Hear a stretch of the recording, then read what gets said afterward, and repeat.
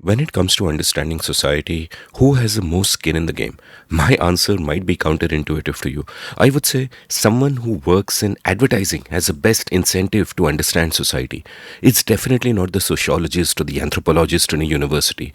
They are stuck in silos, they have to follow academic fashions of the day, they are tied down by conventional thinking and the thought police, and their incentives are all wrong. That is why so much work coming out of academia often seems to have no connection with the real world. But advertising is different. You have to sell product. To sell product, you need to understand the buyer.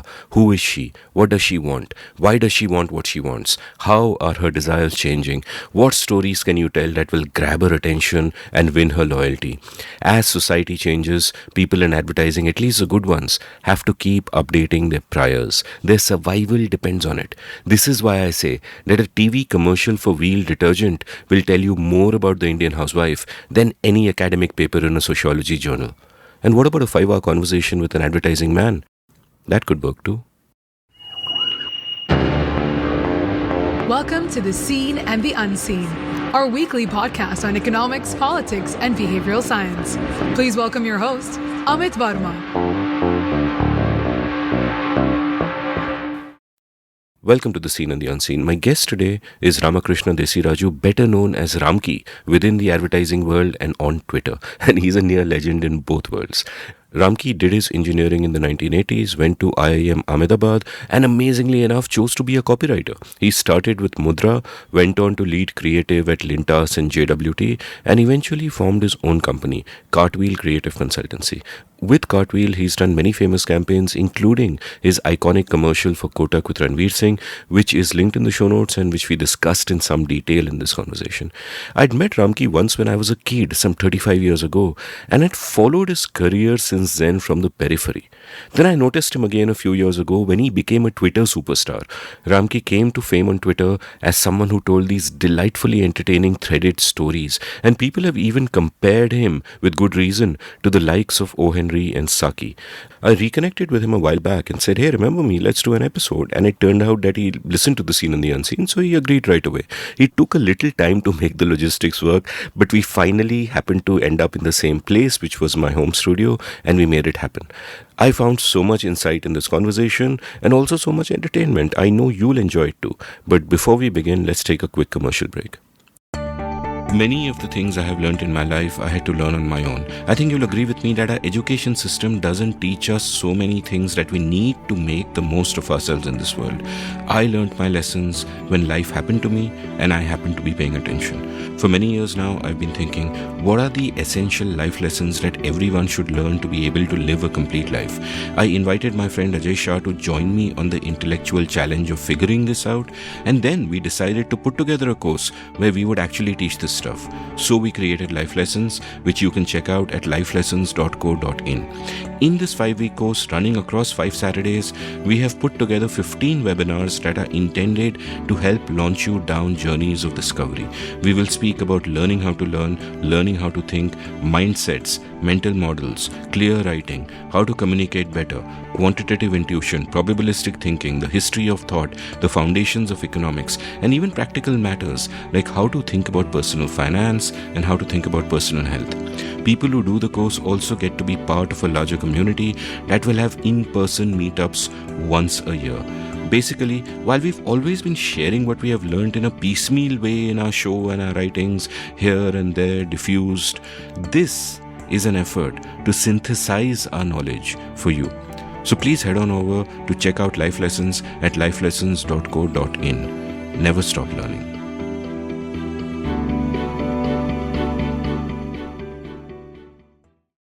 Ramki, welcome to The Seen and the Unseen. Thanks, Amit. Finally, we made it. Just before we started recording this, you were talking about the great P.K. Nair, the legend of the film archives of India in Pune, and you were speaking about this film made by Shivendra Singh on him, and you described that there are scenes in the film which show Mr. Nair just sitting alone and watching a film and taking notes on a pad, and then later being able to tell you years later if you mentioned some particular scene and said, I don't remember which film it was from, he would tell you the film, he would tell you which reel it was from, because it is, in a physical reel and and all that. Right. And I love stories like that, and I love sort of passions like that, when a person gives his life to something and it is just pure love. There's nothing instrumental. It's a love affair. You spoke about your father-in-law's love affair with football. He was a football reporter and he just knew the sport so intimately. You spoke about a mutual acquaintance of ours, the late Shamin Desai, and his love for cinema and so on and so forth.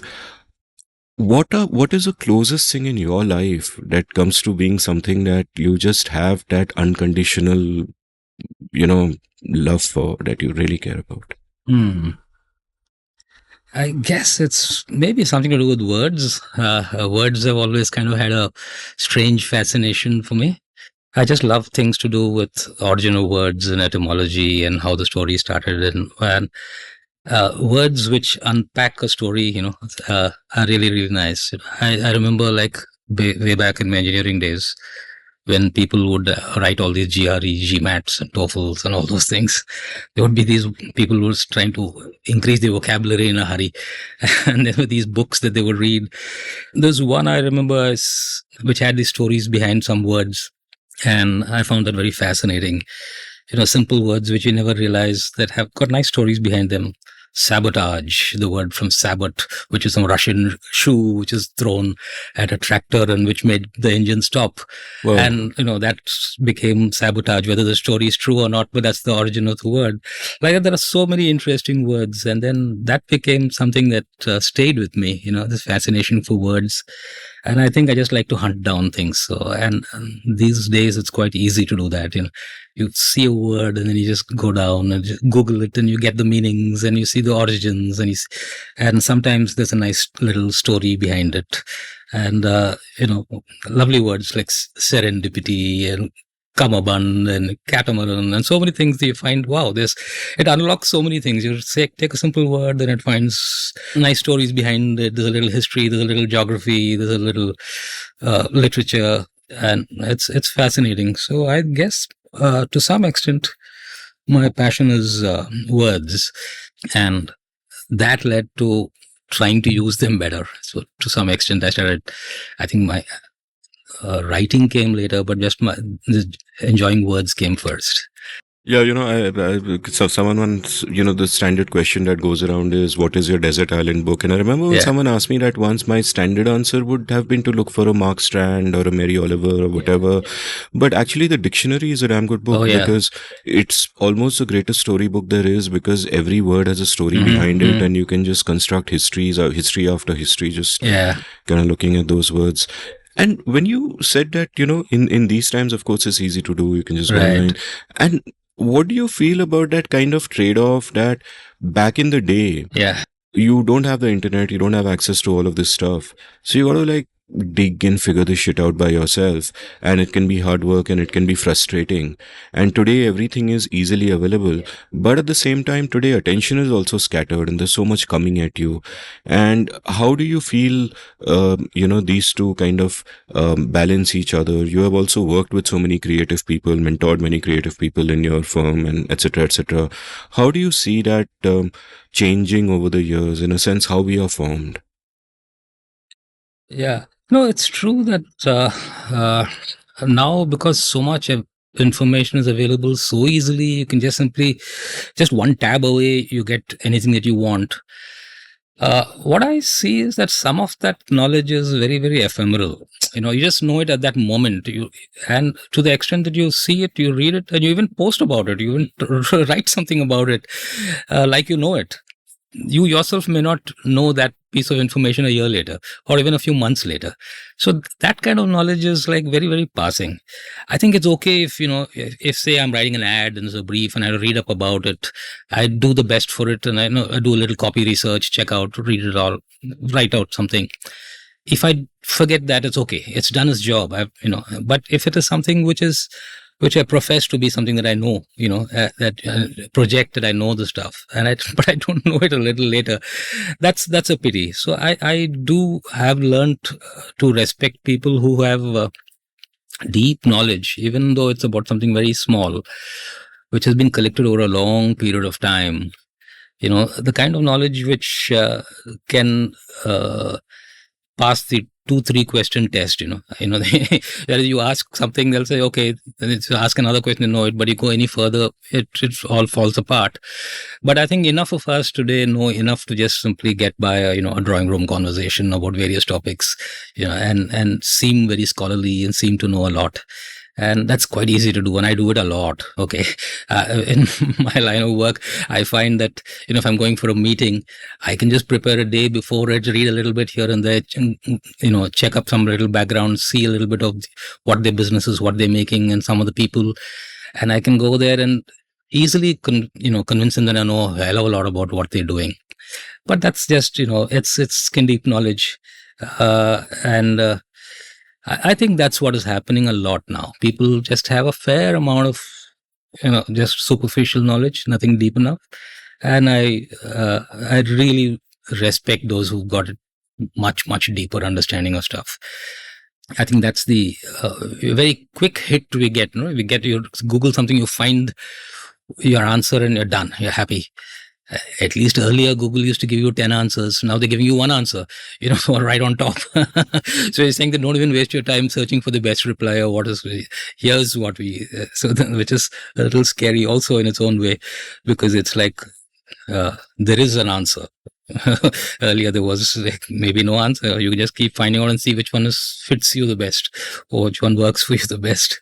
So that's something that I find about so much knowledge being so easily available. Yeah, so, I read a tweet just today. I've forgotten by whom, so it's not on the tip of my tongue, but I'll link it from the show notes, where someone's saying that if you want to do a Google search without that AI thing at the top coming up, the hack he suggested was you put plus fuck, because then the AI will refuse to say anything about the plus fuck part of it, and you'll directly get the results. And the other way is you can just say minus AI. So if you do the query and you put minus AI, then apparently, I haven't tested this, but apparently, and what you say about, everybody, we live in a sort of an opinion economy where people build status on social media by having opinions. And this can, I remember once I snapped out of irritation at someone, and this was an extreme view from me, but I think there is something behind it which I stand by, which is I said that, if you are giving an opinion, you should be able to write a 2,000-word essay about it. Otherwise, don't give the opinion. Correct. And I later realized that I want to hold myself to that standard as well. That there are, so, it is okay to be ambiguous, and it is okay to not have a strong opinion on things. And I would like to feel that whatever I give an opinion on these days, I have thought about it enough to be able to write that essay. Otherwise, you don't have to have an opinion. But somehow in this age where certainty is valued, and, there is so much posturing that kind of... So in fact, very consciously these days, I've kind of told myself I should try and say I don't know more often. I know I used to not do that. If I know a little bit, I used to talk about it. But now I keep reminding myself that just say I don't know. It'll save you a lot of time, and also probably stop you from making a fool of yourself. So it's very nice. It's such a sense of relief, when you just say I don't know, and they drop the topic. It's such like a release, like the pressure is gone. You don't need to know about because you said I don't know. And I said, why didn't I discover this earlier? I should have done it before. Yeah, a corollary to this is what my friend and co-host for my YouTube show, Everything is Everything, Ajay Shah, tells me. And Ajay says that his habit is that whenever someone is talking about something interesting, the human response is to pretend that you know. Correct. And what Ajay forces himself to do as a matter of habit is to say, I don't know, tell me more. And I think these are 6 magic words. Right. Because, and it's not that people respect him less for saying, I don't know, tell me more. Right. In fact, they respect him more. Exactly. Because then when he does know something, they're going to take him seriously, and that's credible. So let's sort of start at the start of your story, and I'll leave it to you where you want to start. Guests of mine have gone into their prehistory and spoken about their grandparents and so on and so forth. I'll definitely want to start at least with your childhood, but just give me a sense of when you are young, what is your sense of family? What's the mahal at home? Where and how did you grow up? I come from a largish family. We have 5 kids. My dad was a meteorologist and central government employee, so he was transferred quite a bit. Been brought up, studied in various places across the country. So we've been Rolling Stones to that, and all five of us have, the kids. We all did pretty well at school, and most of us studied at Kendriya Vidyalayas because of the transferable nature of my dad's job. So I think I myself was in maybe 3 or 4 different KVs: Agra, Coimbatore, Madras, Pune. For my sisters, in maybe 5 of them.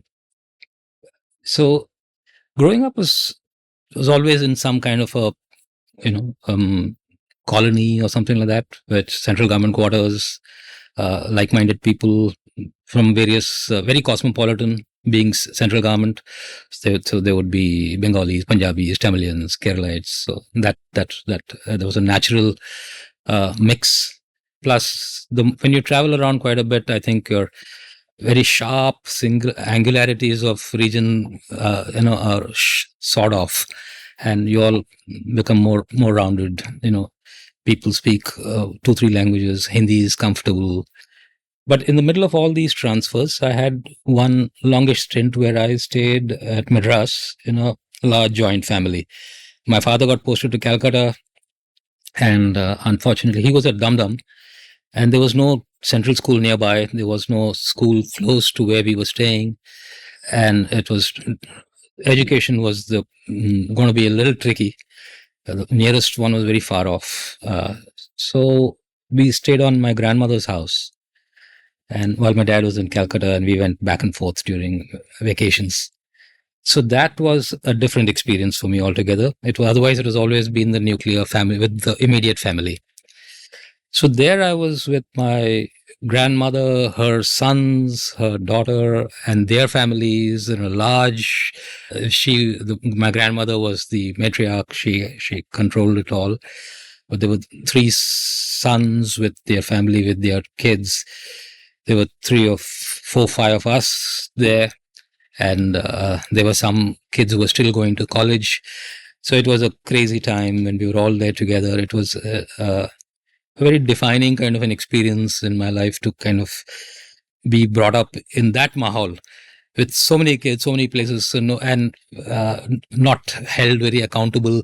My parents were not there. So we were pretty much had a free reign to do what we did. Nobody knew what the hell was going on, where we were, which tree we were on, or what we were doing. School was a long way off, 2-3 buses away. We'd take one bus, go another place. I was studying in the IIT campus that time, Kendriya Vidyalaya there. It took 3 buses to get there. And once we were out the door, nobody knew what the hell we were up to till we came back. And even my school was in a jungle, actually. I mean, the IIT campus is a jungle. It was really like as though we were in some Enid Blyton book or something. We used to walk through the jungles, go to class, and it was quite a adventure, really, every day getting to school. My parents would be horrified to know that we were hanging, on a overcrowded bus, and to get from point A to point B, and but we went through it all. And I just, when I contrast it with the way we bring up our children these days, it is so dramatically different. We're so scared. We keep checking where they are, where have you reached, keep me posted. They've got a phone and you know exactly where they are. Absolutely clueless. I could be, you're sending somebody out there and they're going actually to a school, walking through a jungle. I can't imagine something like that today. So that was a very, very different experience growing up with a bunch of cousins.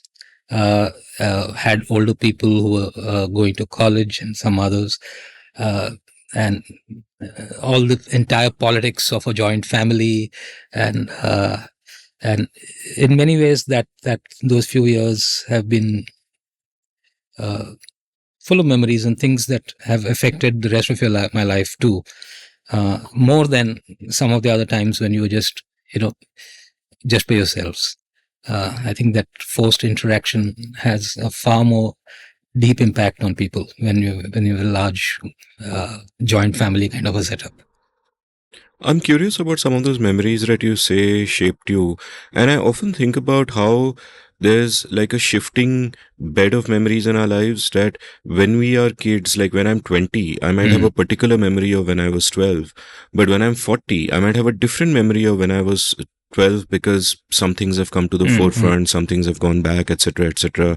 It's like a, the shifting space. So tell me about, any memories you remember that still stand out, that are vivid for whatever reason.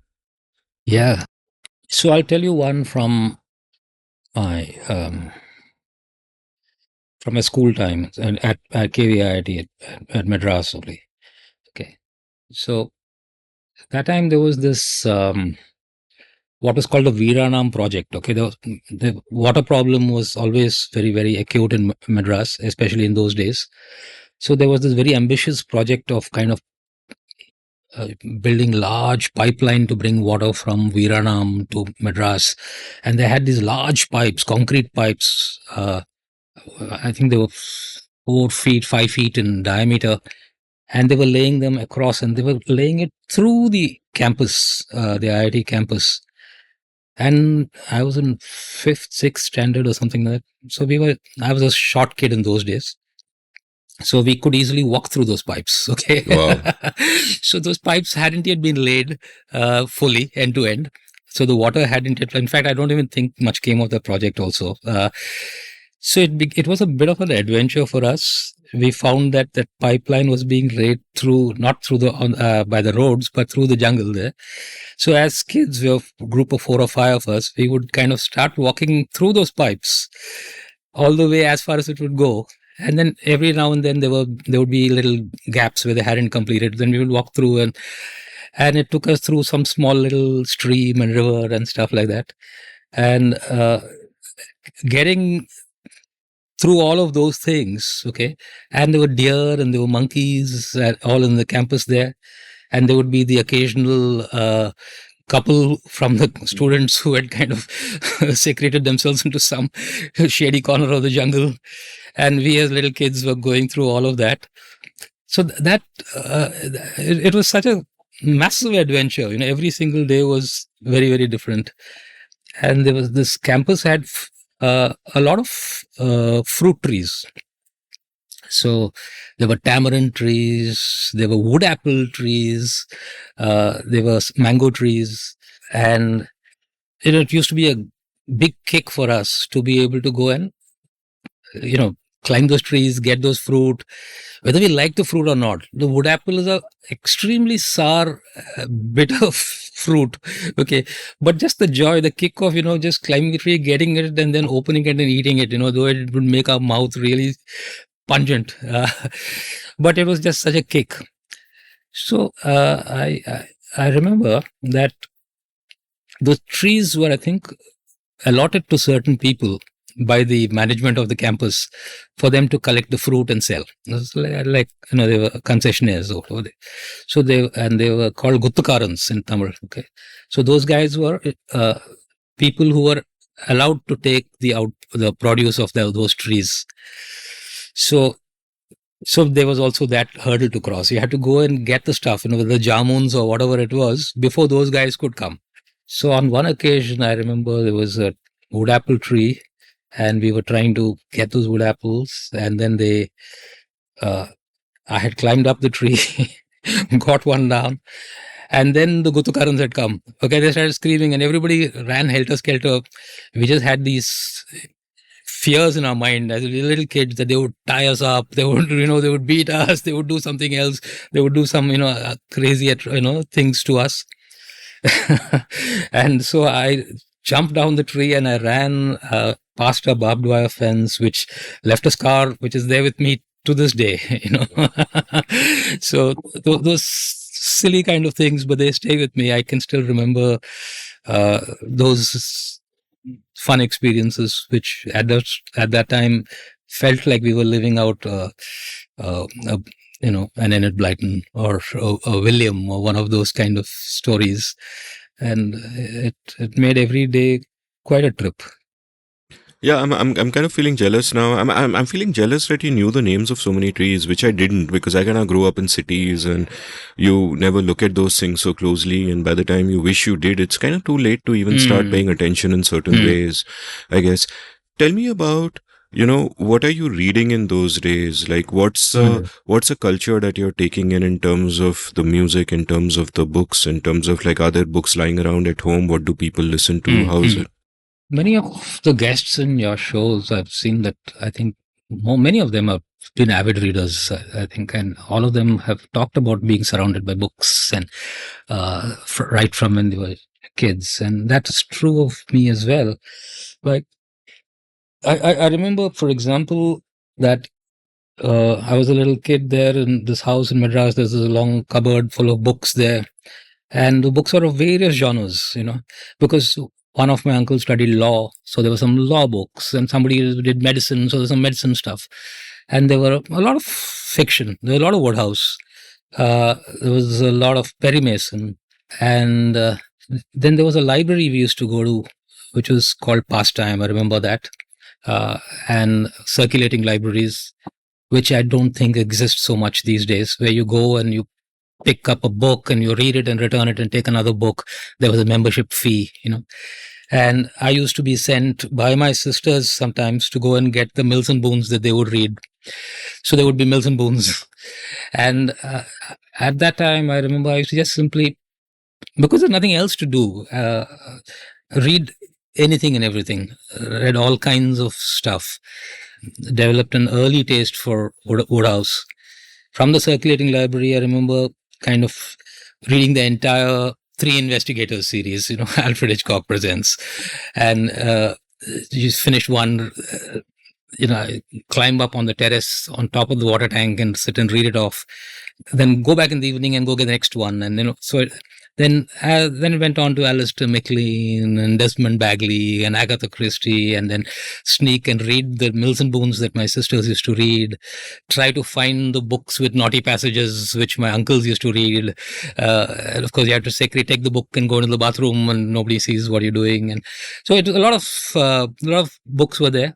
So the definitive memory for that is the circulating library, and that thing of walking down about a kilometer to the shop and choosing a book, and the choice, which later became like which film to watch in a video library, but it was like, okay, which book to take, and you come and return it and take the next one. Uh, uh, my dad and also used to read a fair amount, but a little more serious stuff. He read spiritual stuff. He used to read. He used to read like the Gita and Jiddu Krishnamurti and stuff like that. But he also was kind of a homeopath in his own way. Read a lot of stuff. All the Materia Medica would be there, and all the little other books. He would read out,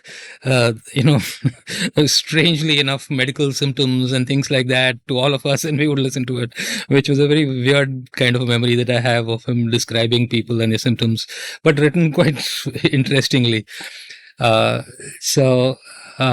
I think when I went on, I studied at BHU. I did my engineering exam, and luckily for me, I ended up at BHU rather than one of the IITs. And they had a great central library, a beautiful place, massive place. And they had these, what they call the stacks, there was this central hall, which is a circular place with a lot of table, chairs, a lot of books around it. And away from the main building, there was the stacks, which is a large hall with books in shelf after shelf after shelf in various aisles. And they had this old-fashioned catalog, where you search for the book that you want, which that catalog system, you go open the drawers and see the little cards and find what you want, and then search out for the book from the numbers on the shelves and things like that. So there I stumbled on different kind of writers, different things. I started picking up some interest in birds, try to find books by Salim Ali and see where they are. And then, so I think it's always a rabbit hole. You see one, take one, you like it, you do one more of it, then you stumble on one writer. Then like I just find Graham Greene, you like him, then you start reading all of his stuff, and then suddenly some A.J. Cronin, something, you read it and you finish all of his stuff. And so I did a lot of that kind of binging that zamana, which today binging is very different. And yeah, so books have been there, a lot of reading has happened, but it's been very eclectic, not very highbrow. I very happy reading and enjoying an Alistair MacLean. I just love the way he describes cold. He's insanely obsessed with Sub-Zero and bitter cold, and so many of his books are actually about either mountaintops or the Arctics or something like that. And how does one man describe the cold in so many different ways? The effects of it, whether it's snow or mountains or chill or fog or wind or and I used to enjoy his fabulous descriptions of weaponry and guns and engineering and equipment and things like that. And I said that this is some skill, yeah, to be able to describe in words something which is for someone else to visualize. And then I found that later I tried to do that, in some ways, that, okay, can I describe something in words where people can figure out what it is? And I said, that's damn difficult. Yeah, it's very, very difficult. It seems like it's very easy, but even just as a little exercise, if I have this pen, if I want to say what it looks like, it's going to be damn tough to kind of actually make someone visualize the pen that I have in my hand.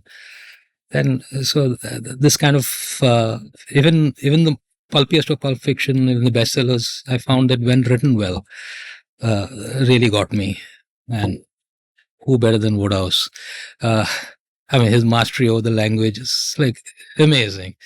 So the plots are all pretty much the same, and he written them over and over again. But just the absolute delight, the way he spun words together, is fascinating. Yeah, so that's something about my reading. Yeah. No, you made me very nostalgic with all of these names, and I'm just again thinking aloud that the nature of going down a rabbit hole was so different then from now. Like now it's much easier to go down a rabbit hole. You can go to a book, see something in the footnotes, immediately find that book. Correct. Or Wikipedia, you can just, like, there's one game apparently people play, and I read this factoid somewhere that if you just go on a random wiki page and you click on the first link, the first Wikipedia link, internal link, and then you click on the first internal link of that page and so on down the line, 96% of the time you will end up with philosophy. At some point or the other, which is interesting and apropos of nothing. But just thinking in terms of rabbit holes, I'm thinking that even though there's a greater choice, and exponentially greater choice of rabbit holes that you can enter today, a lot of it is just shallow skimming. Mm-hmm. Whereas back in the day, if you enter a rabbit hole, say you've read one book of, you've read Graham Greene, and then you discover AJ Cronin, you are making the effort to physically go to the shelf, locate the book, through the card, this thing, find the book, take it out. You're much more likely to read it. It's much less likely to be a skim. You don't have 200 other tabs that you can immediately click on. I feel that, maybe we are just old uncles getting nostalgic, but I just feel that there is, like, in a sense, I'm not lamenting a new generation. I'm lamenting a loss in myself. That I find that I'm skimming too much, Like, my buy rate on Kindle is really high. I'm just buying books all the time. How many of them am I actually reading? So I wonder if that's something that's changed. Do you notice that change in yourself of how you consume content? Certainly it is. I've actually, and it's something that really I'm disappointed in myself that I don't read as much as I used to, because it's so much easier to just flick my finger. So I've definitely fallen prey to it. And I've tried to tell myself that next time you want to just simply go and aimlessly scroll on Instagram, just keep your phone away and pick up a book and just start reading it. Okay. And I used to do it effortlessly earlier, but now I think it's become a little lazy mentally. And that, I think it was Frank Lloyd Wright who said the television is like chewing gum for the eyes. Wow. Yeah. And then I really realized how beautiful that was. It's like you don't have to think, and just sit there, pada rahe wo, so couch pe, and they see it, and then it's like you're chewing gum, just watching some stuff going on. Okay.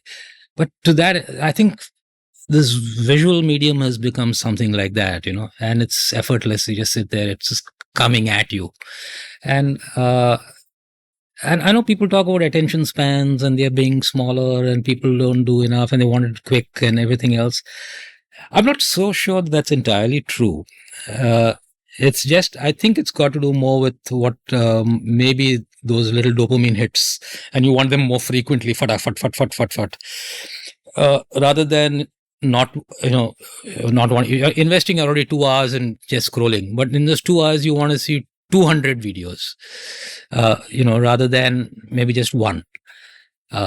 And there's no doubt in my mind at all that I think 2 hours spent watching one thing will be way more rewarding than so many things that we skim through.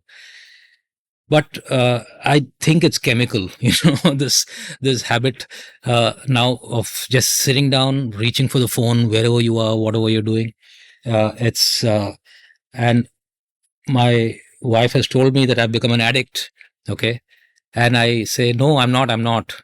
But I think there's way more than a grain of truth there. You get up, you reach for the phone, you sit down, you reach for a phone. If you're having a conversation and somebody says, excuse me for a minute to take a call, you reach for your phone. On the road, I see it a lot. Just one of the things that I do is just keep observing and watching people out of the window and doing some mindless statistics, okay, let me see the percentage of people who are passing by who are on their phone. Wow. Okay. And it's astonishing if you just simply sit outside the window and just see people of all kinds, whether it's a guy, daily labor coming to work on a construction site, or whether people going to office, or whether it's bhaji walis or whatever, whoever's going, everybody, it's as high as 30-40% of the people who are just walking are on their phone, either talking to someone or listening to something or watching something. If they're sitting, it goes up from 30 to maybe 50. Okay. If you go to any waiting room, it's going to be like 60-70%. So it's like insane. It's insane. And I think everyone is doing skimming. Everyone is just doing only this kind of skimming. And I just feel that what an opportunity cost loss it is, Like I see my driver, for example. I have a driver who's, and the nature of a driver's job is to spend 80% of the day waiting, doing nothing, 20% driving. Okay. And it's a fabulous opportunity if you look at it, right? You're just simply sitting there. Your boss is in an office or at work or doing something else, and you have all the time to yourself. And you have a phone, which can give you anything and everything that you want. Okay. You could do a course. You could enroll. You could do various things. You could learn up something. You could take any one thing and become a master of it. You could just simply say, "Let me learn French." Do some Duolingo thing and learn French. And in a few months, you could become pretty proficient at it. And then you could probably tell your boss 1 year down the road that I think I'll become a interpreter or a translator or something else. Yeah, but nobody does it. It's such a shame. The guy is sitting there watching some trash, watching stupid forwards, seeing WhatsApp, seeing some crazy cheap movies. What a humongous national loss it is, when is lying there and nobody is using it. Nobody is at all. And of course, we'll just blame it on, attention span and people, a lot of junk and no poor content and trash out there. But I mean, there's a choice. We are making the choice. The same place where the trashy stuff is, there's also some really great stuff. But nobody is choosing it. Nobody. But I think to kind of get deep into things, now you have to cross that one or two humps. You have to spend just enough time with it. You have to cross that half an hour, 1 hour or 2 hours it takes, or 1 day, 2 days, 1 week. Then once it becomes, I think, a part of you, then you can't stop. Then you want it, and then it comes naturally to you. But I think we give up faster. We give it up quicker. And I think what is happening, say, to my driver is happening to me at a different, just on a different scale. Even I'm watching trash instead of doing stuff that I could be doing. Yeah. So it's, I think it's worth lamenting about it.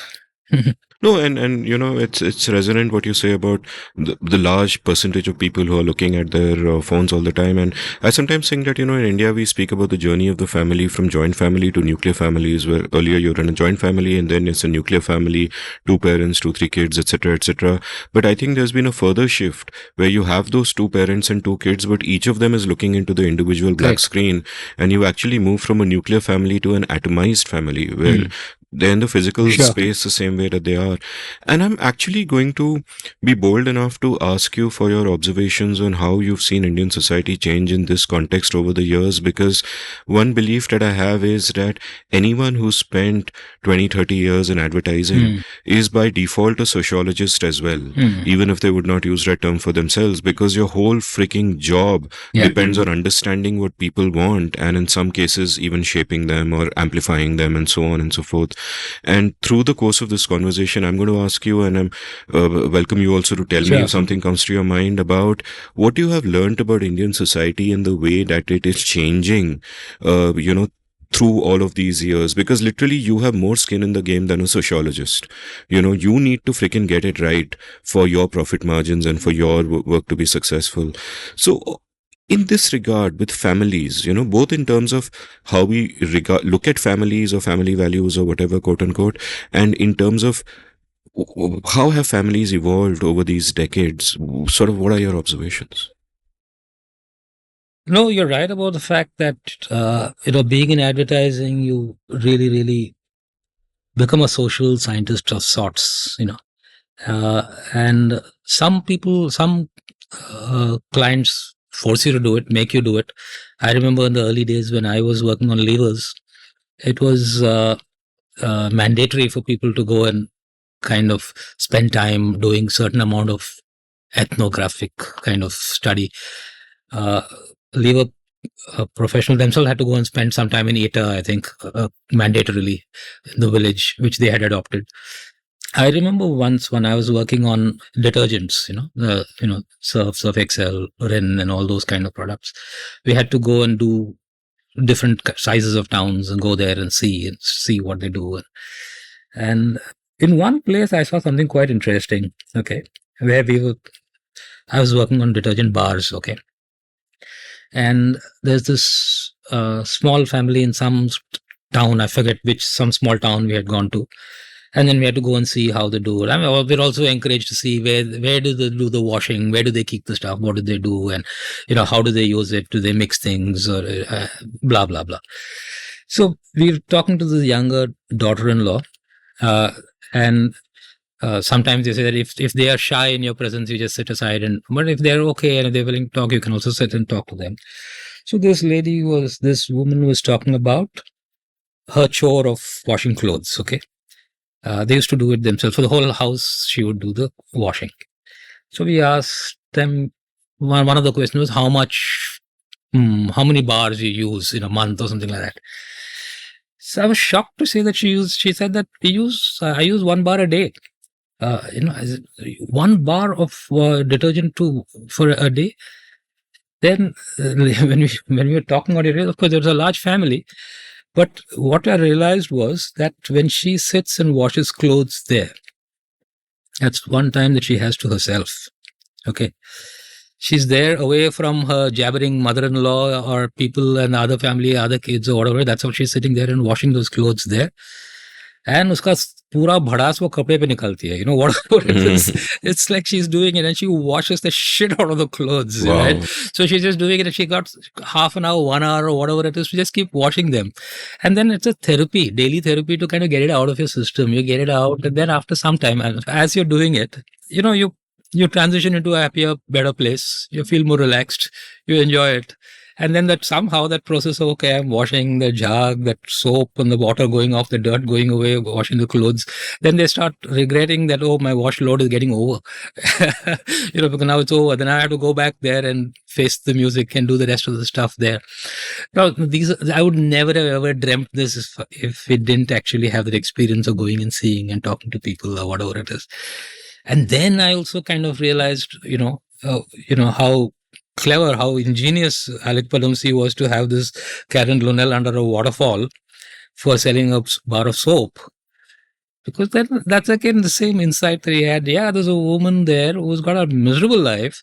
When she goes and has a bath, that's the height of luxury that she's going to have in her day, and that's where she's going to just probably just let go and enjoy. So that mundane, maybe she doesn't even stand under a shower. She may be having a one bucket of water and whatever it is.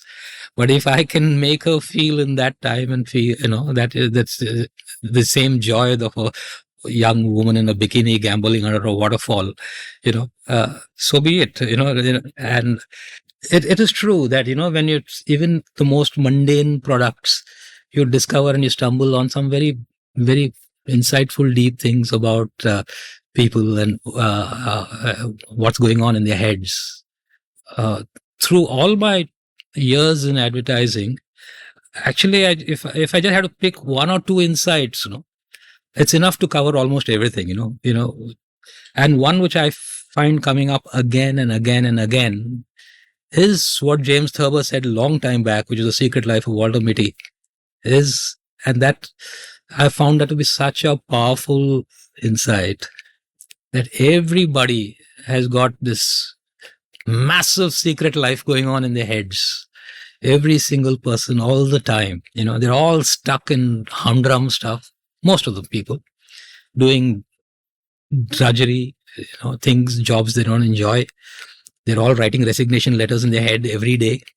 Okay. And they, want to say things to people, and everybody believes and has this fascinating kind of visions of what their life could be.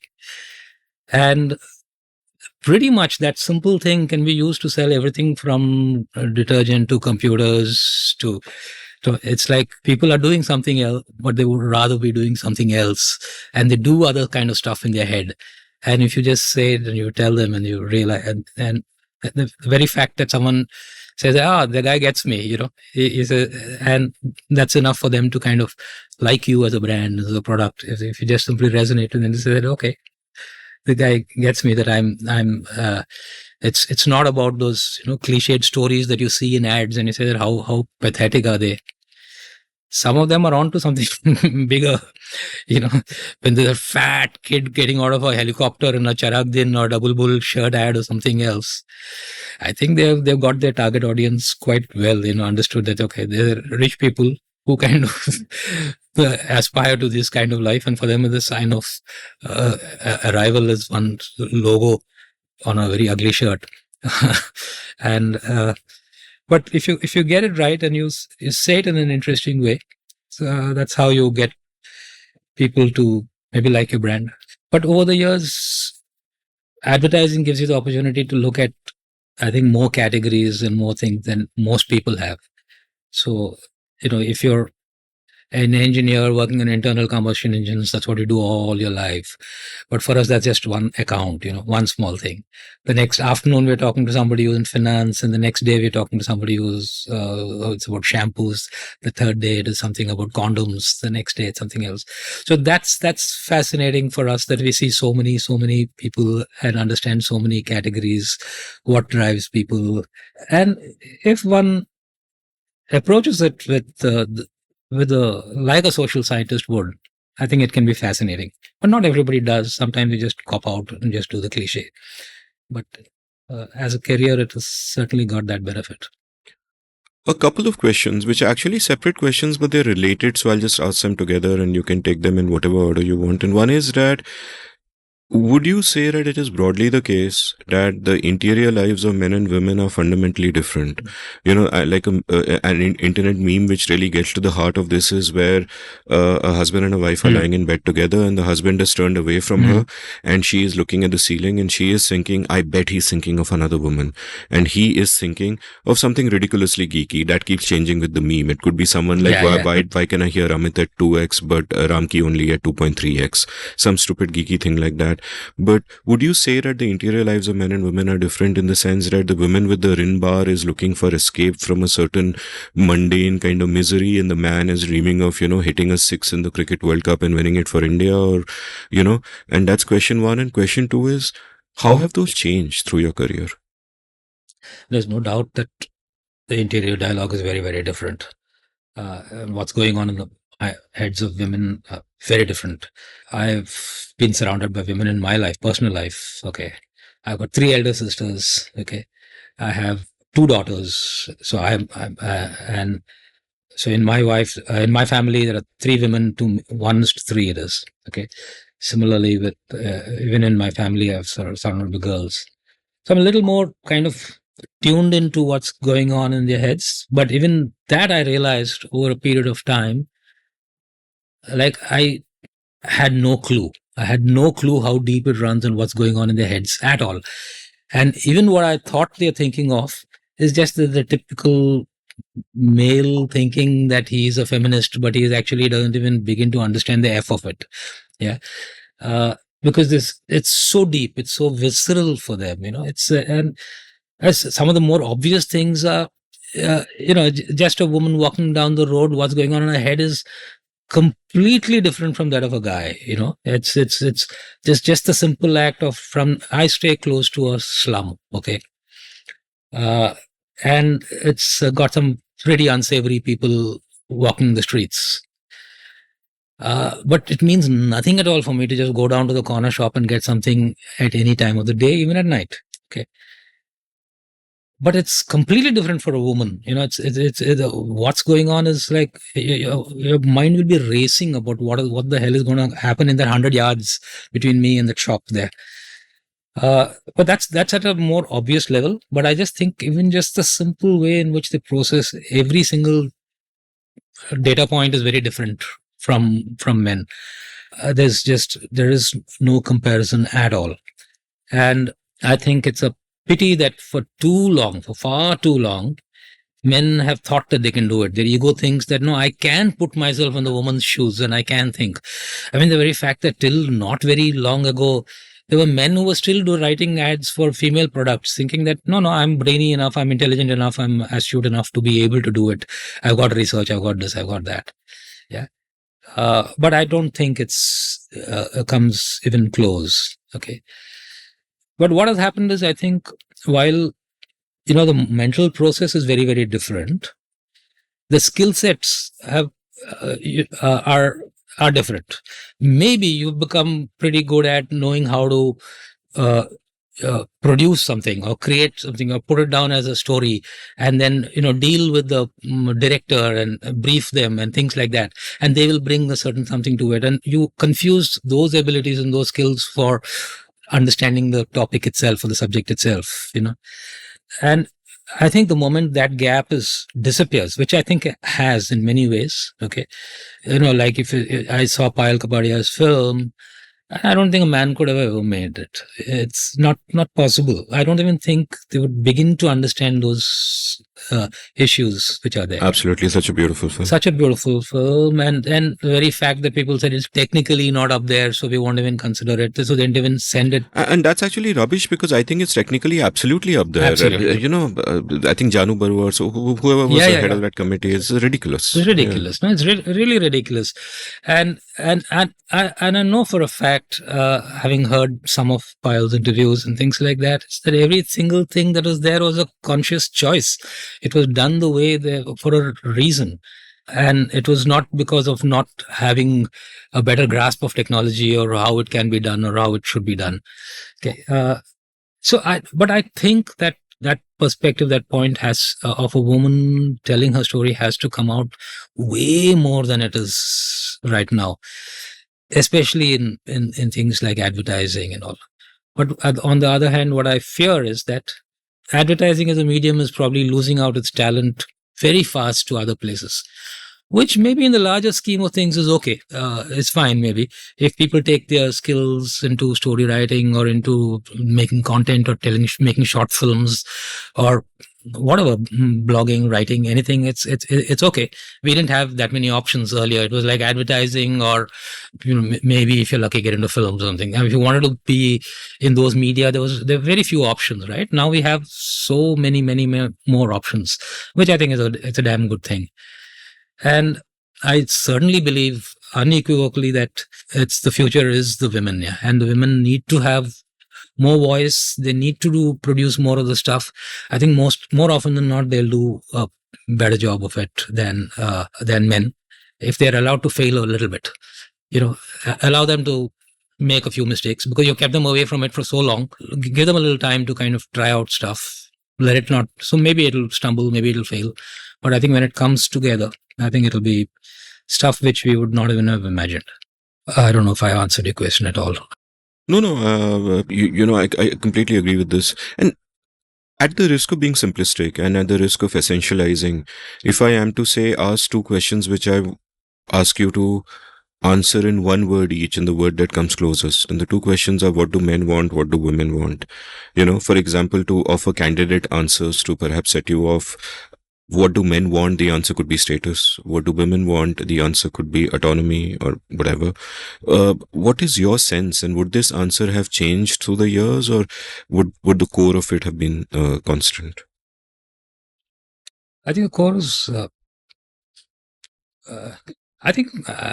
What would your answers be to begin with? Yeah, I think for men, I think mostly it's, I would say money. I just found that the men have an obsession with making more money. If you just overhear conversations, which I do a lot of, okay, which I think may be borderline unethical, but I like to eavesdrop.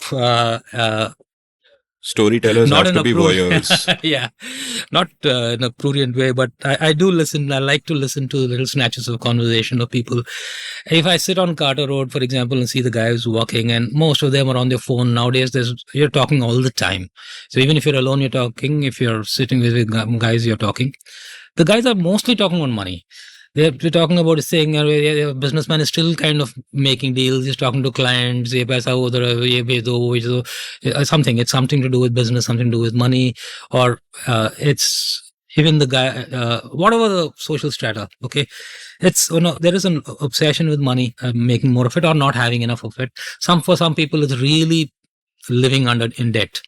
Which I think I do listen to a lot of rickshaw drivers and people at the panwala and the tapari and things like that, and I just realize how much the money is an important topic for them.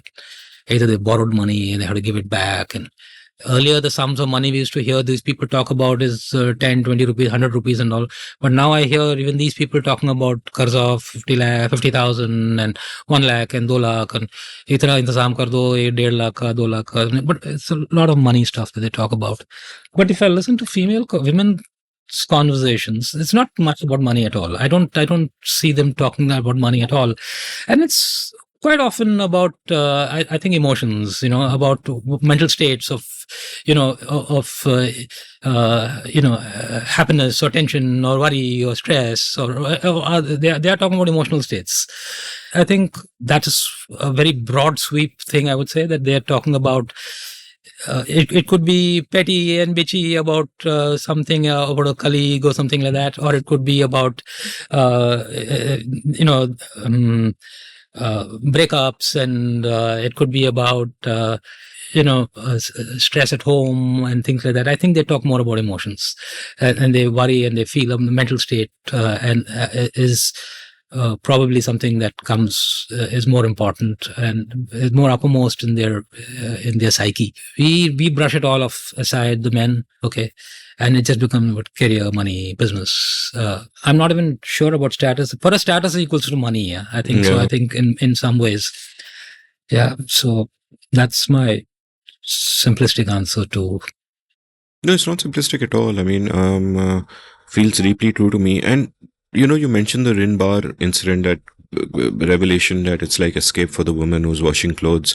Do you remember anything similar from your advertising career where you go in with one sort of overall generalized simplistic impression of a particular kind of consumer or a particular kind of person, and then there is a light bulb moment where you realize something about them that changes the way that you look at them, not necessarily just in terms of male female, but even otherwise, just moments where a light bulb flashed and you said, shit, I didn't know this at all. This is.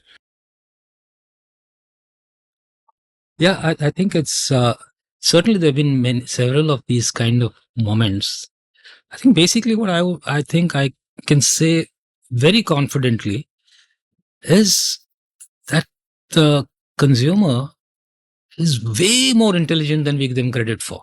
our clients and advertisers want to dumb it down, make it very simple, and just say that नहीं वो गधा है साला समझता नहीं है उसको ऐसा बोल दो. It's keep it very simple, keep it very. There's no room for nuance. Just this is what it is. Just tell it as it is and what it is. But I think it's amazing how nuanced they can be, and they are in what they get out of a story. Time and time again, I just find that they can read so much more into a situation and into a little scene, one expression, than we realize.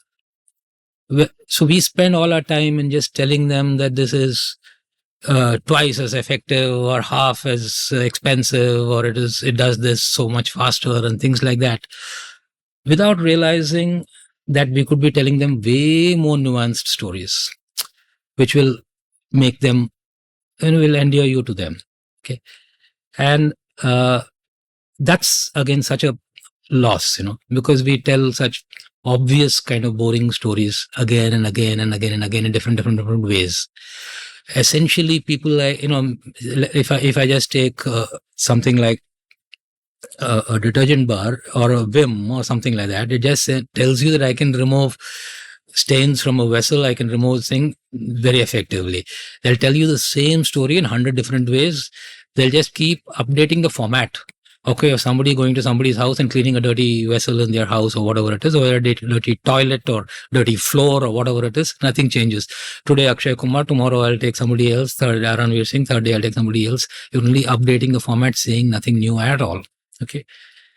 Whereas, if you really found something which touches people at a more emotional level, then you can tell so many more stories, which I found, for example, let's say something like Tide. It's not a brand I work for. They have this age-old device of something going across somebody's shirt and leaving a white thing. Okay, so that tells the story. Okay, I clean shirts, I make them white and things like that.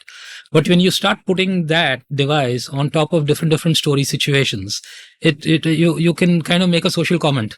You can talk about politics, you can talk about corruption, you can talk about anything else, you can talk X, Y, Z, you can keep it so topical, you can tell millions of different stories. That makes it so much richer. But the moment you stumble on the fact that, hey, I can do that and people like it and enjoy it more, I think it unlocks so many more potential scripts that you can do. And I just think that is one thing that I think we're so stuck in the functional, so stuck in the rational, that we just forget the ocean of that's there beyond it, which has got so many more stories to say. And those who tapped into it, like a Surf Excel with Daag Achhe Hain, when they just got into something, and I can tell little stories of how, the Daag is there in the story. Okay. But it is what allowed me to do something good. Okay.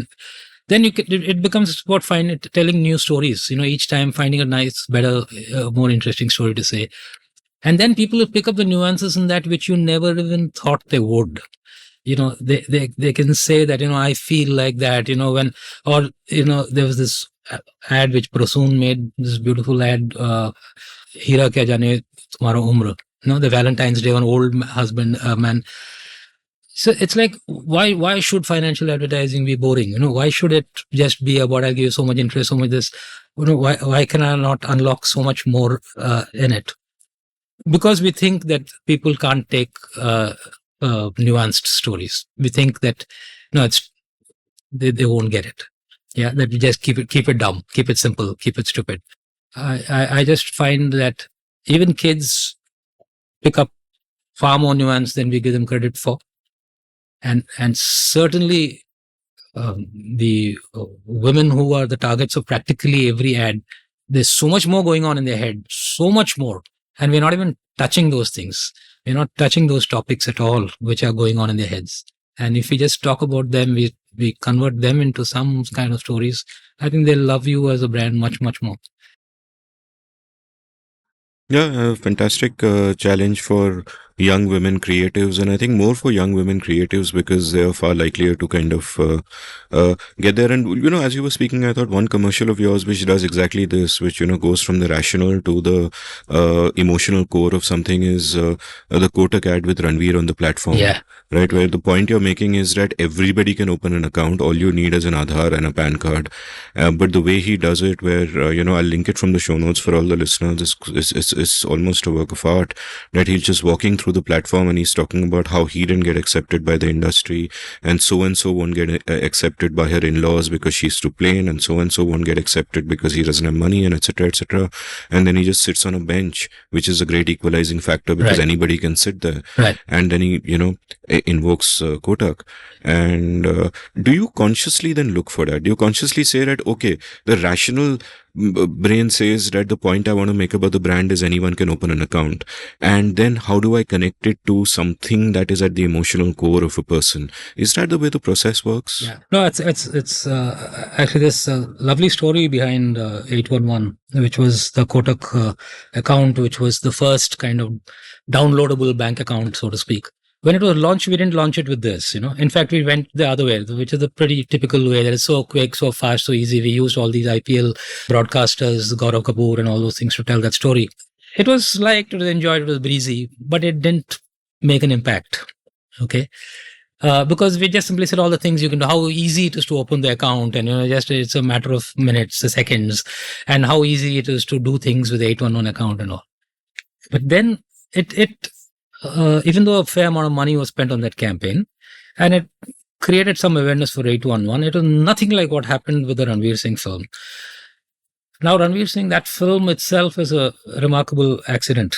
Okay, we had a different story, but we had sort of realized that this account is meant for those who are slightly intimidated by the banking system, who just feel that these large chrome and glass offices, these banks, accounts, I don't feel like walking in there. I can't open an account there, and they'll judge me. And but I don't want that same UCO Bank, SBI. I want something better. Okay, but I feel judged. Okay, and that comes in the way of people actually adopting something like banking, which is so essential to their lives. So here's an account now. The fact is that now suddenly, because of this technology, you didn't need to enter a bank. Nor did you have to kind of have some guy in a tie coming and asking you a question to fill a form and all. You don't feel that you feel uncomfortable in front of them. So it started with saying that, I won't be judged. Then when we looked at this being judged, we realized that this being judged is a huge thing which we all carry all the time, and in all walks of life. People are judging you constantly. Yeah. And I thought that is the golden ticket. That's the thing which we can unlock. About, hey, we won't judge you. Yeah. Just like that bench doesn't judge you. We had a different script which we were going to do originally. We had a slightly more elaborate script, a bit like one of the Shri Charsubi's kind of scripts of a guy from a small town who's come to a city like Bombay, and he's feeling out of place, overwhelmed by the city and things like that. And he said, how do I do it and everything else? And then I need a bank account. I don't know what to do. And he sees this Kotak thing. And so we had a different script altogether. Okay. And we wanted to use the soundtrack of Aiye Meherban, that song. But then what happened was Ranveer Singh said that I have a very limited, I'm going out of the country. We have to shoot next week. Okay. Now there was no way we could have made that film in a week's time. Okay. And this is what is great about advertising. It keeps throwing hurdles in your way, and sometimes that forces you to innovate and find and get something better out of it, So then he said, shit, we got to do this fast. We need it simple. We need to do it in a way that we can knock it off now in a day. Then we scrapped that script and then said, okay, it's still about not being judged. Then he said, how do we do it? What do? We want something which is a very, very public kind of a place where people of all walks of life would be. Then said, yeah, a railway station is a nice place because you have people, it's metaphorically, it means a lot of things, a journey, blah, blah, blah, blah, blah. You have people traveling in AC first class, people traveling in unreserved, people coming everywhere. And then one thing led to the other. I said that, but that bench there is the same for everybody.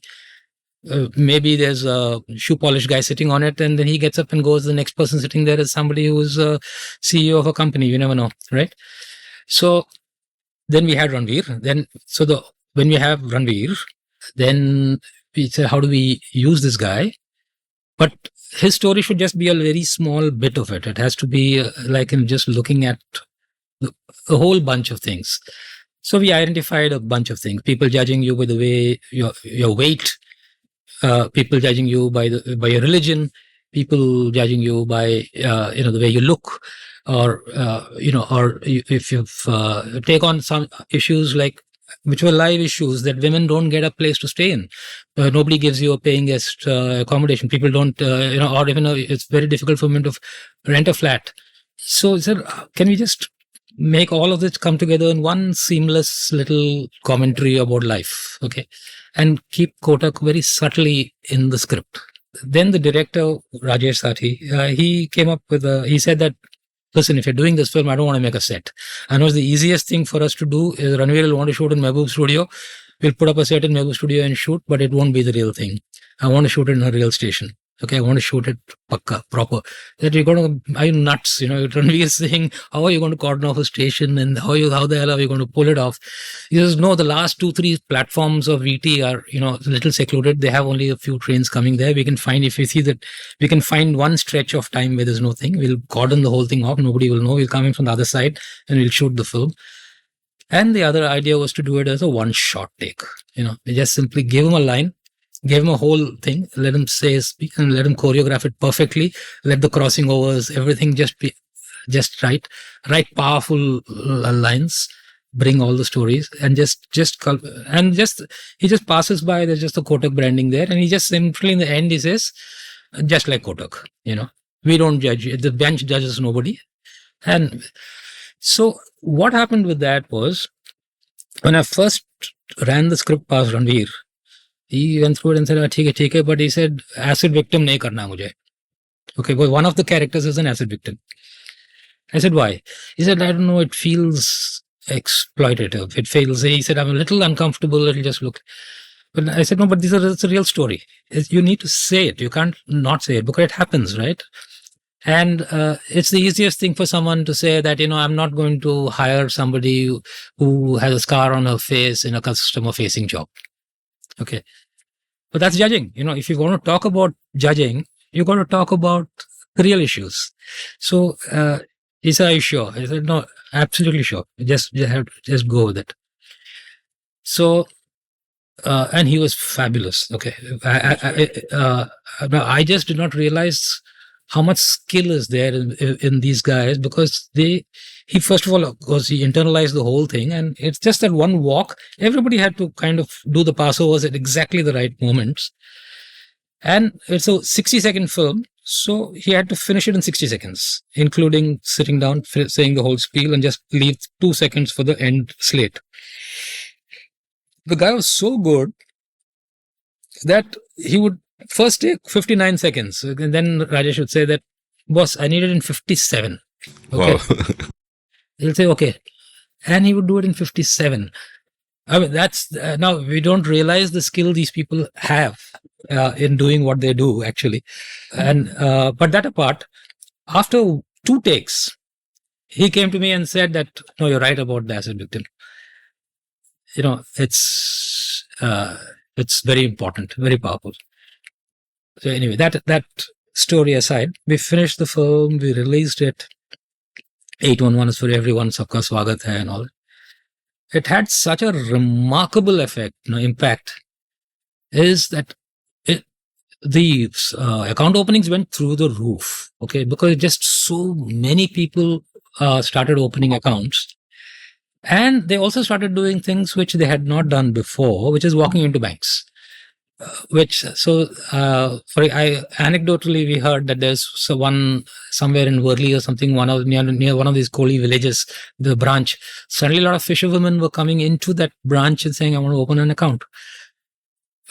Because there was a fisherwoman among those people there, And then there was also a very nice outdoor campaign which we did along with it, where he's sitting next to different people, and there's really no comparison between the impact of the purely frilly, fun, functional ad which you did, which is also sweet and fun, but it as against the one which impacted people powerfully and made them think that this is then it really led to 811 becoming so big that it started becoming a problem. Yeah. Amazing story. Again, I'll link it from the show notes so everyone can watch it there.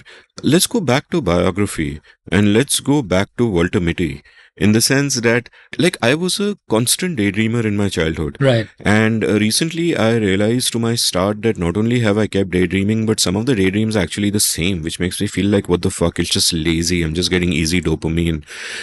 I'm guessing you were a daydreamer. If you're happy to share, do tell me what kind of daydreamer were you, and have your daydreams changed over the years? Do you still daydream?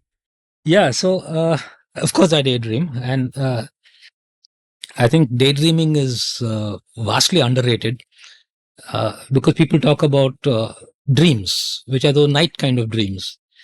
The fact is, night dreams you have no bloody control over, right? You just go to sleep and it just takes over, and you see some stuff which is just bizarre, which is just and you probably forget it after you woken up. Some people can remember, some people it just simply dissipates and evaporates in the air, and you've forgotten it's there. But daydreaming, I think, is so underrated and so powerful because that is something you're doing consciously, right? You're sitting there, you're awake in your senses, you're doing some stuff like maybe just going through on a bus ride, looking out the window, or you're sitting there doing a thing, and you're actually thinking about what you would rather do, what you want to do. And that is based on what you can do, what you feel that you can do, what you have not done, and what you could be doing. Daydreaming is when you actually think of, I'll write that book, or I will make that movie, or I will quit my job and I will start a school, or X or Y or Z or whatever it is. Okay. Maybe when the conductor rings that bell again and you get off at your bus stop, you say, forget it, let me go and do my work, and it goes. But at for that time, you're actually seriously just thinking about it. You want to do it. Okay. So it's far closer to being real than those night dreams that everyone talks about. Now, the thing about Walter Mitty and Mungeri Lal and all those kind of things is, I think it captures that frustration of people trapped in a life that they don't want to be doing, and they say, okay, I'll just have a little escapade and just do something else. And I find that, okay, with the passage of time, you find that one by one, some of those daydreams shut down. You realize that, okay, that's gone. Too late. Okay, it's gone. But replaced by some other ones, which are maybe still doable. Okay. So I understand that now at 60, some of the things is too late. Okay. I can't do those things now. Have replaced by a few other things. Okay. So I think it's more real. Okay. One of that, I just feel that it's dynamic, it changes, and it keeps it real. Some of it is escapist. Like, okay, just because somebody in college, when I went for nets, when I thought I was a promising off spinner, he was rude to me, and I said, screw it, I'm not going to play cricket here. And I shut down one career, and that's gone. I can't say I'll be a cricketer today. But there are still some things I can do. Maybe I can still learn a musical instrument. Maybe I can still learn how to write a poem. Okay. Maybe I can still harbor the idea of making a film or something like that. Okay. Or even sing. Some other things are gone. So daydreams have been changing. They've been changing from what they are. And sometimes it's purely escapist also. Now cricket to nahi hua. Okay. Other things also you have not done. Now I'm sitting and playing word games on my computer. Okay. But sometime in my head, I'm thinking that, okay, as I'm playing some waffle or one of the word games that I play regularly, I'm imagining a soundtrack or commentary Or somebody looking and saying, now, what word is he going to make now? Is he going to make this word? Do you think he's going to find the pangram? Is he going to get it? And there, oh my God, this is a surprise. He's used this word. I thought he was going to go for that. So, just some silly stuff. But at least you just think that, yeah, in my own little way, what I'm doing with this word game is maybe just as skillful as Virat Kohli out there and other people talking about it. But it's a different fantasy, a different trip. So now you just become happy with these kind of fantasies. I'm intrigued by what you say about making a film. Is that something you want to do? Yes, yeah, it is. Being in advertising, of course, one has come very close to the medium. You've made hundreds and hundreds of films, maybe running into thousands by now. So you've seen it a lot, okay? But understandably, it's not the same as a feature film at 30 seconds or 60 seconds, sometimes a little longer.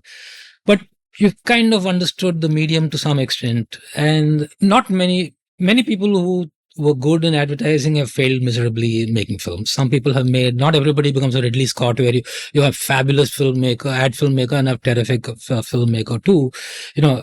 Even someone like Tarsem, who was outstanding in advertising films, has had limited success in films, though they are visually spectacular. But it's not an obvious thing that if you can do this, you can do that. But along the way, somewhere I stumbled on storytelling and writing stories and telling things which have more potential and more scope, and being able to kind of see how it can translate as you're writing it and then you say that no, instead of asking somebody else to do it, maybe I should do it myself, since I know what it is that's going on in my head. But at the same time, I also realized that it's not easy. It's damn tough. It requires tremendous amount of patience, tremendous amount of rigor. There are times when I doubt if I have that patience. Do I have the patience to go through 10 takes and say one more? Do I have the patience to sit and sign off on every single element of that scene, the costumes, the set, the people, casting? Do I have the rigor to kind of go through 20 hours of casting tapes to say who it is? And there are times when I doubt I have that much patience. So patience is the thing which I feel is the coming in the way of saying that, okay, let me make a film or let me do something. But now I'm pretty confident that I have stories, that there are some which I think will make a very good film. And I think I know how to put it together. And there was a time when I felt that I should just write it and give it to somebody else who I have faith in. So like Shivendra is one of those kind of guys. In the early part of my career, I did a lot of films, ad films with him. And he stopped making them now. He's dedicated his life to all of what he does. Similarly, there have been some others who I've worked with a lot. Yeah. So, and I would say that, no, let me hand it over and let them do what they want with it. I feel like that about certain kinds of stories where I just think that, bas, mera kam ho gaya, let them run with it now. Maybe they'll bring something to it which I did not think of also, which may elevate it, which may take it to another level. But there are some stories that are there in my head which I feel that, nahi, mujhe hi banana hai. I think I understand it. I know those people, those characters that I want. So it is something that is, I have not given up on. Okay. Maybe they'll come a stage and say, iska bhi time nikal gaya. But I hope before that happens, I at least make one. I'm going to use your own words to spur you on, in the sense that at one point you spoke about how a key part of the creative process, something that you learned in your early days in Mudra, is that it's not about having the idea, but having to have the idea. Yep. And similarly, I think this here also, it is not about having the patience, but having to have the patience. And the way to do this is, maybe, I'm thinking aloud, to give yourself, to have a commitment device where you announce to the world that I am making this film. And then it's, you have to do it kyunki izzat ka sawal hai, and then you force yourself to you make that public commitment, and because people, to me, over the past few decades, have given all kinds of reasons to not do something, like not enough patience or not enough this or not enough that. But when you get down to it, they always have it. Right. And thanks for that. And I know that works. And for example, Prem Panikar. He's been telling me, write a book. Even when the idea was not in my head, he says, when's your book coming? I said, which book? He said, the book that you're going to write. And every time I reach out to him, he says, so when's your book coming? Okay. So I told him, no, it'll come. Okay. And then other people also who read my stuff on Twitter and some stories and say that, are you putting it together? When is the book coming? And stuff like that. So now I started saying that, yeah, it's on its way. Okay, which earlier I used to say, dekha jayega, no? But now I'm saying it's okay, it's on its way.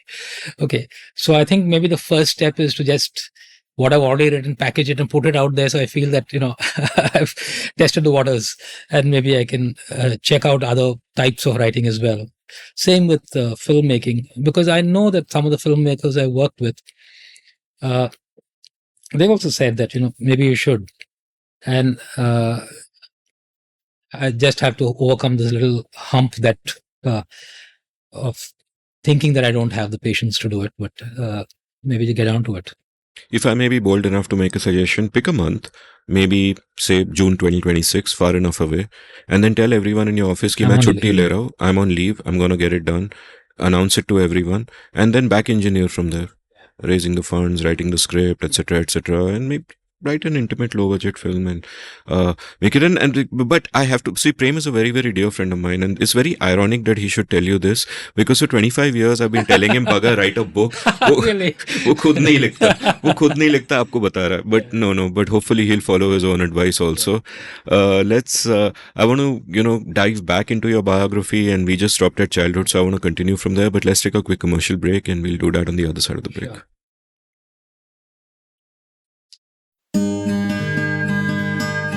Hey, the music started and this sounds like a commercial, but it isn't. It's a plea from me to check out my latest labor of love, a YouTube show I am co-hosting with my good friend, the brilliant Ajay Shah. We've called it Everything is Everything. Every week, we'll speak for about an hour on things we care about, from the profound to the profane, from the exalted to the everyday. We range widely across subjects and we bring multiple frames with which we try to understand the world. Please join us on our journey, and please support us by subscribing to our YouTube channel at youtube.com/Amit Varma, AMITVARMA. The show is called Everything is Everything. Please do check it out.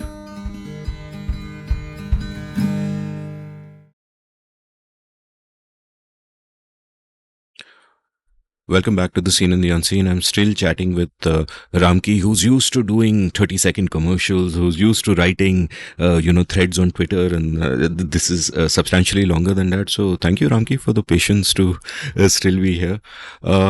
Let's go back to your childhood. I'm curious, while you're going through all of these Kendriya Vidyalayas, where every day is an adventure, and you're going through pipes and stealing fruit and getting up to all kinds of unmentionable mischief, no doubt.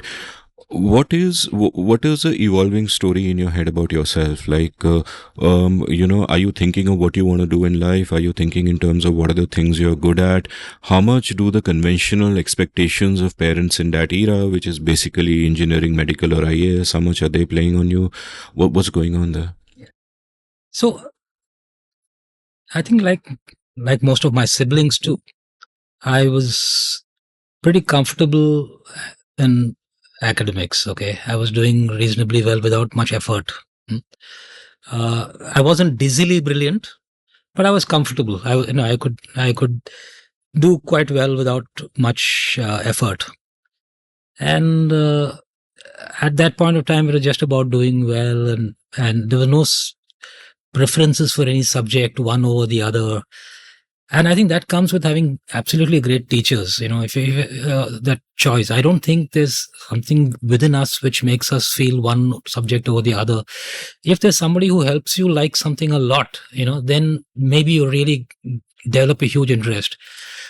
But I think for the most part, I can say quite safely that there aren't too many inspirational teachers in India.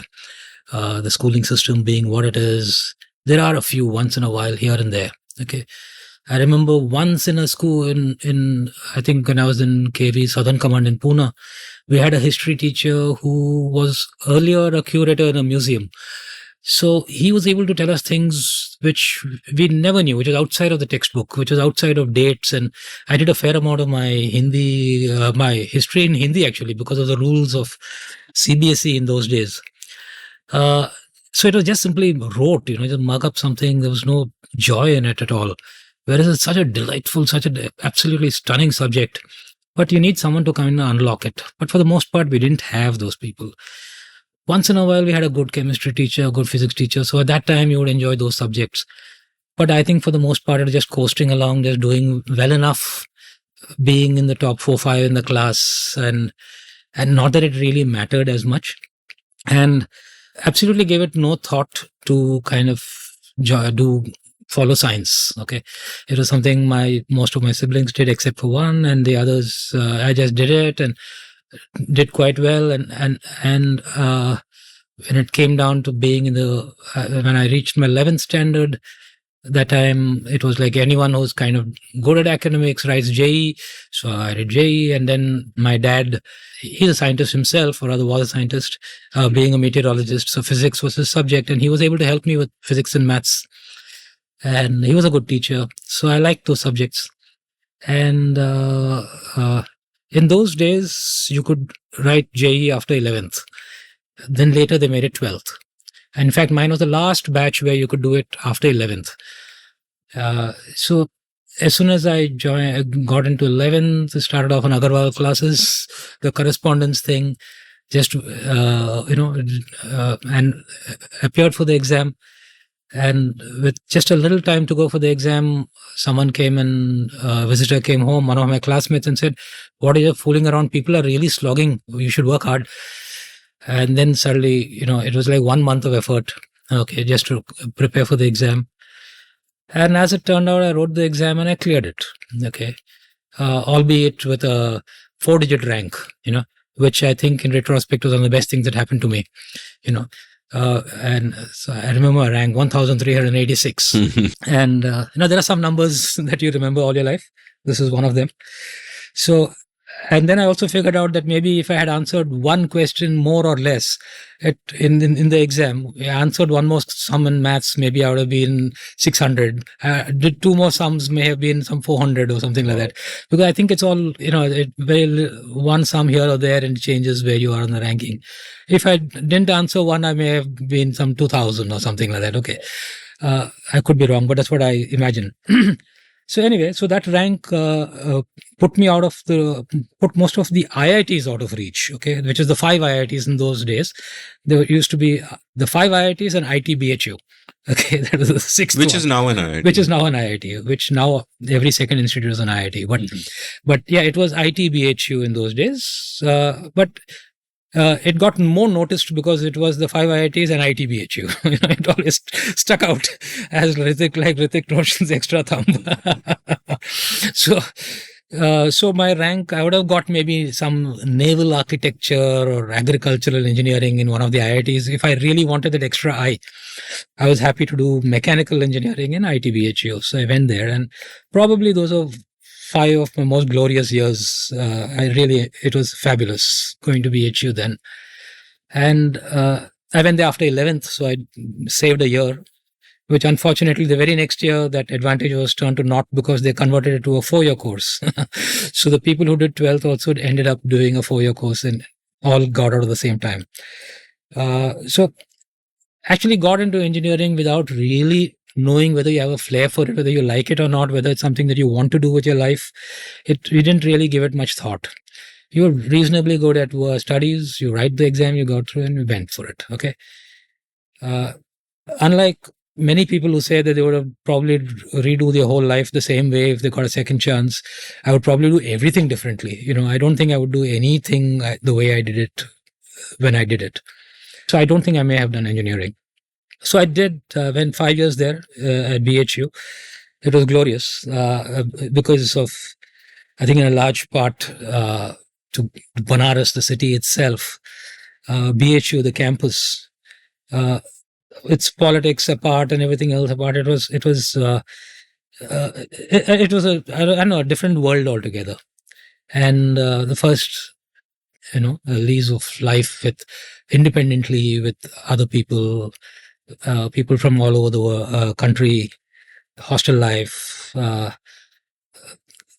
first exposure to all kind of extracurricular activities, and it was a trip, okay, and it was And that all that freedom and independence, it meant that the first year I did terribly. Okay. Then I said, no, pull yourself together, and then did better as we went along. Then it became reasonably easy to do, to do well enough. Then come final year, the only choice really was, like, are you going to go abroad or stay here?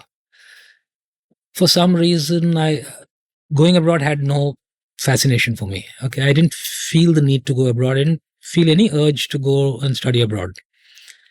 I think because I was not sure I wanted to study some more. Okay, I was pretty good at engineering and whatever subjects we were going to do. Some subjects more than the other, but not so much in love with it. That is what I want to do for 2 more years. Okay, I didn't feel that yahi karna hai mujhe. By which time I'd started liking and was fascinated by advertising. Okay, just as a person who reads magazines, not too much television those days. It was a print ad. There was some really striking, good-looking work coming from certain agencies, and I said, this looks nice. And I had done I was doing a lot of literary activities in college. Some little writing, some little campus magazine, and jam and debate and those kind of stuff. And so the fact that there is a world outside of engineering which is about some degree of creativity and literary stuff had dawned on me. There was something there. Okay, now is that a career? I had no idea. At those times, I had no idea at all. So I said, okay, then if I'm not going abroad, I'm not going the GRE GMAT way. Let me write a CAT. Okay, and give it a real serious shot.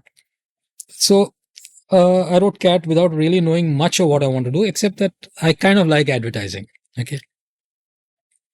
And as it turned out, I got into all the IIMs at that time. Okay. And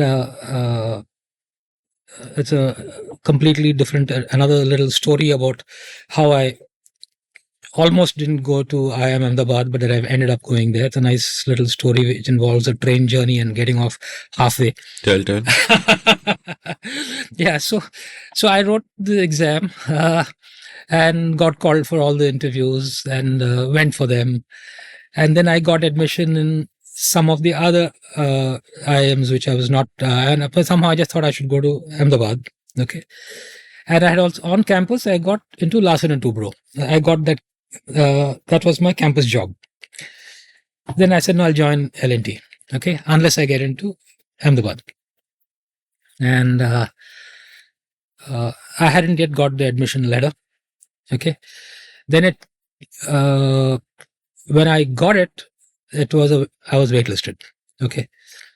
So I said, no, let me join L&T. I was in Madras in those days. So I got into the train and told my friends who had already reached Bombay that I'm coming there. Okay. And I was in the train going to, with all practical intentions of joining Larsen & Toubro. So, and when I was on the train, maybe 6-7 hours into the drive, got off at one of the earliest, Gudur or some such station. There I hear an announcement on the platform saying that passenger Ramakrishna on this train is sitting there. Can you please come to the station master's office? Okay. Wow. So then I said, what the hell is this? Because this was the days before there was mobile phone or any way of reaching anybody. If you left, you got to wait till somebody goes there and then calls you up, trunk call that I've reached here, or send a telegram or something like that. So I said, what's this? Then I went there. By chance I heard the announcement, and by chance I had enough time to go there. And that guy said that, okay, there's a message that you received from your home there that you have got admission in IIM Ahmedabad. So please return. So what I did was, as it turned out, my sister, who's quite resourceful, knows somebody in the railways there. She went and she passed on the message and said, can you relay this information? And as it luck turned out, I heard it and I came back. And there was a bunch of my friends who had come to the station to receive me at Bombay. They found that, okay, this guy has vanished. Where the hell is he? He's not. That's a different story. So anyway, I came back. And I gave up L&T, and then I went to IIM. Okay. I took up the admission there. And At IIM, fabulous place, crazy architecture, and it really felt very special to be there, to be quite honest. Then I also realized that, okay, here's a bunch of 180 odd people who are all at the top of wherever they've come from, okay, and they're all going to compete with each other. So even if you're extremely good, the chances are you'll end up being 150th or 160th or something like that in this group of people. That's a different story. But while I was there, I realized that, yeah, while I like advertising, where this is taking me is not in that part of advertising that I want to be in. It is taking me towards either being an account planning, accounting, being maybe an account servicing, or maybe in media planning, but it's not taking me to what drew me to it in the first place. So that put me in a bit of a quandary. I knew I didn't want to do finance or any of those things. Okay. So I did the bunch of marketing and advertising courses. I did middlingly well at IIM, but did a whole bunch of other literary stuff and extracurriculars and all the other kind of quizzing and all the kind of shit that you do there. Enjoyed it immensely. Met some fabulous people there. Learned more from just the environment than from the classroom. And then I realized that in order to be doing what I want in advertising, I needn't have done any of the shit that I've been doing. I needn't have gone to engineering college. I needn't have come here. I could have been a high school dropout for all you know. Yeah. There I met only somebody who I can call a madman.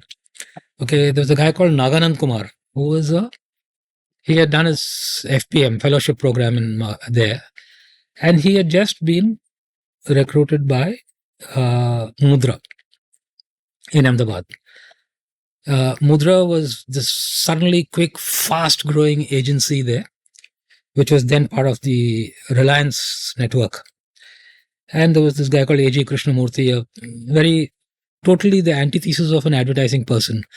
And he was a history guy. He was a curator in some museum who's then, ended up somehow getting into advertising and doing work on Vimal in Frank Simo's, and then Ambani saying, you start the agency.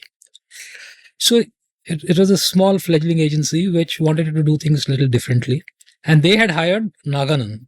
Naganand is a bit of he's almost like this Robin Williams character in in Dead Poet Society. Okay, a dreamer, crazy guy with mad dreams. And he sold some dreams to A.G. Krishnamurthy, saying that, we should train creative people. We should we should not get them the way people normally get them. We can get them and we can mold them to make great creative people and do things in a very unusual way. And he was a oddball, he was, okay. A character out of some Somerset Maugham novel or something, and large, overweight guy, wheezing most of the time, and deeply read. Okay, used to read crazy amount of stuff, very intellectual. St. Stephen's, English literature, that kind of a guy. So he used, when Mudra was growing, he would go to the competitor's office, call somebody, interview them in the reception area of their office where they used to work and offer them jobs. He was a pretty wild, crazy guy. So anyway, he had this idea of, let's have a copy training program where I'll find young people and I'll train them very, very differently. And then we'll use them to grow the agency. We'll send them to the different branches of Mudra in those days. So he designed one program in his head of a 6-month program, which was not in the agency. But we take 6 people, keep them in one rarefied atmosphere of a flat in Ahmedabad, and expose them to all kinds of stuff. Books, movies, poetry, give them weird tasks, let them, it was pretty weird. So I was in my second year when he was doing all of this, and I met him. Then he said that, why don't you apply for this program, which was called MCTP, which is a Mudra Copy Training Program. So I said, okay. And I did that. And then he selected 6 people, okay, through that process. And Balki was one of them, okay, who's now a filmmaker. Yeah. There was a guy from Assam, Dhrubo. There was Pankaj Mridul from Delhi. There was Kuryakos from Kerala.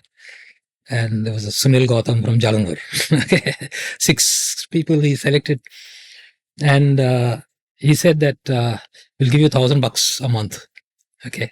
But we'll put you up in a flat and then we'll hire you. You go as a copywriter to one of our branches. And I said that this sounds like fun. Okay. I said, I opted out of placement. I said, this is what I'm going to do. Okay. And I took it up. And eternal credit to my parents. They didn't say that, and I sent you to this place and I paid for your education to do this. I thought you'll join some fancy place and earn a multinat or a Citibank or something like that. But here you're saying that you're going to probably be the lowest paid guy in your batch by doing something like this.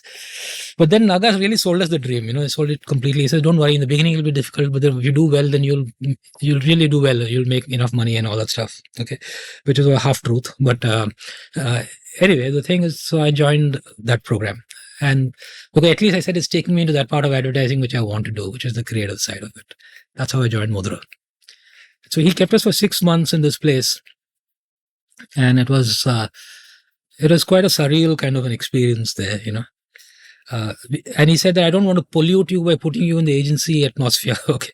So just keep there. He bought a bunch of books and he said to read the books, and he would make us do stuff like read the book. Just pick out all the phrases which stuck in your mind, the combination of words, make a list of them, and you tell us the next day which are the words you found, why you like those words. Then he would say that watch a movie. Okay. Then sit down and think of the scenes that were most powerful.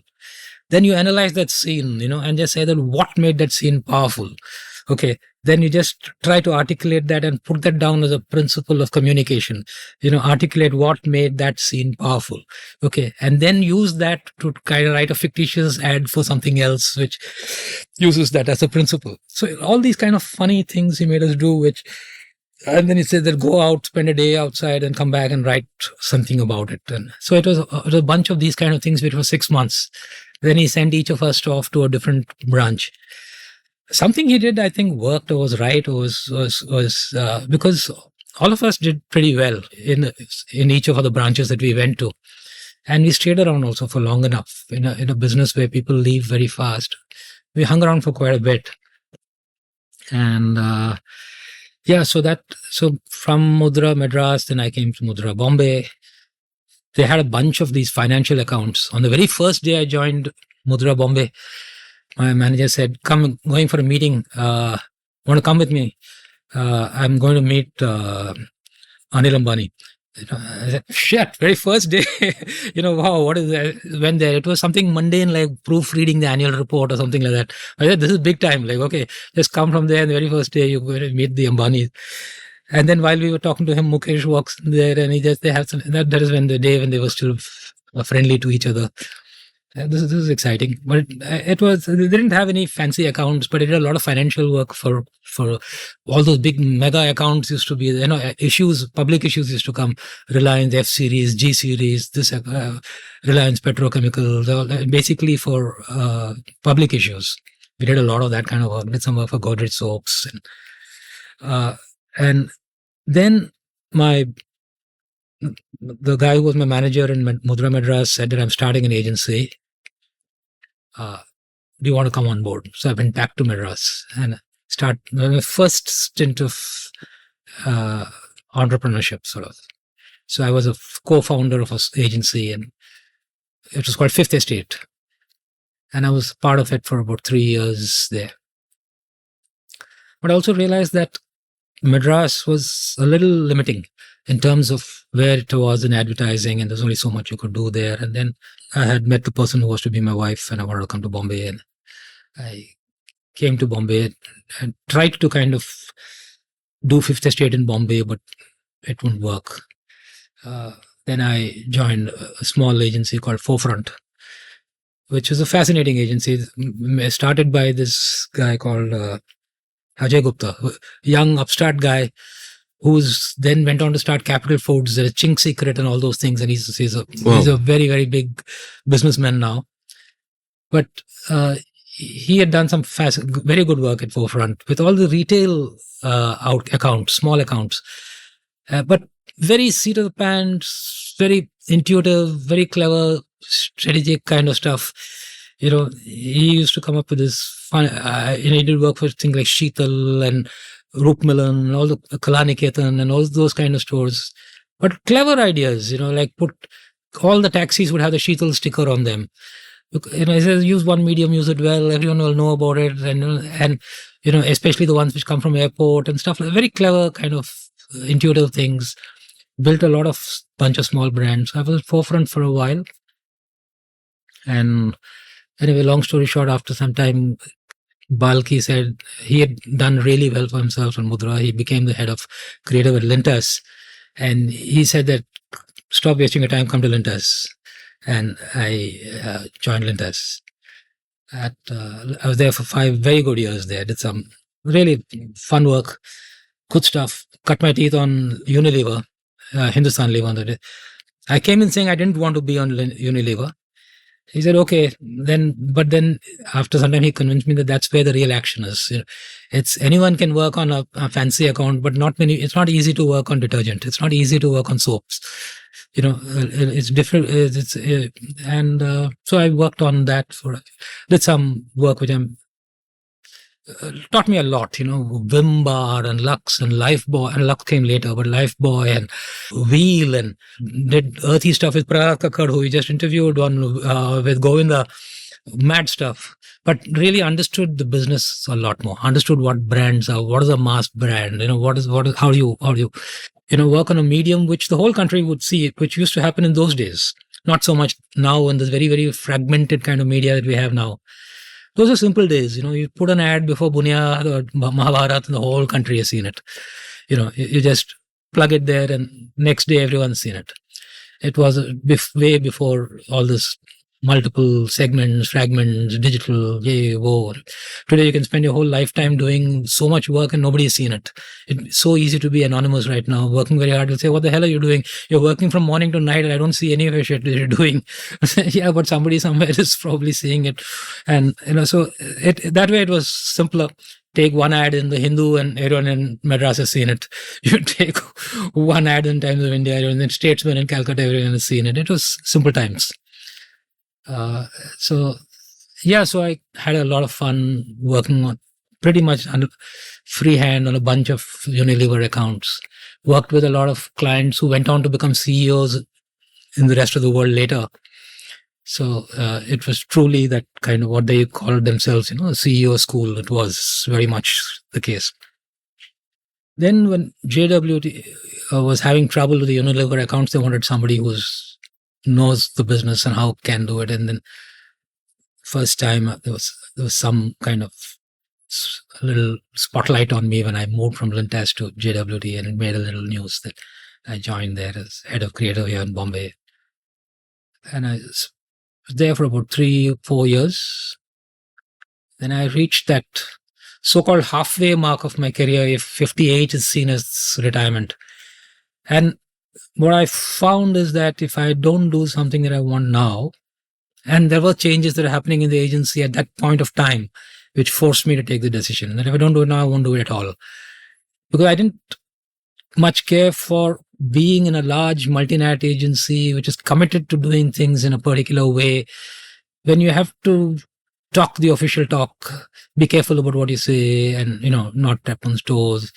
1 or 2 times, when people called for some quote on some campaign we had done, I found that I had said something which I shouldn't have said, because, that account is important to us, so we may go for it, or, something, God knows, all kinds of things, right? And somehow I was finding that I was not able to be honest with myself and what I was doing. And I said, the time to probably quit and start something is now. And that's when I started Cartwheel. Of course, it was an opportunity that came first and it became Cartwheel later. And I've been pretty much doing that now for close to 20 years. And So that's sort of a nutshell my advertising kind of a journey, but I'll kind of pause and see if there's anything you want to pick up on that. That's a fabulous potted narrative. You compress so many years in just a few minutes. I want to double click on some aspects of those, but the first thing that strikes me is a mad role of serendipity. Like if your JE rank was a few hundred places, one question more, one question less, you're in a different place. Right. God knows where your path takes you. That train journey, if you don't step out, if you don't happen to hear the announcement, God knows where you land up. Larsen and Toubro, perhaps an expert engineer, perhaps CEO of Larsen and Toubro, but I think you'd prefer this, and so on. And equally, if the right people at the right time, if you don't meet Naganand Kumar there, and if he doesn't inspire you in that way, who knows where you go? That blows me away. I want to take you back to even the start of this and double click on the BHU days where you said that those were the most glorious years of your life, and I want to know more about that, because it almost sounds like you blossomed there in some ways when you use that phrase, glorious years. So tell me more about that. What was really happening to you as a person, and how were you changing? How were you growing up? Of course, the first part of it, of course, is that you have first taste of independence, freedom, hostel life, being on your own. It's the first taste of a different type of educational environment, a campus with lots of facilities, a lot of things that you can do. It's the first time that you make a gang of people who are together 24 hours. It's not like a school gang, you're there with them, or a colony gang, you're there with them that time, or you're there with them 24 hours, right? And it was a strangely entrepreneurial kind of a place, BHU, which was like the first simple thing, like each hostel used to have 4 or 5 messes, okay? And the messes each had some 40, 50 members to it. And the messes were completely run by the students. A manager would be there and run like a business. Okay. So there would be a Maharaj with his cooks, and they would be given a kitchen. And there was one of the students who would manage that mess to the extent that they would decide the menu, they would collect the money, they would give it to that guy would give the accounts to this guy, and then they would compute what was called a diet charge in those days. And if you wanted it to be a profiteering thing, you could actually do it as a profit-making business. But it was mostly run as, okay, this is the cost, somebody is doing it for the experience of doing it. And that level of freedom suddenly and opportunity out of nowhere was amazing, that you can do something like that. Then there would be somebody who would say that, I'll just make t-shirts and sell in the campus. I just print something interesting and just, you make it, you find some supplier, you do something, you put a slogan, you go there, walk down the lobbies and sell it to people. And of course, those were times when ragging was still a thing.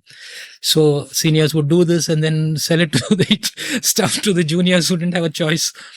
But I'm just trying to say that it was a place where suddenly a lot of opportunities just came out of nowhere. Yeah, because the academic pressure was not so high, which maybe would have been a lot more in one of the IITs. And there was, in that campus, if one wanted to, one could have learned flying. There was a flying club there. There was squash courts there was swimming pool there were tennis courts, access to pot. So depending on your inclination, you could do whatever you wanted. So in the very first few months of being there, BHU, I saw people sitting in the common room, blowing their minds out with some ganja, and also saw, somebody else going to take a flying lesson. So it was like, shit, you can, there's so much to do, and you have 5 years to do all this stuff in. And it wasn't terribly difficult to kind of just keep pace and get with the work itself. But it was also the first time you met people from other places and you lived together with them all the time. You hung out with them. So people from Bangalore and Bombay and Calcutta. And then there were extracurricular activities, the festival, you organize it. And so then you find some group of people who like that activity. So when one of the people who kind of ragged me when I was a freshie was a slightly intellectual bunch of people who were in third year at that time. And they found that, okay, this guy has read a few books, he knows something. And so after that somewhat polite session of ragging, it went on to saying what movies you like and what do you, and they were, they become your friends after they rag you. And then they're saying there's a Satyajit Ray movie we're going for, you want to come with us? And so then introduced me to those movies. So in fact, one of those guys is Devesh Kapoor, who's an academic of note in the USA right now, who's written some very scholarly books. Another guy was Pankaj Chandra, who's chancellor of Gujarat University or something like that. So, there's opportunities to kind of blossom and grow and find different things, right? You meet people and then you get into maybe doing skits or doing plays, and then so even though I had this little South Indian accent in the way I spoke Hindi or whatever, somebody said that, no, I think, I'm doing a Hindi play and I'd like you to be in it. And I did one or two Hindi plays. And so it was opening up of the mind and opportunities to various things that one had never done before. Then running a small little magazine, which was, we used to cyclostyle it ourselves, type it out on that stencil, go to the office and cyclostyle it, and then go and hand it over and sell it, and people would pay for it. And so it was a whole new world, to use the cliche, an opportunity to do things. And without that so much pressure of being in an academic institute that's pushing you. And there was somehow the mahal of Banaras also. There was this going out on your cycles to the city, going through this weird place of small gullies, finding restaurants to eat at, hanging out in the ghats. And then there was, by virtue of being in Banaras, they were in the campus, in the other faculties, not the engineering faculty. There was a music college where N. Rajam was the principal. There would be concerts there. There were performances. So in those days, something called Rimpa, where Pandit Ravi Shankar and Alarakha and all used to perform and play, and we used to go and see them, and for nothing, just go there, and they were performing there, and we would watch them. It was like incredible, these kind of experiences to kind of just have happening. And there was this political atmosphere of BHU. There was electioneering, and then we didn't even know what it meant. Manoj Sinha, who's now the Lieutenant Governor of Kashmir, was the first Students' Union president. He was from, and I campaigned for him when I was in the first year. We don't even know anything about it, but it was like, chalo, murga log, campaigning karo, and we were all going, Manoj Sinha, Zindabad, and we didn't even know what it was, but we were there campaigning, and then we would see these netas come, and it was our first brush of what politics at a larger level is, at a microcosm level. And then realize that it's the first time you understand that, there's something like, there's a Thakur lobby, a Yadav lobby, there's something there, and there's these factions and people and votes, and people were calculating it, and all the South Indians were branded together and we were called Makalus, we're all Makalus, which you just realize that this full melting pot that is India and its people, and we also, because it was in Banaras, even unsavory things used to happen on the side there. There would be some marpeet and some faculty trouble. There was, while I was there on the campus, the university shut thrice because of some unrest. And we had to vacate the hostels and leave within 24 hours. It used to be called sine die. The university shut sine die. So sine die was something which every student in BHU knows. It's matlab, band ho gaya, chutti, chalo, ghar chalo. And then come back when things are okay. So in our very first year itself, it had shut sine die. And then you have to pack and leave within 24 hours. You're just going to Mughalsarai Junction, trying to find a train and trying to get home somehow. Fend for yourself, find a way home. So I don't know if these kind of crazy experiences one would have got in a more proper institute, but at the same time, you got the exactly same BTech which they did. And as it turned out, when finally we wrote CAT in that year, I realized that BHU had more people who cleared CAT than all the IITs. When I went to Ahmedabad, I found that almost the most number of people came from BHU. It's something happened right there in terms of preparing us for this. So yeah, so that was the that journey which kind of ended at BHU with an IIM and then Mudra, which I told you before. And all of these in subtle ways that we don't recognize till much later, where we've studied, which city we've lived in, they also shape our thinking, and they are, what differentiates us from others, or which makes us see things in a different way. And of course, there is the BHU experience, which, as you pointed out, sounds very different from any of the other regimented IITs might have been. And equally, I'm guessing that in IIMA itself, the kind of frameworks you would have been exposed to, the kind of thinking you would have done, maybe the kind of rigor in your homework, I don't know, would be a very different experience from what other copywriters in advertising would be used to. I guess in that sense, you would be an outlier among copywriters also in perhaps your systematic approach to thinking about something, or just understanding what is a brand and what do they want. Do you feel that there's something to that all of these, growing up in these cosmopolitan townships, as it were, as your dad was traveling, and from, all the KVs that you were at, which were like, again, sort of a cosmopolitan microcosm of the country, and then the BHU experience, and then IIM Ahmedabad. And do you think all these shape you in different ways into becoming kind of different in good or maybe even bad ways from your peers and colleagues later?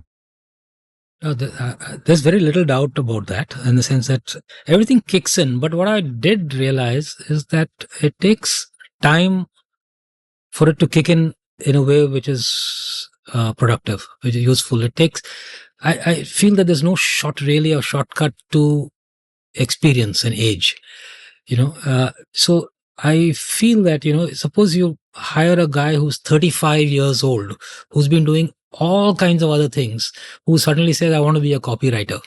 Okay. But I'll start at the bottom. It doesn't matter, because I really want to do this. And I've met such people. There are such people who, after have a proper career doing something else, they come there. I'm pretty sure, and I've seen it to be true, is that when they start at the bottom as a copywriter, that disadvantage of learning the ropes lasts just a few weeks or months or whatever it is. Once you just learn what it's all about. But then that what you have done till you got 35 kicks in, and it puts you in a different plane from the other people who have not had that. And suddenly it doesn't matter at all that you joined late. It becomes your advantage. It becomes like you see things in a very, very different way, and you had life experiences which are completely different, and which makes some of the people you're trying to sell stuff to and do things for, people you met, those people, you've seen them, their stories, and it's very, very, very different.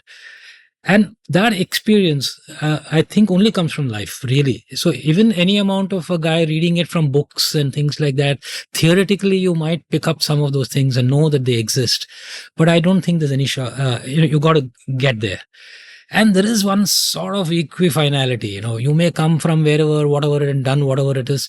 But once you get to some years in the business, irrespective of your route, I think you reach a stage where you're all equally kind of competent, with some differences, but you get the picture. So definitely there's no doubt that though it seems like 7 years of wasted education, where I could have already started earning and been up there, it starts kicking in different ways. For example, it made it much easier for me to kind of understand what clients were saying, because they have gone through the same kind of system. Their jargon is something you've heard before. You know what they're talking about, what they're saying, which can also be a disadvantage. It can be that you're not raw. You kind of heard this before, so you lose that advantage. But in some cases, it also equipped me, like I am especially, they throw so much case material at you. It's like every day they give you a potha of papers that you got to have read before you go for class the next day. If you haven't, you just don't know what the hell is happening there. You're thrown into the deep end, really. So it kind of equips you for going through lots of material, and it also teaches you to kind of the art of skimming through, picking up, knowing the essence of it, not getting bogged down by data, numbers, and all. Otherwise, it's like if you're reading every single number is a speed breaker, But if you realize that, no, forget it, I'll just get the big picture, learn, read it quickly, see what it is, get the whole picture, so that at least I know what it's about. These turned out to be quite useful going forward. So later when clients brief, briefing, calling them briefs is a bit of a joke because they just simply dump stuff on you. There's some brochure, there's something there, something else written there, whatever it is, they just junk. They give you a lot of reading material which has not even been collated. So then it turned out to be a useful skill. I knew how to do that, go through lots of stuff and pick up, or to kind of just zone out when they're talking about stuff which is of not of much consequence. If you spend too much of your brain power understanding things which are really not going to be of consequence, when you really need it to be sharp, you've already dull. So you learn those little tricks of just picking up, getting the better picture, and then doing the right thing.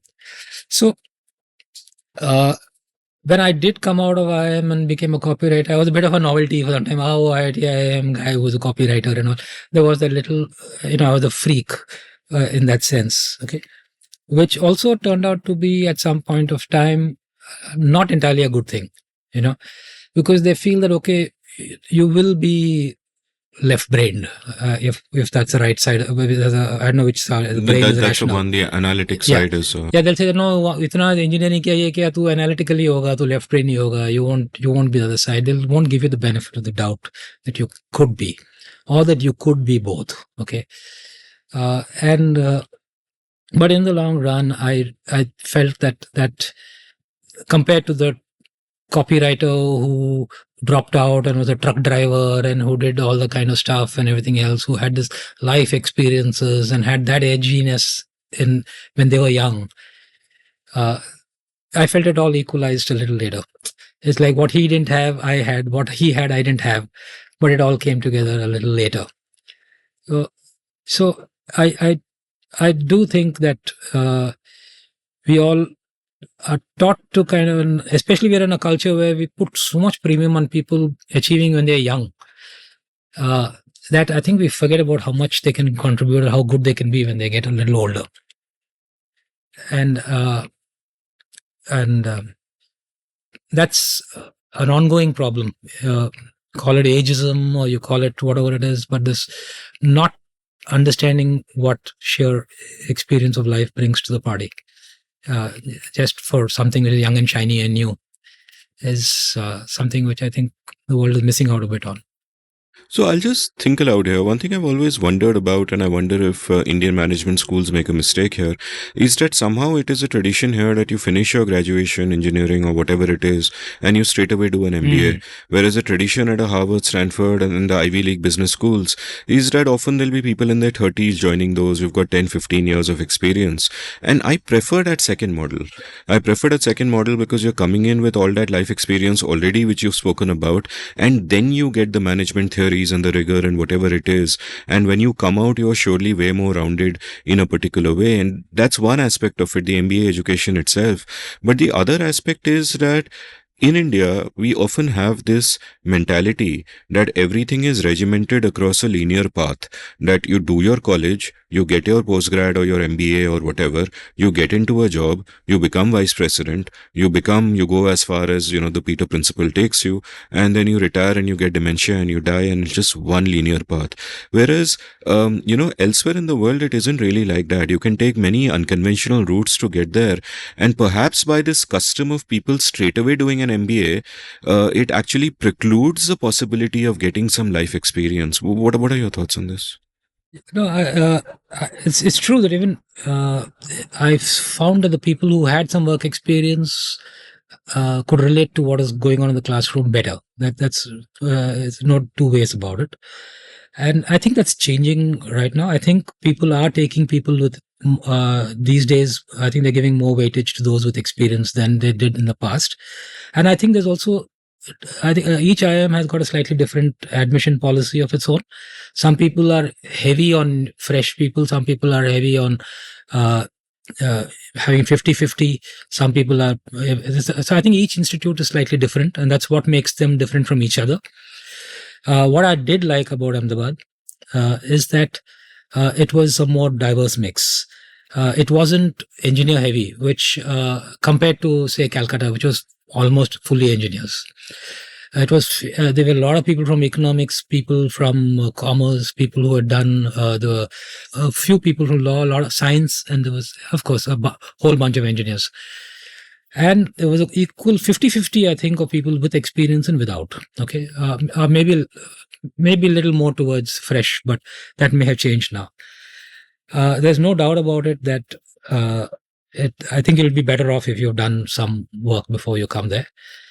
But what I think is so embedded, especially in Ahmedabad, I can't talk about other places, and they may be equally good at this, is that it's been designed right from its ethos, from the way Louis Kahn designed the place for interaction. Even the dorms have been designed in a way that if you come out of your room, there is a common space where you will meet somebody who's coming out from their room, and there is a place you can sit and chat, which is a ledge there. Okay, it has been designed in such a way that there is interaction. There are spaces throughout, dotted through the campus, where you can just sit and hang around and chat and talk together. You can't go from A to B without meeting people, seeing people outside the classrooms. Everywhere it's built into the architectural ethos of the place, the way it's been designed. And honestly, I think it's not so much what I got in the classroom as from just that overall being there, hanging out with these people, and then seeing this guy we did this 5-year BTech, and then we were in a classroom with somebody who's in a 3-year BCom or something like that. Okay. And they're beating the shit out of you in some subjects. It's ego crushing. The first time you do a quiz and you found that you got a D. And somebody who's not done any quantity work in their life has got an A. Then you realize that, shit, there's a difference. The field is very, very different here. That's nice. It's a humbling thing when you learn that there's something which these people learned in their eco courses and all those things that you didn't get in your classroom, which is valuable. So that was fascinating, which I think is a nice thing about a course like management, which brings people from different streams together. And if you lose it completely, what you talked about, the linearity, I think it would have continued to be there if a bunch of engineers leave the college and come here and do the same thing again and do it in the same kind of a way and go somewhere else. Having somebody who's done psychology and put you in your place because you don't understand something or do something better than you in something, I think it's humbling and it's useful. And that's again something that Naga used to do, and he used to play the little mind games with us in that training program. He would deliberately, and he would rope in some other people into the act, which we didn't know. He would say that this week, whatever this guy says, we're going to say it's a shit idea. Okay. Whatever he comes, however good it is, you're going to say it's shit. Okay. Kind of prepare you for the world, how it is. Okay. And then he'll just keep changing the scenario where somebody is flying high sometime and somebody is in the shit house the next time and things like that. And we were his guinea pigs. He was playing all kinds of psychological tricks on us and using us as guinea pigs for his experiments. But in its own weird way, it all worked. And and I really wish that everybody in marketing, has that kind of an experience sometime in their life. They come and very, very unimaginative people are in marketing. People who don't watch movies, who don't read books. And how are you going to sell stuff? How are you going to make things happen? You're just going to get carried away by some stupid 2% stronger, 3% some bigger, or whatever it is. There is no. And even the choices that you make later with your media, your communication, the stories you tell are going to completely lack in imagination. So I do feel that everybody needs that bit of mad kind of exposure and experience in their lives, either by design or by, you just say that I'm going to do it. We were talking about Mommy some time back. I mean, everyone should at least spend one season going and seeing it. Don't do it year after year, but do it once in a while. For you to understand that there's a world beyond your PowerPoint, that there is other things, there are more nuances than you realize in the world. You're so blinkered, and you lose all focus. I can't understand how people become corporate slaves so easily, achieving and pursuing dreams which are completely, utterly meaningless, but with such a passion and going nuts about it and driving everybody nuts about it because of some chasing some stupid 0.5% market share or something like that mindlessly. So, I'll double click more on your experiences in the Mudra house after this, but first I have two sort of questions that are a digression that I can't help asking. One of them is about design. Like you mentioned, Louis Kahn's design architecturally was meant to have you running into people and meant to have you interacting with them, and you couldn't get from A to B without there being all these serendipitous encounters, as it were. You're optimizing for serendipity. Similarly, I wonder how you think about the designs of offices. And the designs, not just in an architectural sense, whether it's an open office or it's got cabins or whatever, but even the cultural design, as it were, that, do you call everyone by their first name? And, is there a certain way you're supposed to dress? Is it like, is there enough space for water cooler conversations, if not literal water coolers? So that's the first of my two questions. That is that something that, like, what have you picked up from your observations across all these small and big agencies over your time, and today running your own agency for 20 something years, that how important do you think these subtle things are which you may not otherwise notice but which shape culture and shape people? No, I think it's very, very central to people designing organizations, and the word design itself, unfortunately, is much misunderstood. It's much bigger than it is. People just, you either think it's actually physical design or graphic design or a logo design, or it is furniture design or a building or something like that. And it's much, much, much more than that. And it took me a long time to understand it. Honestly, it did. Even though I had read some stuff and though I've been educated about it and everything else, but to understand it conceptually, what is the concept of design, of something that you build around, it took me a long time to really understand what it is. And it's very critical. Okay. It's very, very, very critical.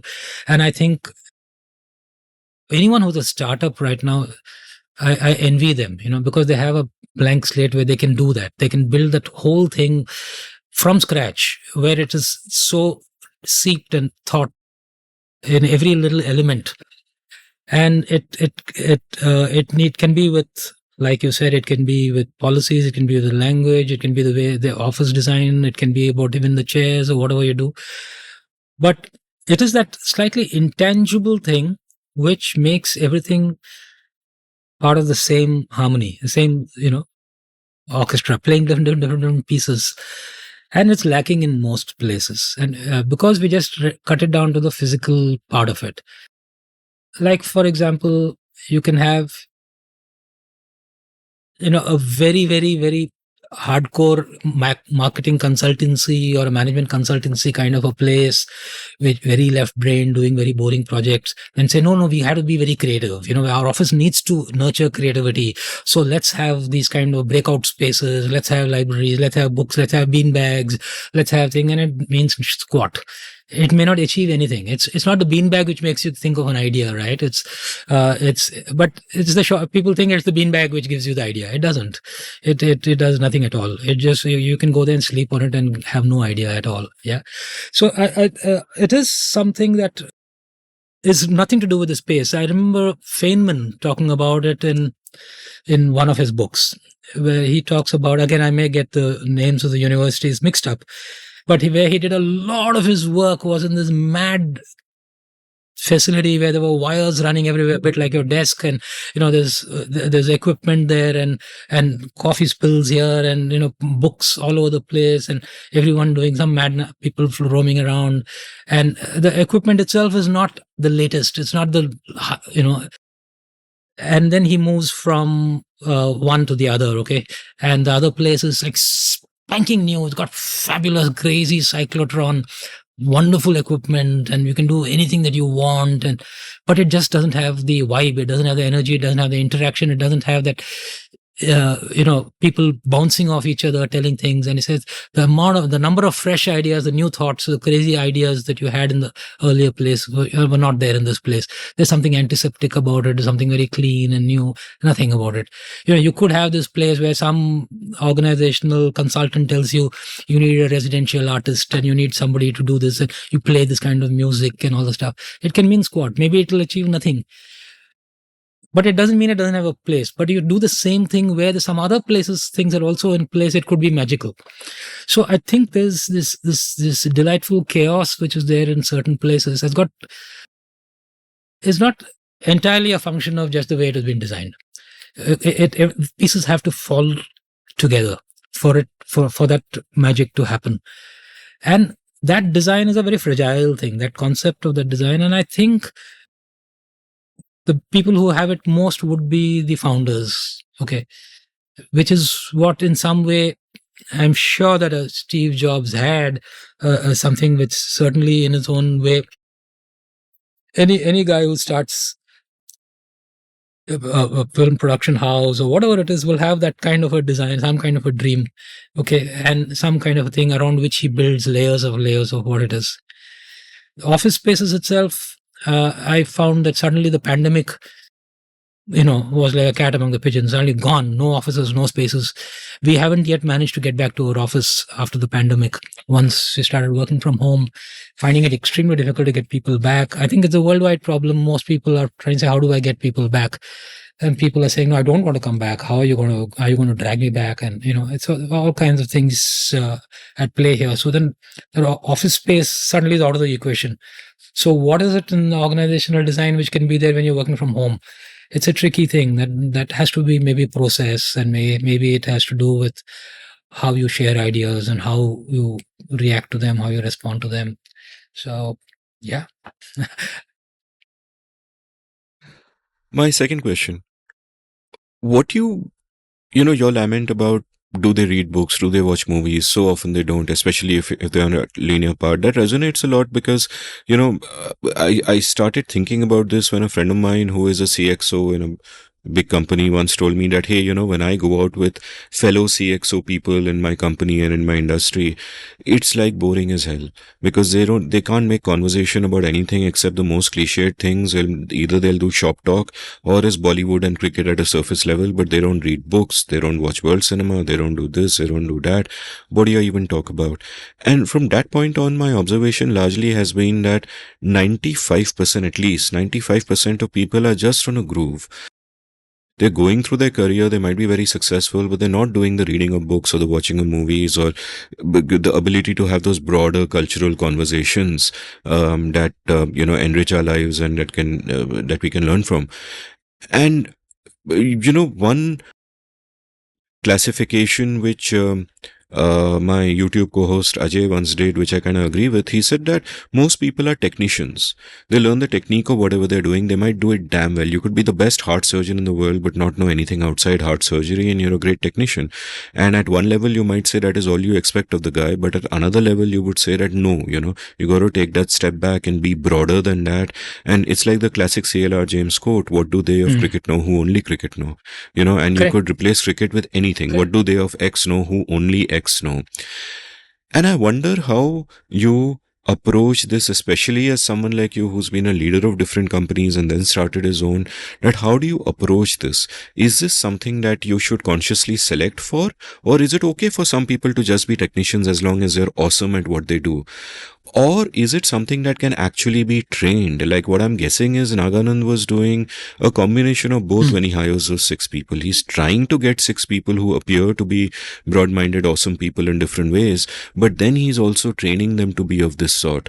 So what are your thoughts when you look at, the workplaces around you and that whole dilemma of, do you select for this? Do you train for this? Is this such a big problem? What can we do about it?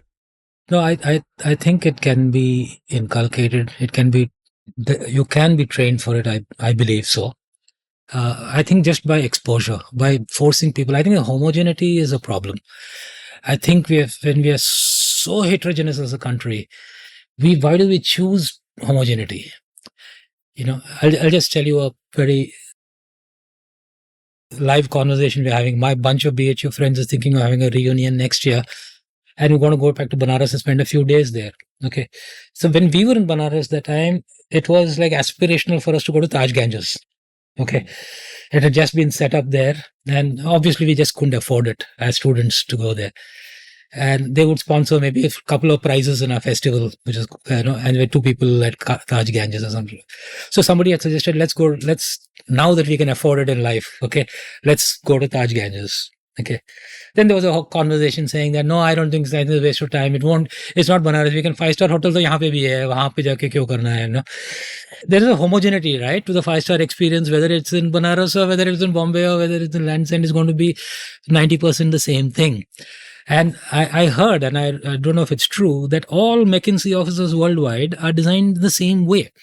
So that because people are transferable, they do assignments, they go to some place else, somebody from New York comes to Bombay, and if he goes into the McKinsey office, he should know where the plug is, what it is, how to fit it in, how he gets his access, where the coffee room is and where the thing is and everything else. So they design it the same kind of a thing so that people can just fit in and be efficient from the moment they walk in. Okay, that's a complete, keep doing the same kind of thing that you do again and again and again in a homogeneous sort of a way. And I think it robs us so much of texture. It's, and why are we deliberately choosing? How is one gated society different from another? All of them the same bloody thing. There's a gate, you come in there, you got a swimming pool, you got buildings, you got some fake landscape place, and you do your own kind of thing and have one gym which has the same kind of a thing. Why are you robbing yourself of the opportunity of being in a, I'm not saying stay in a chawl, but look at the texture, look at the madness of the experience there, and look at what this is. I mean, they're 2 different extremes. Maybe the best thing is somewhere in between, somewhere else. So I do think that I think you should force people to do more things than they are doing, and then they'll develop a taste for it and they'll want to do it. Make them watch a movie, make them read a book, make them see something, make them talk about things that they have not done before. One of the things that happened in JWT when I went there was it's this large, huge creative agency which had lost its creative mojo, seen as a servicing driven place, strong on planning but weak on creative. And so one of the first things we did was to slightly improve the creative morale of the place. And so we went and we had one little workshop in Ratnagiri, and then that workshop, we called it Chutiagiri in Ratnagiri. Mm-hmm. Okay. Bunch of people went there. And then I told everybody that you can come and talk about something, anything, whatever you want, to everybody else. You choose what it is about. It need not have anything to do with advertising at all. And I was surprised and shocked by the kind of response and the kind of things we didn't even really know. Somebody is a poet, somebody has written some stuff, somebody was an actor, we never knew, somebody doing this and talking about it. It was so much more. And then you're forced to do something, then you find something that you'll do, okay, just so that I can go and talk about it. It's like show and tell in school and all, I guess. Oh, why do we stop doing it? I think it can be there, we stop doing it somewhere and we stop trying it all.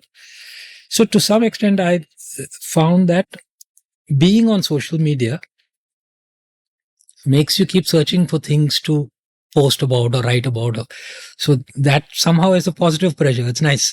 It's like, can I find something which is interesting enough for me to share? And then you end up going and looking and doing something that maybe there's a story in this. As long as it's not superficial and you find something genuinely interesting, it can be nice. It can be a good pressure. So I think it's quite possible that CMO who has seen, a masala movie one day and seen a Ray movie the next day and seen a international movie the third day, and the fourth day he's sitting in a presentation, his mindset will be very different. It would have opened up, something would have unlocked, something would have changed for sure. And it should be, and we all think we live very stuck-up lives. I myself have lived a very stuck-up life, to be quite honest. Despite all the experiences that I've had, which probably I have romanticized them a bit. But I also know that I've been a bit of a prude. I've been conservative. I don't smoke, I don't drink. Okay. Now I feel that if I had a second chance, maybe I would pot, maybe I would booze, maybe I would have done some crazier things. It's not too late. Yeah, it's not too late. Yeah. But then before it all sets in too much, and you need more to overcome it.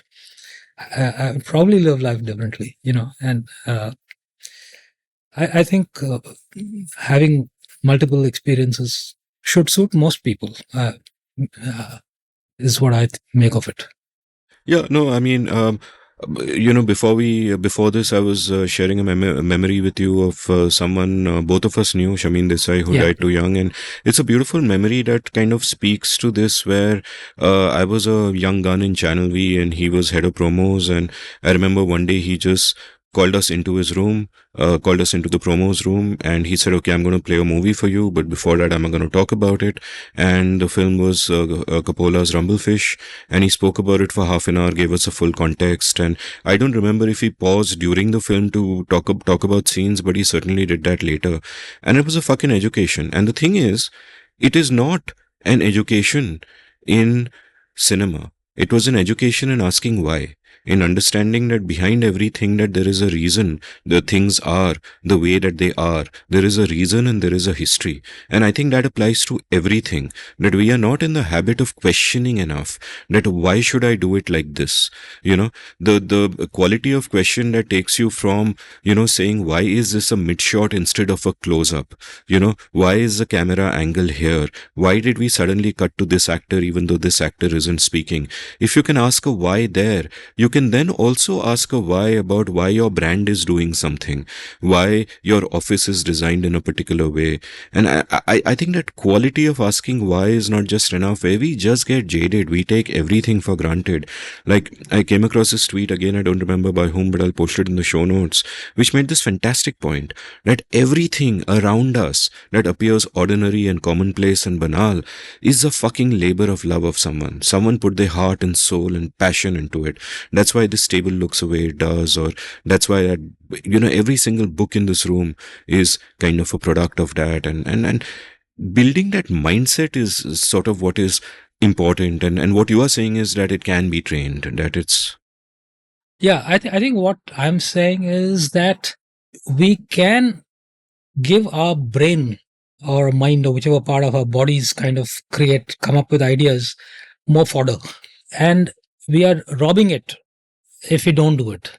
If we don't sit and have a conversation with that guy in the chai tapri, you're never going to know his life. See, one of the reasons, for example, that stops me from getting into something as serious as writing a novel, okay, whereas I can, churn out a story in 20 tweets, is I feel that how can I even write a novel in India if I don't understand caste? I don't understand caste. Okay. I can write a small, little, sweet, cute story. That's fine. I can get away with it. But I'm going to be tested if I have to write 200 pages, and I don't want it to be superficial.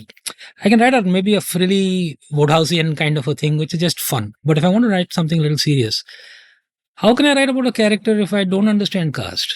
And I don't. The fact is, our lives just keep you in a bubble, and you keep moving in that bubble, and similar people who had similar experiences. I have not had the chance to kind of really, really understand. I stay a stone's throw away from a slum, but I don't know how their mind works, apart from only some externalities that I'm seeing. Okay. I've not had a deep conversation with them. So somewhere in my head is that, okay, if there is going to be a novel or a movie, it's probably going to be about that slum. Okay, that's what I feel. That's the subject which I have been watching passively for 20 years now. But if I get down to it, I don't think I can do it unless I speak to at least 5 people who are living there and asking them and understanding them a lot more. Okay, so if we don't make that effort, if we don't kind of do that, I don't think too much can come out of it. See, like Shamin, for example, since you brought up Shamin, I remember we were doing an ad.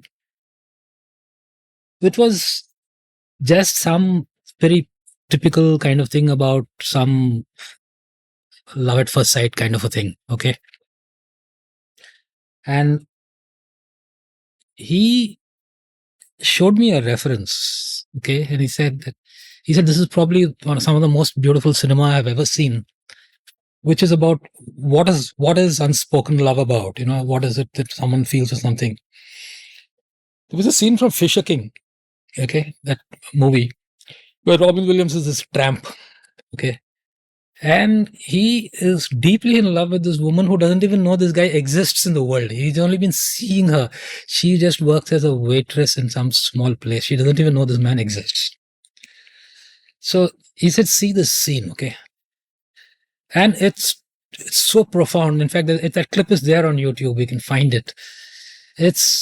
This guy goes every day. He knows he's been watching her, not in a voyeuristic stalking kind of a way, but he's been seeing her for so long. He knows which train she gets off, and she comes and she walks, and she's this extremely simple, plain looking woman, okay? And he goes to Grand Central Station every day just to see her get off the train and just walk through that platform and go out. And because he just loves her.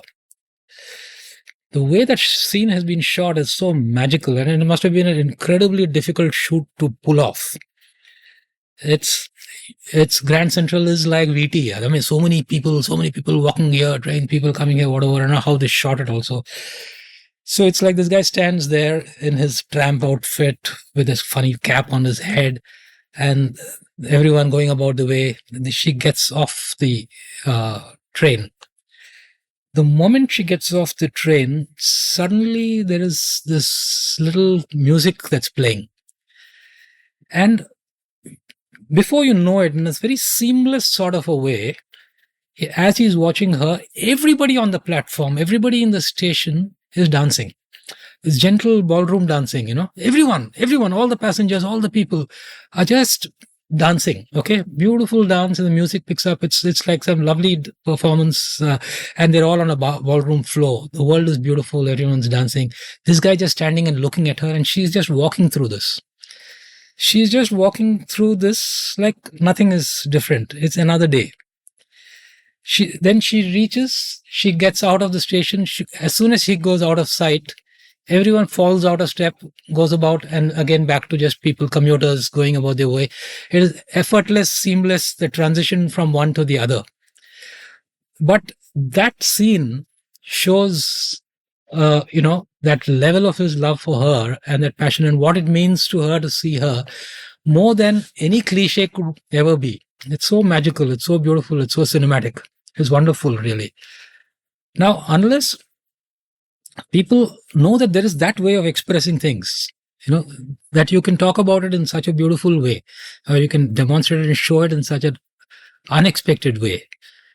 How are they ever going to kind of sign off if he's a marketing person on anything other than more mundane than a guy just falling off his chair when he sees a beautiful girl? It's just going to remain at that level, right? So it's okay. I have meandered quite a bit. This is such a beautiful scene that you described. So did you make the commercial as Shameen might seem to have been? Yeah, he gave it as a reference. We didn't make it at that point of time, but many, many years later, I used that in my mind as a reference to do something else, which somehow came even in that 811 film that we have described, which somewhere in the back of my mind, it was that people doing their own thing, but there's a guy walking around as observing and telling something about it. It was there at the back of my mind when even that happened. But this ability to kind of take something from somewhere and take it somewhere else and put it in you is something that's very useful in our profession. I think Tarsem was the guy who said that basically creativity is the art of concealing your sources, where you plagiarize from. Everything is plagiarism, actually. But it's how do you use it, readapt it, or do it in a way which is, and people can't, it can be blatant plagiarism. It can also be so concealed that nobody sees it. Yeah, and I forget who the quote is from, but somebody very famous once said, good artists borrow, great artists steal. Which is, they make it their own. And which is also something to think about. Let's take a quick commercial break. Let's get some food into you, and we will continue at the end of it. Thanks. Long before I was a podcaster, I was a writer.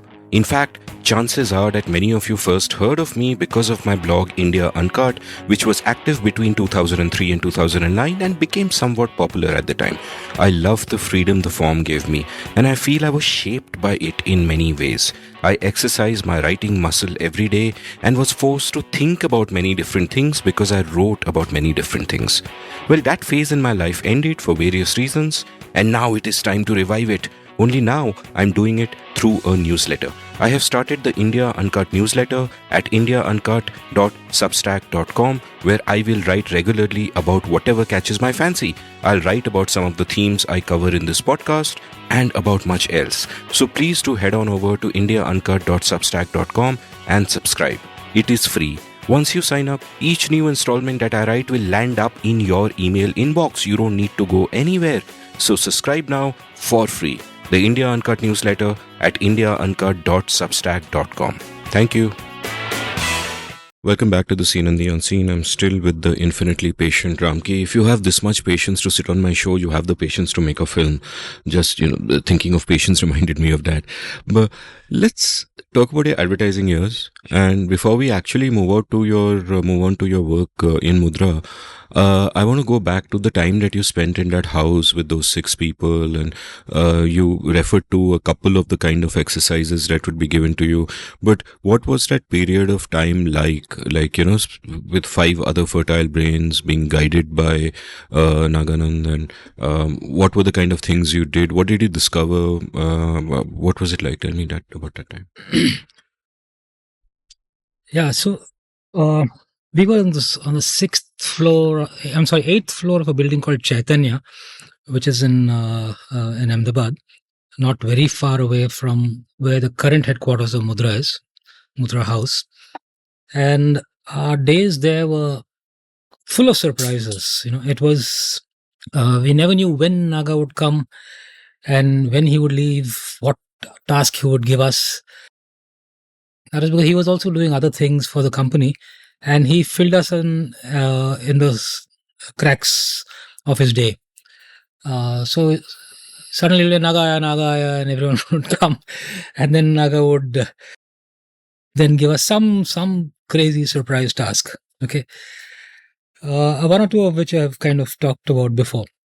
I think what was interesting about those days there were days of some incredible highs and some very, very, very languorous lows. Okay, when suddenly he would not be there for days, and we guys didn't know what to do and hanging around.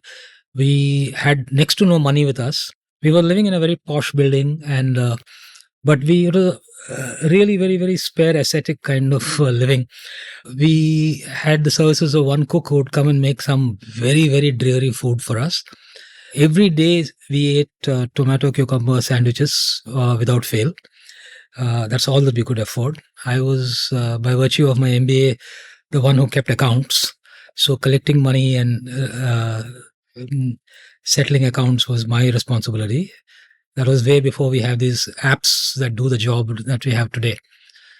I still kept the little book, which of my accounts then, which is like buying vegetables and buying rice and wheat and stocking the kitchen and a little borrowings of money from between each other. And we used to fill the time with whatever tasks that were given to us. Some of it required us to go outdoors, So you would say, for example, that, okay, each of you go to a different place in the city, spend the whole day there, come back, and just write a 1-page essay on your experiences. Okay. Nothing to do with advertising whatsoever. Just go observe, see if there's anything noteworthy, interesting, you write about it and talk about it. The next day you would say that there was this task I told you once before, that you read a book, choose a book, and make a list of phrases that caught your eye. Okay. Then take some of those phrases, see why those phrases worked, and see if you can craft a headline using that sort of a cadence, or that way it's been written, or why it works. And most of the exercises we did were fictional. It would just be like make up a product, make up something, and just do something. And once in a while, he would get some guest speaker to come to us. So somebody who's working in Mudra somewhere else, He got a textile designer to come and talk to us. He had some planner come and do something with us. So it was we never really knew what the next day would bring. And he would also playing it like on the fly. Like, okay, I got to do something. Somebody has come. Let me expose those guys to her. Then there were some little tests in between. And also all those little psychological experiments that he was performing on us. What I think it did for us was it kept charging us up with some feeling that we have to go out there and do something special. I mean, they've done all this with us, so kuch to hai. When we can't let that down, we have to go and do something. I think that was the big thing that it achieved. It made us feel that we were special because of the way we were selected and the kind of things that they were making us do. And it built some sort of self-belief in ourselves, in what we were doing. Truth be told, in the real world, it took us a long time to be able to apply any of the things that we learned. A lot of it is very mundane. The first few, maybe a year or two, we were just doing writing brochures or writing some instruction manuals, and we didn't even get around to writing serious ads, some of us. But I think what that did was, when you take a bunch of people talented in different ways, put them in close proximity in each other's faces all the time, something happens. You learn something from each other rubs off. We had Balki who would run off to the terrace where it would be blazing hot, Ahmedabad sun, dry heat, and he would sit there in his banyan and pajama, writing endlessly what today we know are screenplays, just mindlessly there. And we always thought it was like, what's with this guy? I think it was, we just felt like all these little tricks, all the little things that are there, we can't stop once we get back to where we are. We have to continue it. To make sure we did that, what he did was, for the next 6 months, Naga made it mandatory for us to send a daily report of what did you learn today, a one-pager. Okay, and that time we had this, and I really missed that system, that old system of writing stuff down with a pen on a paper, putting it in an envelope and putting it in a tray, and it went to Ahmedabad, where he was. Okay, that habit of actually putting it down physically on paper, that analog world, I don't know, it has a different vibe. I don't feel it's the same as writing it on a screen. But that discipline was, oh God, we have to go home now, but I haven't yet thought of what I'm going to write. So we had about half an hour of panic of like, I got to manufacture something to write today. Like, even if the day had no learnings whatsoever, we used to cook up something. You just figure out something that, okay, what did I learn today? So what did I learn today? Then even if I haven't, I just manufacture something, but it had some learning. That shit, what do I write today? I said, I just realized that many brand names are slightly palindromic. That's why you have Kodak and you have, Kotak, and you have so many things with them. I think Toyota, they sound like that. So I'd never actually given it some mind, but I need to come up with something to be able to send. But it forced me to do some kind of thinking, and I think those disciplines were interesting because they actually led to learnings, led to real things that one thought of, and then you fabricated some of them, but in the process learned something, in the process got something out of it.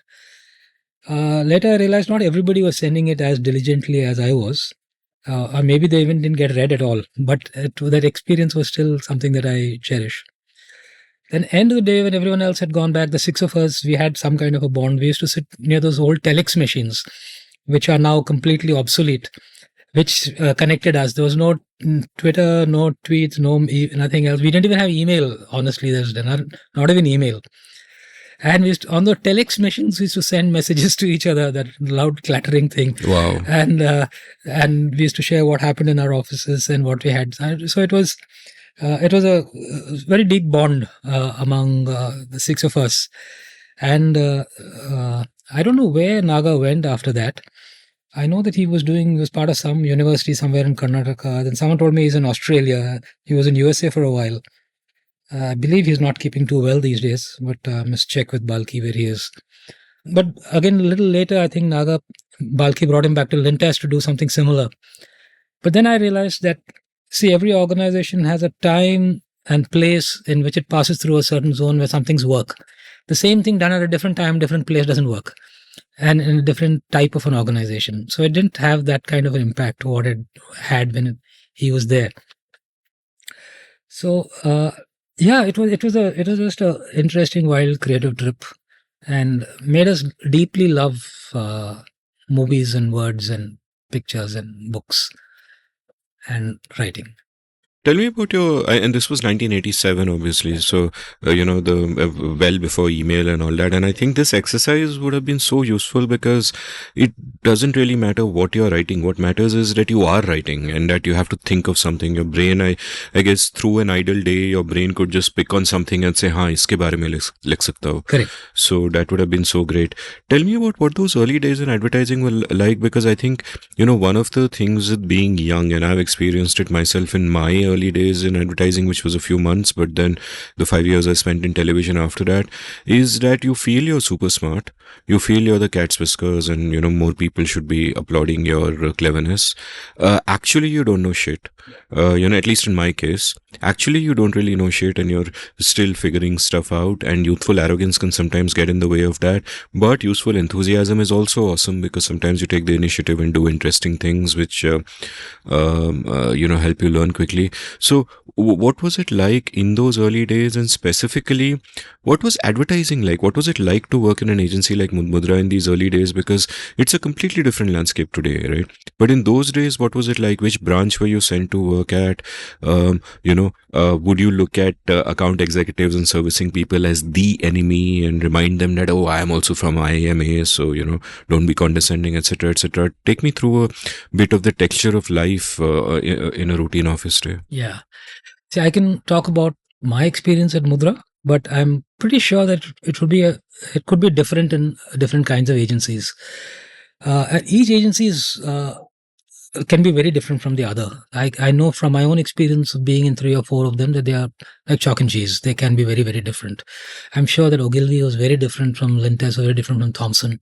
Would have been very different from some slightly madcap agency like Kersey Truck had started, or Enterprise under Mohammed Khan. They would have been very, very different. Or Trikaya Gray. Mudra was very different. So Mudra was actually the first sort of TV-friendly agency. It was a very print medium earlier. Advertising was writing print ads, writing press ads, beautiful lines. Trikaya Gray was doing some outstanding work. People like Chris and Freddie and all were writing some lovely ads. There were still some for Mohammed Khan and Enterprise, Rajan Nair, some beautifully art-directed, crafted ads were being produced. And I think it was a lot of, I think maybe a British style working environment, maybe slightly American, but copy and tough bosses, demanding craft, a lot of rejection and being put through the blocks.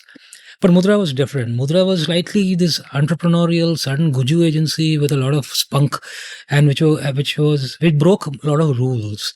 In those days, there were some unwritten rules of not poaching, being sticking to your lane, and not being aggressive. But Mudra was like all out. Everything is game. Like go out and pitch for any business. And I learned more business kind of lessons from there than creative lessons in the early days. My boss, Ganesh Baliga at Madras, he, in those days, our pitch used to be like, we had a small video presentation on a VHS about Mudra, which would have case histories of, some of the brands that you handled, Rasna or Vimal or something like that. BSA, and I was a cycle brand, okay, Mac 1 and all, which Zip, Zap, Zoom, an early campaign that I worked on. And you just put a bunch of case studies, hire a TV. You couldn't even afford a TV. Yeah. And then just cold call, go outside a client's office and say that, hey, I'm just passing by. Can I come up and pop and make a presentation to you? Mudra used to do that kind of guerrilla kind of stuff. Just go pop it and just aggressively push with a TV. With a TV. Wow. With a TV, with a VHS. So you can't even say that, oh, we don't have a TV or we don't have a, conference is busy or something like that. Hire a VCR and thing and go and play it and make a pitch for it. And at that time, also this advent of sponsored programs had just started, which was, if you remember, the Oscars brought to you by Vimal and those kind of stuff, and Alpha Plus and some quiz time, and Mudra Videotech presents Bunyad, So Mudra, just by virtue of having the Videotech,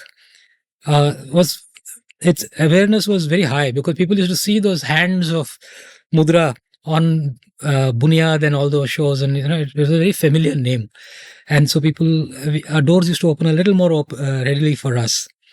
Just a trivia there, just throwing it in here. The hands on the Mudra Videotech, Mudra logo actually belonged to the Kalpana Iyer, the dancer. That she was the model used to do that logo, which is now the famous Mudra logo. Okay, that's just an aside. Yeah, so it was the slightly cowboy kind of culture. We went, go pitch for business, and at that time, in all of Mudra, I was the only writer. In Mudra Madras, each branch had only, and there was an art and studio team, and it was such a different world from today's world, a delightfully analog world. Everything, artworks were made in the studio. It was a spectator sport. Being in the studio was watching artists at work, because each cut paste artist who was there, who assembled those artworks and layouts together, they were like skilled. They were so skilled, the way they cut the type, they ordered the type, they put it down, took images and spaced it out, and you could and the way you order typesetting, it was such a craft, it's such an art which is now dead. Today anybody can just go and type out what they want and then format it however they want on the screen in a matter of seconds. But in those days, early days, you had to, the fonts were not available to you in a drop-down menu the way you have. You used to get a letter set book. The typesetters used to send you, these are the fonts we have.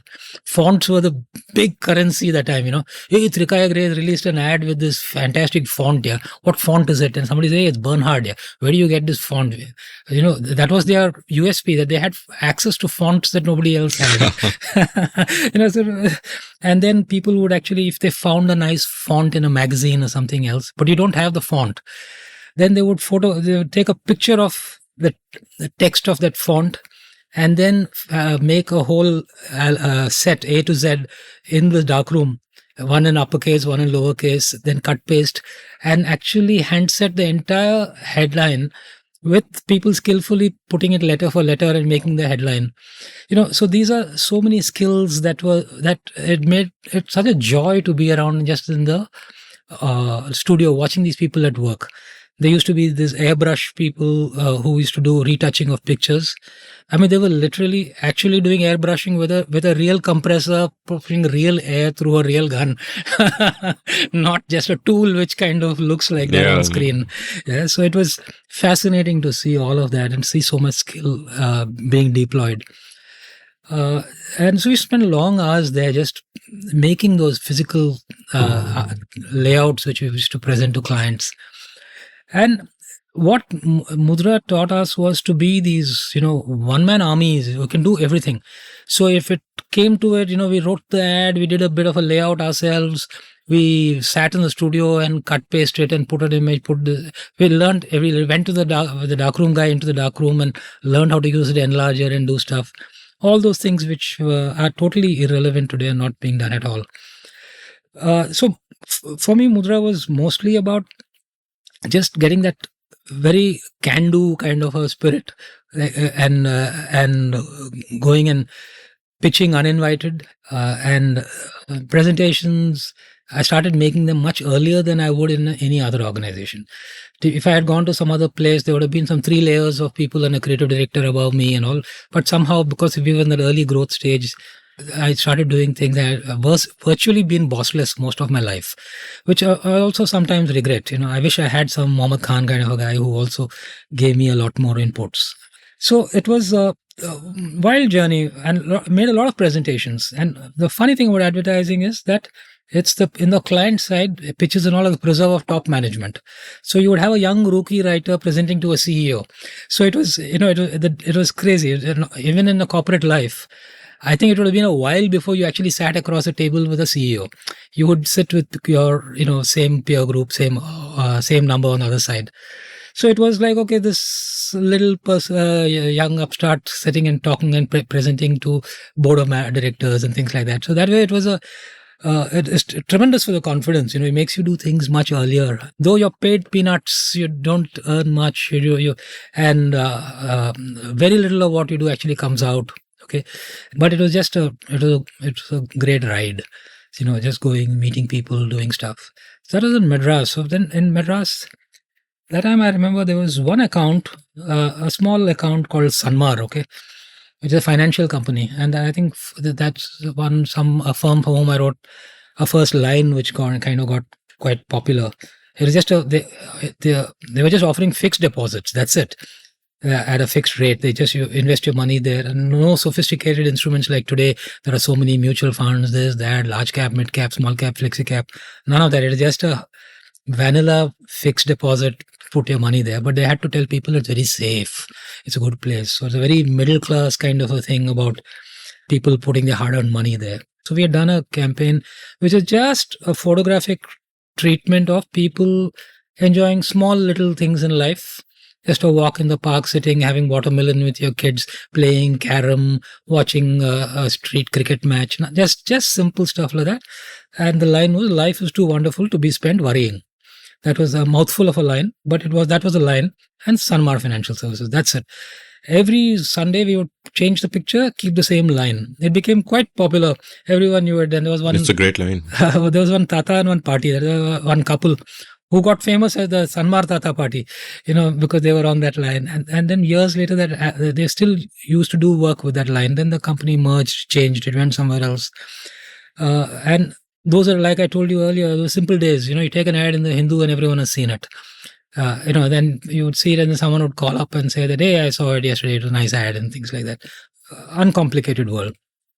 Then Mudra Bombay for me was more of where I shifted from from Madras to Bombay.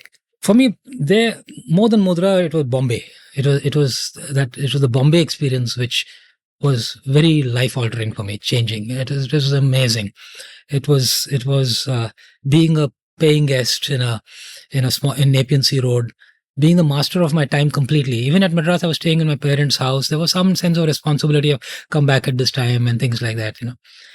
There it was for the first time. Here you go, do what you want, enjoy, come back when you want, and stay with bachelors, see movies, do anything you want. It was a fun trip, and I was staying as a paying guest in this small place, one room where my partner was a film executive in a different agency. Vanraj Bhatia was staying opposite where we were. It was Rungta House.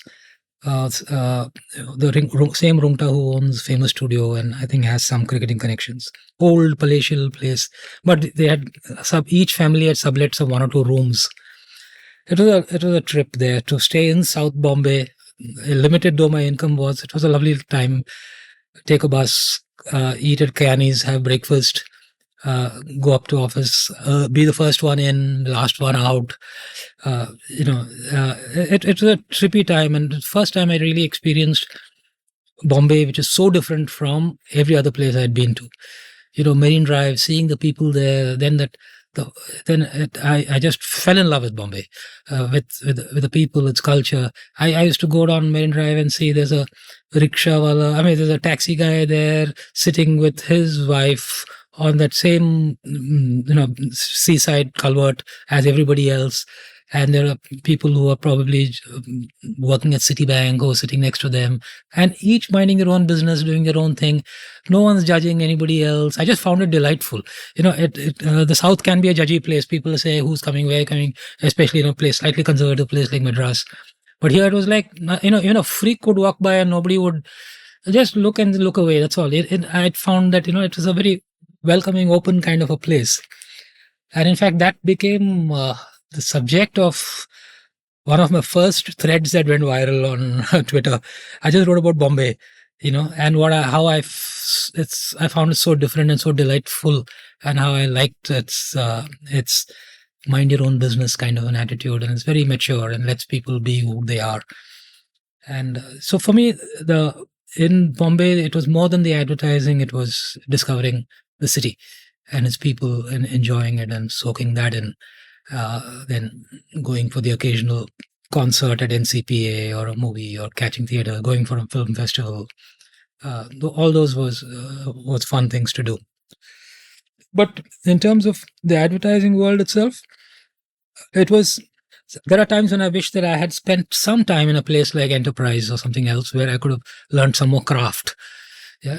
So later on, I sort of compensated by trying to be that for the people who joined me later, by giving them those inputs which I myself kind of lacked. But there were some very, very skillful people to learn filmmaking from, ad filmmakers, people like, Prahlad, Shantanu Shori, and those people were very prominent because, film was still a sort of a new medium. There were enough people who were experts in print work, but film advertising agency was still trying to come to grips with. And that time, even someone like Shyam Benegal started as an ad filmmaker. And these guys became like gurus. You could learn so much from people like Shantanu Shori, Shumantro Ghoshal, Namita Rai, all these people. They knew film and we agency people didn't know. Video Tech, which was on the third floor, a lot of people used to come and edit there, even other filmmakers, ad filmmakers. So as rookie copywriters in Mudra used to come down and just looking, hey, today I saw Shumantro, today I saw, Probir had come there, Namita had come there, Prahlad came to edit here and stuff like that. It was like a high for us to see them come there, edit there. So I don't think it was as wild. I think the 70s were even wilder from what I hear in terms of advertising, being the flower children and people and the parties and, people being stoned out of their heads on chapati and things like that. I think it had passed on from there into a slightly more responsible zone. But it was also a time when I think there was more interaction between the agencies. People used to meet in ad clubs. There were nice talks. They used to be there. Guests used to come. All of that, I think, has somewhere disappeared. I think advertising hadn't got sucked so much into this culture of awards and trying to win awards and competing with each other. And I have never been much into the awards game, which is very big in advertising. And I do see it's why it means so much to the people it means so much to, but it somehow never did for me. And so that was kind of the early advertising experiences that I had. I mean, that period of time, the late 80s, early 90s, that is also when there was this burst of creative advertising agencies, as it were, like Trikaya and Enterprise. And I remember back in the days, a little that I used to follow, you'd hear about Christopher de Rosario and Freddie Birdie winning Copywriter of the Year and the creative stuff they could do. And how did you sort of balance the temptation to write fancy long copy like they did and win that kind of acclaim, but also satisfy your clients and satisfy the people at your agency? What's going on through your head? Because you are also still at this point a young man, right? You want the validation of your peers, you want some kind of acclaim, but how does one balance these competing, imperatives? No, I think that's a very pertinent question, because these are choices and depends on your motivations and what drives you. And it's very easy to do a whole lot of thankless work in advertising. You can spend your whole life doing stuff which is utterly unsatisfying and be successful and gradually rise up the ladder and have really nothing much to show for it at all. It's quite easy to do that. And if you let it happen, if you fossilize, then you're finished. So now there were some places which are really the powerhouses of that kind of a work, and it was quite aspirational to do that kind of work. It was a big deal to kind of do an ad with a lot of white space, because the client want to fill it all with something. And then there were these agencies who were doing they took a whole page and just put one line on it, and that kind of stuff. It was like, wow, what guts, what courage, and how did they sell it and things like that. And so everyone wants to do that kind of stuff. I think there was some genuinely good writing work which was done, and I think that's a skill that's definitely gone to seed. There were some fine writers. Even at the time when I was in Madras, Sportstar used to do some beautiful copy-driven ads, very clever lines, and our copywriters used to scramble to get a chance to work on and write those kind of lines. Small little ads, but well crafted, nice, interesting lines. But those were limited agencies doing that kind of print work, which one wanted to do. In a place like Mudra, I didn't get much of a chance to do that at all. I satisfied that much later when I later on worked on accounts like Economic Times and got a little chance to write some long copy and write words like, satisfy that little bit of unfulfilled desire. But we had this a little bit of a TV reputation that we got TV, we understood TV, the others didn't. Because these people who could do print, many of them actually couldn't write for film. Writing 30 seconds is something they couldn't figure out how does it work. And some of them did, and they actually did some fine work later. But I also realized that in Mudra, it wasn't really the agency which was doing that work. They were getting some very good filmmakers, and they were doing it. And Mudra was seen as being very good at film. But at least they were smart enough to know that, okay, just call up a Shantanu or call up a Shumatra and ask them to make a film for you. Give them a one-line brief and let them have some 3 girls running around in the woods, a nice music track playing with saris flowing, and say, only Vimal, only Vimal. It looks good. People say it's fantastic. And it looked beautiful. People had not seen anything like that and said, wow, that's fantastic. But if I look back, I see that some of them were actually quite mediocre as scripts, or some of them, but at that time it seems fantastic. I was deeply jealous of the work that Raymond used to do, The Complete Man, lovely print work, nicely written stuff. And then they converted it quite nicely into film as well. And some of those took that story forward. But then one understood how, you can develop an idea which is really long-term and stays. Like something like The Complete Man, even after so many years, is still, it resonates. As time went by, got a chance to do, interesting work on, mostly I would say that time came to me when I was in Lintas. When suddenly I was working on something like a wheel or a whim or something like that. You're talking to a product which is probably consumed by 1/4 of the country. That level. Everybody is buying it, and everyone is a potential customer. And how do you kind of talk to them at scale? And so we were one of the first brands to rope in a proper Bollywood celebrity to do an ad. So at that time it was Wheel, I would remember, and for Wheel, it's a absolutely mass product. It's like detergent for the masses. So, and at that time, Govinda was at his peak.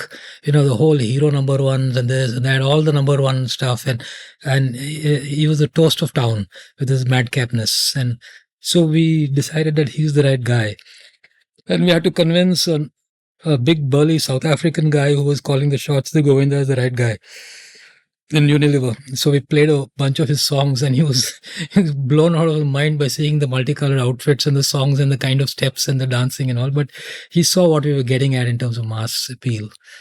And so we did this series of ads with him.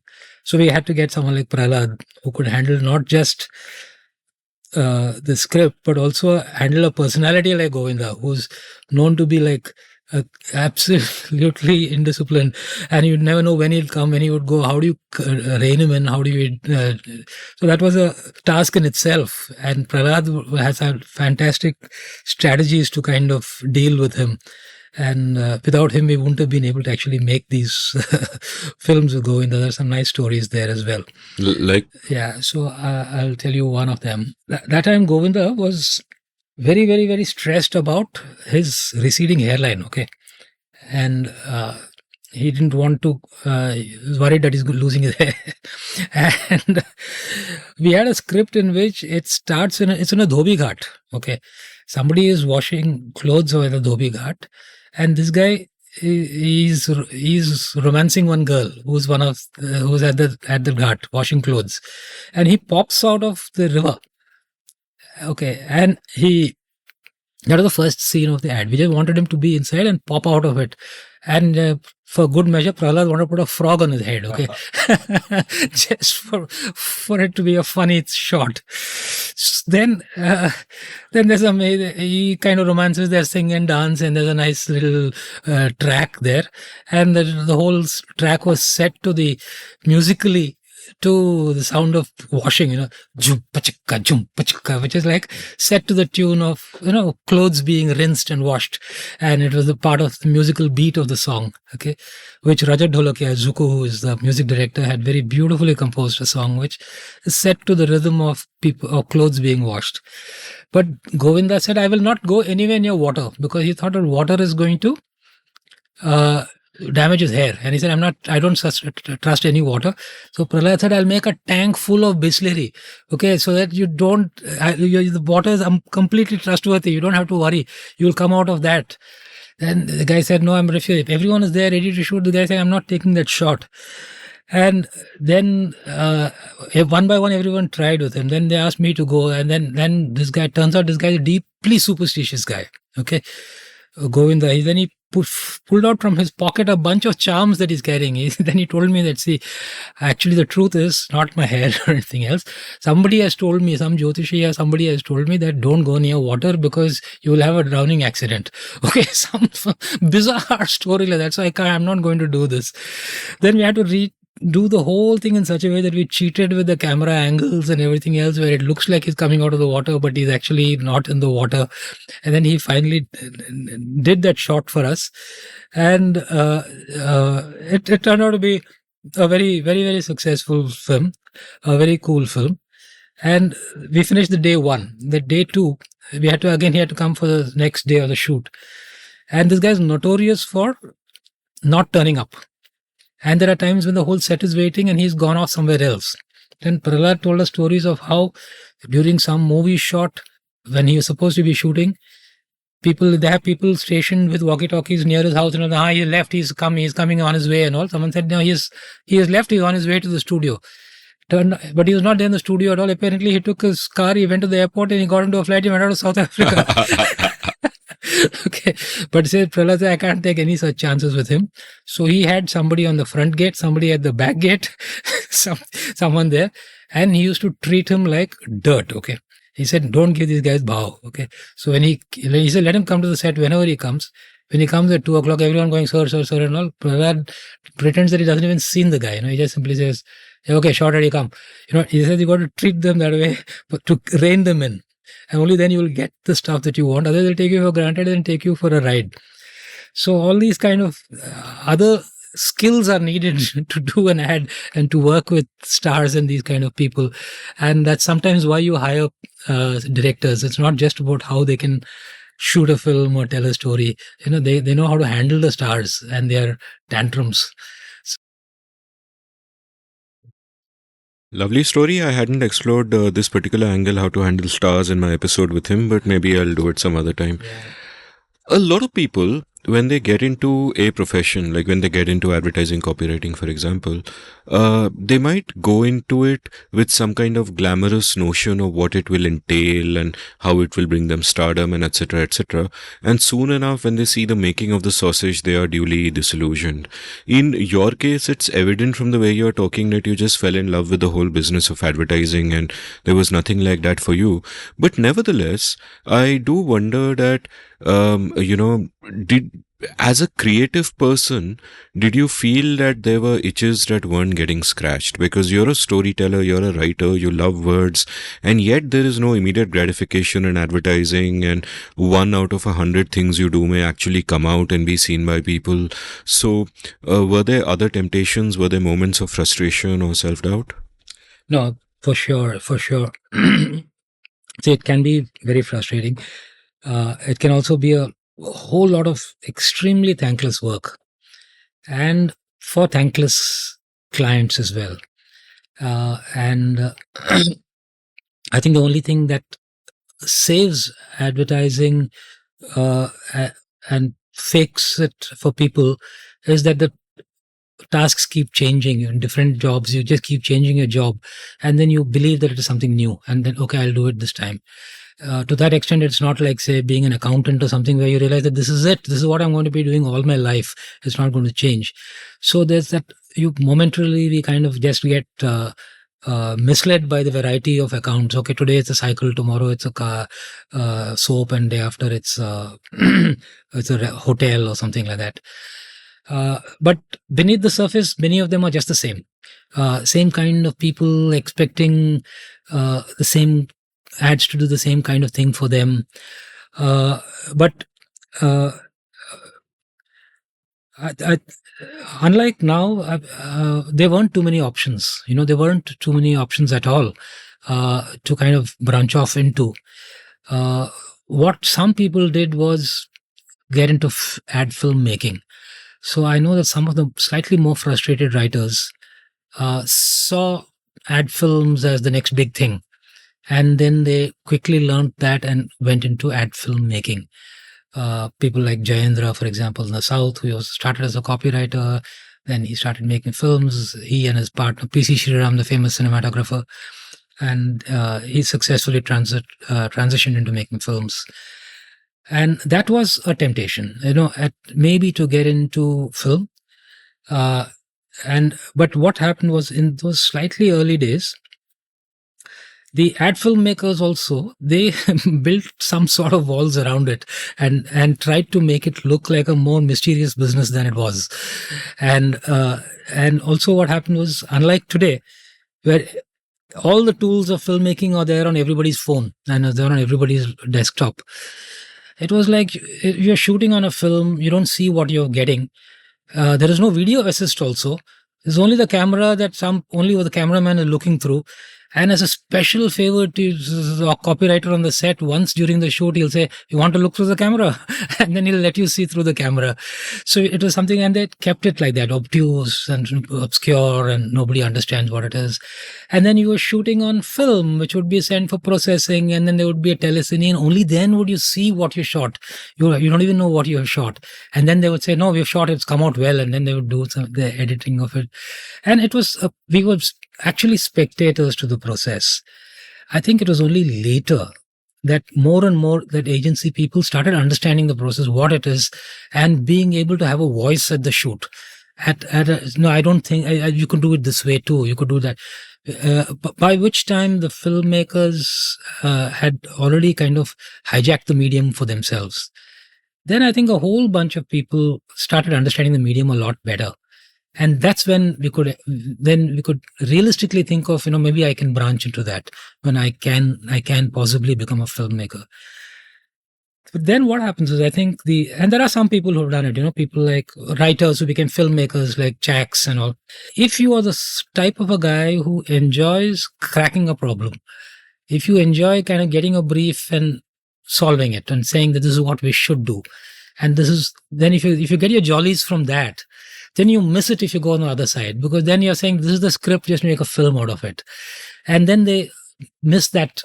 There is a little nasha in that also. There's a little power of being able to connect the dots, solve it, being able to go there to the client and make them see something that they couldn't do, they couldn't see, and present the idea to them.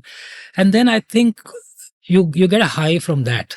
You get a high from, you see yourself as a problem solver, as someone who can see a pattern, tell them this is how you could do this. This is, and that becomes quite intoxicating, that you have people like a consultant, without the consultant salary though, of being able to solve problems for them. Did you remember an example of a memorable problem you were happy to solve? Yeah, okay, I'll take this thing of caller tunes. Okay, you remember caller tunes? They were a big thing. Okay, Reliance Mobile was one of our early accounts, right? And their thing was, they were making tons of money by these so-called value-added services. Like if you set a caller tune on your phone, right, you were paying some 15 rupees of something per month for that song to be a caller tune. And the funny thing about that product is you never hear it. Yeah, exactly. Yeah. You set it, and it's only the guy who calls you who hears that song. Yeah. And you don't even know what the hell it is, and you've forgotten that you set it also. And then someone will say, hey, that was a nice song or something like that, And then you say, oh, really, I forgot about it. So how do you sell something to someone which is they're not the direct consumers of and want to, and how do you motivate them to fork out that kind of money to set a caller tune and become how do you make them sample, understand the product and what it is all about? And how do you separate out what is a caller tune and what's a ringtone? Because they are different things. Ringtone is what everyone hears. If my phone rings, a song plays, they'll say, okay, that's my ringtone. And so then we came up with this idea of what if we get a bunch of celebrities and we give them a unique number each, okay, and do an outdoor campaign which has just that phone number and just the line which says call me. So we had people at that time who 5-6 models we chose, and it was just pictures of them and a phone number and it says call me. So that way, what happens is people get a live demo. I say, oh shit, I actually get to speak to Bipasha Basu? There's a number there. Then they dial the number and you hear the caller tune. And then Bipasha's voice, which is pre-recorded, says, hi, I'm Bipasha. Did you like my caller tune? So it was a demo which was combined with a smart way of people experiencing, understanding what it is. And say, if you want to set this as your caller tune, press 1 or something else. You press 1, it becomes your caller tune. So the whole journey is completed in this one communication. You see the product, you sample the product, you have a taste for it, and you can buy it and set it in the same one journey. So it was a kind of a creative solution which was which the agency came up with, and then we did a whole campaign everywhere, and then it got a lot of coverage because it had people like Riya Sen and all, who was a hot model at the time with a number and saying call me and all, and a bunch of people calling to see what it's all about. And so that was just an example of how creative can sometimes see something which nobody else can, and so in some cases even product ideas. See, there's a guy called Rory Sutherland. I don't know whether you follow him. Yeah, of course. He's, I think, the chairman or vice chairman of Ogilvy or something right now. One of the fabulous, foremost thinkers in advertising today. Delightful insights and about our business. Recently, he said something which is very, very, very interesting. He said that every client, whether or not they want an advertising campaign, should hire an agency. Because that's the only business which is paid to be creative. See, they are paid on paper at least to be creative. Okay, none of the other people, your marketing guy is paid to increase market share or to sell or to change, or stuff like that. Accountant does his job. Nobody else is paid to be creative in the corporate world. Yeah. So he says that you should engage an agency. You should hear their ideas, and maybe that'll make you think of stuff about your own business, which you never saw through that lens. And that could change what you do or what you offer. Yeah. So you should do a campaign, whether or not you want a campaign, just to give yourself a chance to see stuff like this. And I firmly believe in that, because almost every time we get a brief, and briefs tend to be pretty shit. Okay. And I've said before, and you also just said a little while back, anybody can have an idea. Having an idea doesn't make you creative. It is having to have the idea. And that I can't stress enough, how important, how that is the defining element of what a creative person in our business is. Client has briefed the servicing guy has come and he's briefed the creative. Servicing guy gets back home, he goes for a movie. His job is done. Next day he has to go to meet the client. It's only the poor writer who has to somehow have something to share the next day. Even the client has switched off, he's gone and would done something else. He just expects to come into that room and there'll be a guy there who'll have an idea. So it is that having to have the idea that really is the pressure that we have. And we are masochists because we chose that route. So sometimes when people think that, I can also be a writer, yeah. I can also be, and everyone has this notion that they are creative. Everyone thinks that they're creative. And it's like, I can also write a script. Okay. But the real rub is when you have to do it. When you know that you have to do it and you'll be judged on it. Yeah. Otherwise, it's very common to, you meet somebody and say, hey, I know I had an idea for something, and they'll tell you one idea. Random people, your uncle, your aunt, your neighbor, I had the idea for a soap. I had this. Everyone thinks that they're a copywriter. Yeah. But nobody else has actually that pressure of having to stand up the next day and tell your idea to a bunch of people who are going to judge you. Yeah. And I think that is our making and our undoing as well. We chose that life, but it's also a time to push back when people judge you, or when people say I can do better. Then you can say that you do it, and it's not so easy once you have to sit down and do it under that pressure. Okay, I rambled on. No, this is rambling is the very soul of the show, and you ramble beautifully. So this is famous quote attributed to John Wanamaker: "Half the money I spend on advertising is wasted. The trouble is I don't know which half." And this is something I've often wondered about through the years, perhaps even more acute now, but certainly something that would always have been true. And when I think of this side by side with the problem of what happens when a company gets big, then it seems that there are many dangers involved in that. Because what will happen when a company gets big is that it can get atrophied, it can get set in certain ways, something can become conventional wisdom, which may no longer be true. But simply because it's conventional wisdom, it is a path of least resistance, and therefore that's the way things are just simply done. And you never actually know. Like, yeah, maybe like, the Ranveer ad with Kotak, and people are suddenly signing up. I'm guessing an occasion like that, when you really get to know in real time that it's working, is an outlier. Most of the time, you kind of don't know. For a big agency, and you worked in two huge ones in terms of Lintas and JWT, the tendency would be take the safe path, don't mess around too much, etc., etc. So what has been your kind of experience with that? Because one temptation for you as a person within a team is that if you have a sense of what the client wants, give him what will make him happy, rather than give him what you feel will be best for the product, if that happens to be a little hatke. And the problem with a bigger agency always also can be that it is so set in its ways that it is hard to kind of shift out of that and do something innovative. I mean, obviously the plus side of that is that when you have an agency like Lintas doing something like Unilever, there's all that institutional memory of what is a right way to advertise a soap or a detergent, and that is invaluable. But there is also the danger that much as big companies in other fields just atrophy, they are disrupted, they can't keep up, they become irrelevant, the same thing can happen to an advertising agency. So how does one really know, like, where is the cutting edge? Are we there? Is this really working? What have been your struggles through these kind of issues? So you started with that famous quote, of course, and about 50% is wasted.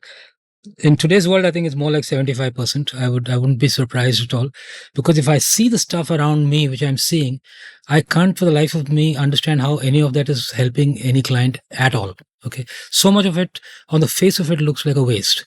And I really fear that the number is quite high now, especially in the mass media. Digital marketers will claim that their money is being spent a lot more efficiently and in a very targeted way, but I have some doubts about that as well. It's a real palpable fear about doing work which just goes unnoticed, And Bill Bernbach, who's probably said the most memorable things and most astute things about advertising ever, he said that the first job is to get noticed, everything else is academic. So if you're not noticed, rest of the discussion is not even valid. No point at all talking about it. So that's a very, very high risk that you face on a daily basis of just being unnoticed, of people not caring for what you have to say.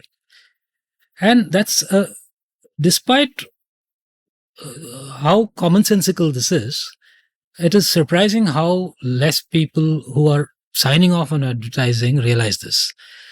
They're so obsessed with the fact that I put some chips of rose in my soap and I want to say it, that if you don't say it, you're wasting my money. And it's very difficult for him to say that if I say it, I'm wasting your money. Because who cares, right? If you just put something and you tell them, right? Now it's, if you're seeing an ad and there's a product window which comes in between, it tells you what we call very unflatteringly the freight section of an ad. It is freight, it is, and people kind of mentally switch off unless it's done so beautifully and it's integrated so smoothly that you don't realize it. That's why the great demo videos, which don't make you feel that you're watching a demo, which are so brilliant. That's why I think Apple is very good at advertising, because a lot of Apple advertising is actually just demoing the product. They just demo it in such a beautiful storytelling kind of a way that you don't even realize that you've just witnessed a demo. But if you're so obsessed with saying what you have to say, you're almost guaranteed that nobody's going to listen to it at all. It is very difficult to carry so many people with you to produce a piece of work. Now, in our line of work, more than the other, there are some 10, it's a long chain, right? Some writer has an idea, he goes to his superior could either see it or not see it. He could kill it then and there, it's gone. Or they go to, in a large agency, they go to a group head, and the group head takes it to the creative director. The creative director sits with the servicing team or the manager, and then they take it to the client, and the client then take it to some senior people. There are so many ways along the way where it can be shot down, and it does, very often it does. And what happens is only the safest stuff which goes all the way up, because there's no grounds to reject it on, apart from the fact that it's boring. There's nothing really that you can reject it on. And it goes as the plan B throughout. Okay, plan A, they'll say, okay, we'll keep this as plan B. So the plan A, the plan B goes all the way to the top, then it'll be shelved and plan B will become plan A. And you'll have a piece of shit which goes out. So this is what happens very, very, very frequently. Yeah. So one way of fighting against it is saying that there is no plan B. This is it. I have faith in it. I believe it. It works. Go for it. And they say that people don't buy your ideas, they buy your conviction. That's true. It's in this business, it's true. If you're able to build enough of a reputation and trust that तुमने कहा तो ठीक है, कर दूंगा. And it's a people business still. Piyush ने कहा ठीक ही होगा, बाल्की ने कहा ठीक ही होगा, so there is that. And there is that element of, even now at some of the clients would say, Ramki, what do you suggest? If they're at a crossroads, they don't know what to do, what do you say? So that's where if you have been giving good advice right through and you're sure and your conviction is solid, that is enough. Then other stuff is academic. You just simply say, just take my word for it, do it. But that doesn't happen all too frequently. Mostly it doesn't happen. It would, people will just go for the slightly safer option. I found that in some agencies, now I feel free to kind of give names. I used to not do that earlier, but that's one joy of being an independent agency. You can say what you want. See, like I found starkly different, for example, in Lintas, it was like the writer goes and, or creative, it's not say writer, and talk to the client directly, and the client is bought. So you're done. There are no in-betweens, nothing else. It's just a one-on-one, and you sell your stuff. I found it startlingly different here when it was like, have one option, and then can we see two more? And we can't go with one option. We need three, And what happens is that, fine, take three options. But when you're asked, okay, so which one do you suggest? Will you stick your neck out and say A? But very often people don't even have that kind of confidence, or I play it safe and say, all are good. That's why we brought them to you. We can research, we can find out, what do you think, and second guess. And so this is a game of conviction. You got to be damn sure of if you're convinced and if you have conviction, you can sell a good idea. So it's the risk of producing banal, unnoticed, easily missable advertising is very, very high. And unless someone sticks the neck out, it's going to happen more and more and more. And I think some of the work that you see, I think almost all of it will be because of someone sticking their neck out and saying yes, either the client's end or there are plenty of fabulous clients. Some of them will push you back and say, this is boring here. Kuch dhang ka leke aao, which is rare, but there are definitely lots of excellent clients who have a reputation for doing good work. In their own way, they've got their own brand. Like, my brand can't have this kind of work. Yeah, I do good work. And you can put them on any brand and they'll sign off on good work.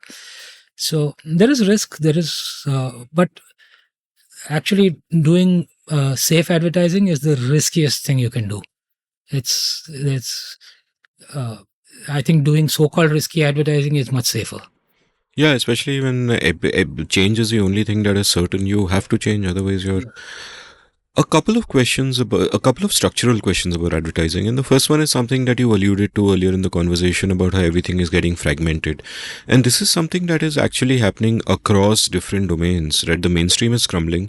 Audiences are, getting more and more fragmented, more and more niche. Overall, it's a huge net positive for us as consumers that I can get exactly the kind of entertainment I want, the kind of music I want, the kind of products I want. It's incredibly empowering. It's empowering for creators as well, that they can find their niche and no longer have to scale to be profitable. But for an advertiser, I can only think that it must be a freaking nightmare, because you can no longer reach people at scale like you just used to. Like, that age is gone, like you correctly said, कि you put a commercial before KBC or before Saas Bhi Kabhi Bahu Thi and you know that X number of people will watch you. You can no longer do that. The landscape is shifting so fast that nobody, no client, no advertiser can actually have an accurate sense of how things stand right now. And also, you as an advertiser might be faced with a dharam sankat that when you think about how to spend your clients' money properly for promoting a particular brand at a particular time, the ideal option might be that just go to that Instagram influencer, when your personal self-interest as a agency or a creative shop is ki, let's do a print campaign. So how have you dealt with these sort of changing sands, and how do you see them? Does anyone know what is really happening? Yeah. No, this is probably the most important question in today's scenario. Okay, when you say advertiser, you were alluding to the agency, but advertiser is the client as far as the way we use the word. I'm the client. Oh, yeah. Client, yeah. So what has happened is, I think it's really put a lot of pressure on the agency. The advertiser in many ways is sort of feeling a sense of power in this time, not feeling powerless. They're confused, okay, but they have a lot of options. And they're getting quite excited by it because many of these are measurable, okay, and they're all very, very, very data driven kind of a thing. There are people coming making pitches that all things like addressable TV, and that the same program watched in two neighboring houses could be showing different ads because the TV is addressable, that they can different profiles of people. So this one shows a premium product, that one shows a mass product. So all those kind of things are available today. People can fragment. On an IPL, you could be on the Bhojpuri feed and not be on the English feed, and you could choose so many things. So the options are limitless today. Okay, and which is making, in a way, the client feel very excited that I have many, many, many more options. Okay, and they get a lot of data also about who's seeing it and what it is and what blah blah blah blah. I think the agencies are feeling a little powerless because, to some extent, they've been sort of cut out of the equation. Earlier, in the good old days, media was part of the agency. There was just one agency making shitloads of money on agency commission, not on what we were doing. And they would, media and creative and servicing used to sit together. And we knew what was happening in the media world. The people in the creative agency knew, because the media planner was sitting in the same meeting and they were in the same building as you. Then somewhere they separated out. Media agency is separate, creative agency is separate. So then we lost that. We lost that connection to media. It became a specialization, which separate meeting they had with media when they would talk all the numbers and figures and blah, blah, blah, blah, blah. They only talk creative with us. And they also lost out because they didn't know what the creative guy is thinking and what she wants to do, how she thinks it can be done. So now in the process, today we are in a situation where that overall custodianship of the brand or whatever, which used to reside in the agency, has gone to the client. And the client is feeling like the master and lord of all the agencies that she is supervising. So as a creative agency, I have a digital agency, I have a performance marketing agency, I have a social media agency, I have somebody doing content creation, I can call an influencer agency and so many things, so many meetings, so many places, so many things. So it's a trip where a lot of little pieces.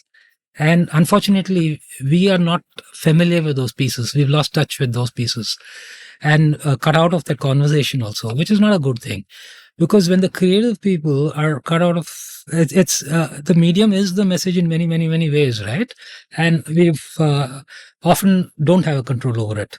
It's like the plans are being made in isolation. I want a 10-seconder. I want a 6-second break bumper or something like that. Give me 3 key visuals. It's completely changed. It's like somebody already decided what you want to do, and your job is only just to kind of do those things and give it to them. And I just feel that there's a need to kind of revert to that earlier way in which you sit together and work it out, get a better sense of the picture. It's difficult in this time and age. It's already fragmented so much. Putting the pieces together is not going to be easy. Till maybe it'll be a slightly slow process, even if it does. So, like recently, we just did a campaign for Kotak, Hausla Hai To Ho Jayega. So it's got these enigmatic visuals all over the city right now. But the campaign has to break together. If the same agency has to do all the bits of work, it would not be done in time at all. So even as the main campaign is being shot, there are digital agencies, social media influencers have been reached, somebody else has been reached. Everyone is working on little bits and pieces of it. Some of it we will see along with the customer for the first time. We have not seen it ourselves. So that's how it is. And also we are hardwired to kind of do high quality over a period of time. Whereas now it is like quick and fast and dirty and cheap. So it's and we are not equipped to do that well enough, and we are judged on that. So it's a very dicey kind of a situation right now. So navigating through this and trying to find a way of being, because already the digital spend has gone past that 50-50 stage. It's already gone to 65 and things like that. It's quite high. And the traditional media is down to over 35% or something, and growing slower than the digital side of things, which is growing so fast. What you just described, the process you just described, where 50 agencies are doing 50 different small things, and the danger here is you can get all the small things right, but the big things wrong, because there's no one doing the higher order thinking. Yep. Okay, my second big structural question about advertising is actually, to me, even more serious than this from where I'm sitting, because it seems absolutely existential. The question that I am asking is not, is advertising changing, but will advertising be dead? And let me tell you where I'm coming from. Yeah. When I look at the creator economy, one thing that I've seen firsthand and experienced firsthand is how more and more creators are connecting directly with their audiences. So let's say I want to write in the 1990s, I write an article, I give it to Times of India. Times of India aggregates many such articles from writers. It uses that to aggregate eyeballs. It sells the eyeballs to advertisers. Advertisers pay them. A tiny chunk of it goes out to the creators. And what I'm thinking here is that what has happened and is gathering force apace is a move where creators are connecting directly with their audiences. You no longer need the Times of India in the picture, the mainstream house. You no longer need the advertiser. That earlier, why did advertising come up? Because it was sort of a mechanism so that creators can actually get paid by those whose attention they have captured. Today we are in a world where people like me can make all their money from the audience directly, as indeed I am and many, many others are. So the question is, why do we need the middleman? Why do we need the mainstream aggregator beyond a point?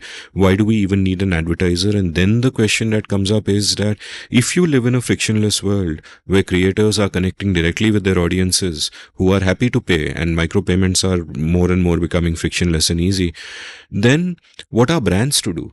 Because brands need advertising, and it is not as if advertising came about because brands need to get out there. Advertising came about to fit that particular gap. If the gap no longer exists, what happens? So what are your thoughts about this? No, it is a threat. It is, it will be foolish to say that there is no threat at all, because we are facing it on a day-to-day basis. We are seeing it happen. Like last Diwali, for example, I believe that over 500 crores was spent on influencer marketing alone. Okay. Bigger than any other chunk. Okay. In that part of the equation, agencies don't even figure sometimes. Yeah. But I'll tell you why I'm optimistic that you can't cut them out of it altogether. There may be pain in the short term, but I don't think it'll be permanent. But the agencies can't sit back. They have to do something to fight back and get what they have to do. And that they'll only do with some fabulous examples of things that have hit it out of the park. But because one thing that always works is a live, palpable example. Like we are tired of clients showing us, but Nike did this, they just do it every now and is, put in our faces. But you need those examples to pull everything else up, to say that, okay, this is how it can be done. And I want something like that. Yes, it's true that now you can easily bypass the agency ecosystem and get stuff done very easily. And it's being done. So today already, if the bulk of the work that you're seeing, a lot of the noticeable work is not being done by the names that you heard of from before. They're either some in-house agencies or people who have just done it on a project, or even people like AIB and all who kind of do some stuff for a client, or there is a project taken up by us, not a retainer, not an ongoing agency, but just as a one-off project. So everything is already happening. Nothing stops. A client would pick up the phone and talk directly, for example, to some, Danish say to somebody and say that, yeah, do something for me. And, you can cut someone out of the process completely. And it is happening also. Okay. People are doing it as well.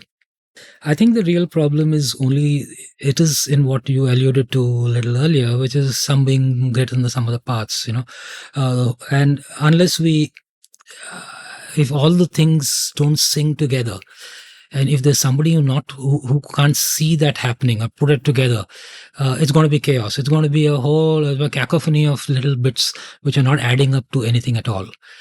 Right now, there's a lot of checkbox ticking going on. We need to do influencer marketing, check, done. We need to do some kind of a Father's Day post, done. Mother's Day post, done. Valentine's Day, done.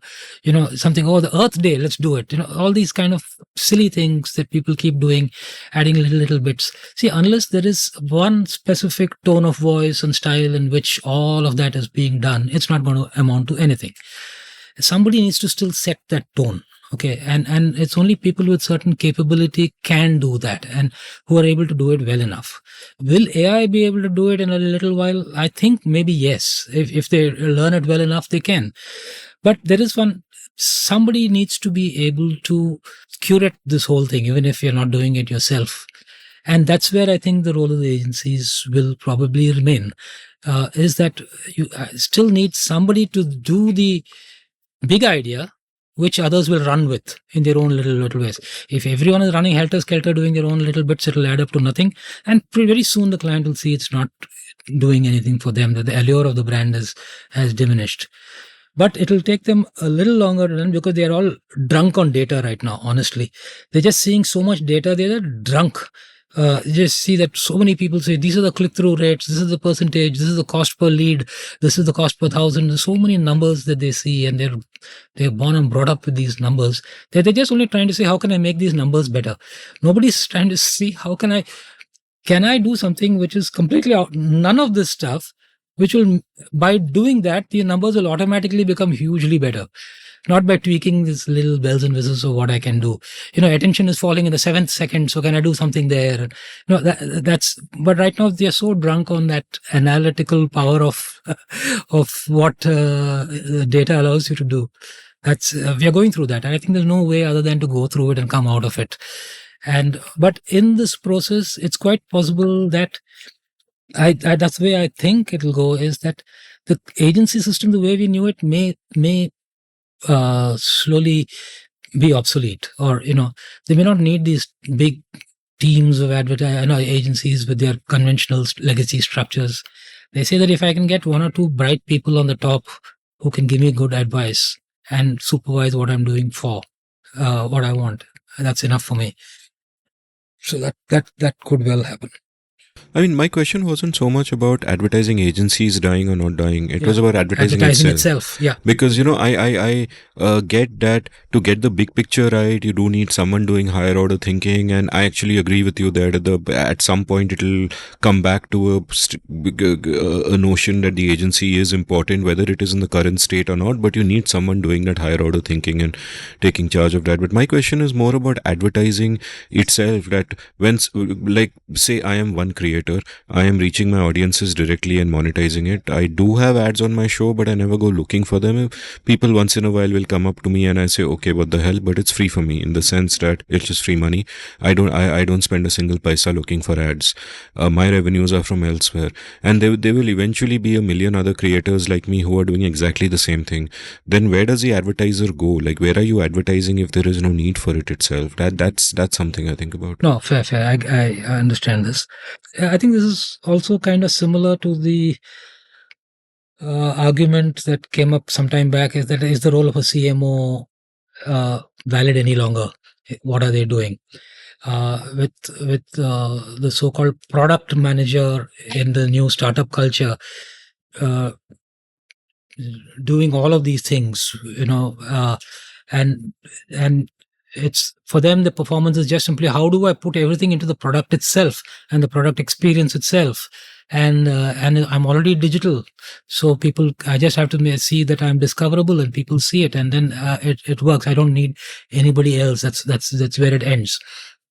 So there is some truth to it, and it may be true for some level of business. And I think beyond a certain scale, beyond a certain size, there's still many famous big large brands which hardly advertise, which have never advertised, which may never advertise. For example, if there's a very big large, say DMart may never feel that I need a DMart campaign. I don't need. People are experiencing it, coming, seeing it, buying it. They know the value, what they're getting and everything else. They could very well say, I don't need advertising at all. Yeah. There's some truth to it. This is possibly true.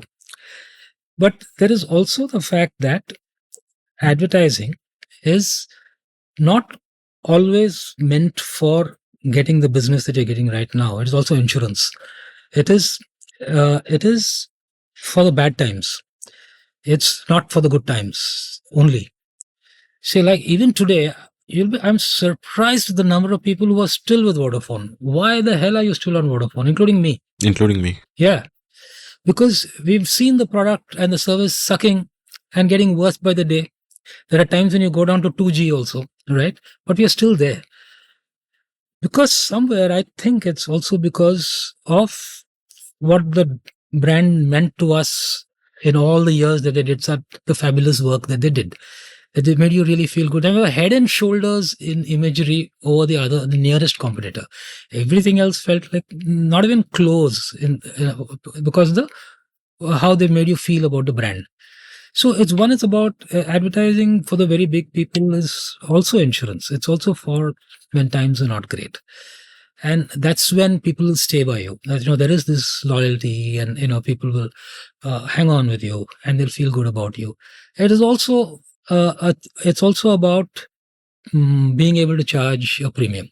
It's also about, if they feel good about you, that you can charge an extra $1 or $2 or $10 or $100 or $1,000, depending on what your product is. So that's, it's very difficult to quantify or explain any of that, but that's one factor. And there are many other things which are actually very intangible things. Is you want to join, people want to work for a company that people know. Yeah, you want to be able to say, hey, I work for that. Hey, I saw that. A nice place. That's a nice place to work at. You may be working in the most amazing place, which is terrific. They're taking lovely care of you and everything else, but nobody knows what the hell it is. You go and talk to somebody, you say, okay, but some other place, oh, nice, that's nice. Oh, good, wow. So there are so many other benefits which people don't get. So per se, I think in the small self-starter gig kind of a world, it's quite conceivable that you don't need advertising at all. The product is your advertising. The experience is your advertising, and that's it.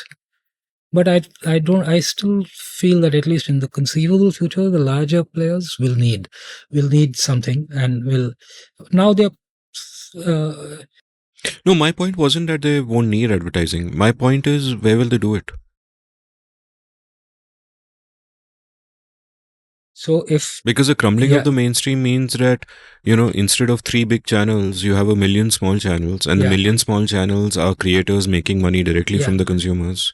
Yeah, so that's I think that's a given. But what will happen is that there will be some other large platform which doesn't exist today, which will come up. Like for example, in the final of the just concluded Champions Trophy, Coke had this idea of halftime. Okay, that's the latest advertising slogan. So they were halftime was there throughout in all the games. Okay, Coke halftime, halftime, halftime, and in the final, in the halftime, they had this Coke Studio show, which was halftime. Okay, now that was uh, a big play it was for them. They bought a lot of TV time. Same which we are seeing happen with say Super Bowl and things like that. Like the IPL has become that thing in India today. So it has become, you will always need one marquee kind of a thing which people who want to say that I am somebody needs to be seen at the same time by everybody. Yeah. And will it completely disappear? I doubt, because I think there will always be some big thing. There has to be something. Yeah. And people have started watching stuff on their streaming channels where there are no ads. But then there will be one Christopher Nolan will give you an experience which you can only get if you go to the theaters. And then you'll say that in that theater, when I go there, I'll have some show or some ad which only you can come there and see. So it'll always be a cat and mouse, something big will come up, some innovation, technology, scale, size. So I don't, as long as we are inventive, I think there'll always be a medium. There will be some medium which will come up. From the uncertain future, let's shift back to the tangible past, because it has happened. It has more or less been processed. We ended with you, at first Lintas and then JWT, experiencing these really big agencies, the creative head of both places. Tell me about what prompted you to make the move towards entrepreneurship and starting Cartwheel, because then it becomes a whole new ballgame in the sense that you no longer have the supporting infrastructure of a big agency, but instead have to be the one building it from scratch and wearing many different hats, where you were really the creative person leading a team, but now you are the CEO, you are the HR head, you are, until you get your team in place, you are everything. So, what prompted you to take this leap into the unknown, and what were the early days like? What were the lessons? So the immediate trigger was actually a sort of a revamp that was happening in JWT worldwide, okay, where they felt that they got to rediscover their creative mojo, they got to do stuff. There was a new brand identity, new people, new everywhere. There was a new CEO in India, and so with new management, they want changes as well. Okay. So they wanted new blood and new faces and things like that. So even though I was relatively new in JWT when that happened, not dyed in the wool Thompsonian like some other people were, I was still part of the slightly been there for 3 years kind of a thing when all of that happened. So as part of that worldwide pressure to kind of get the most creative people and things like that, likewise, even in here, they wanted to get more people in. So that was first source of sense of, disenchantment, of being a little uncomfortable. Okay. But already what I had was beginning to feel while I was there as well. And this could have happened anywhere. It just happened that I think it is just also where I was in my head at that time in my life, is that there are some things that I want to do, which I'm now getting a little tired of trying to convince somebody else to do. I've got some thoughts, some ideas. I have to carry somebody else with me. I have to convince some general manager or somebody else that this is worth doing. Yeah. That there are some, there is not, already people are playing with different forms of content. That is 20 years back, already some other forms of content were coming up.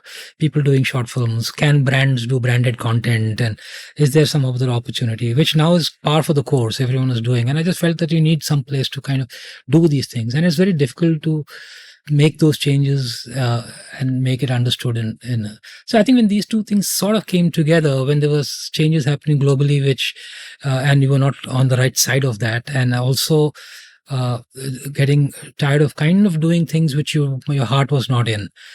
I was attending, for example, creative director meetings held at an Asia level, where people were discussing things like how can we win more awards at Cannes.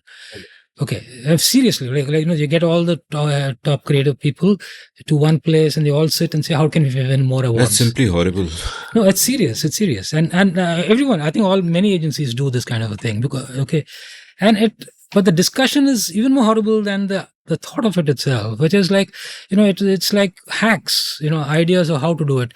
You got, like, for example, on what kind of quality of paper you should mount the print ad on so that it has the maximum impact when the judges see it. Or how do we kind of make sure that it's all about people it's the same thing with the Oscars at a much, much, much bigger scale. You mentioned Anora a little while back. I've read something very interesting recently.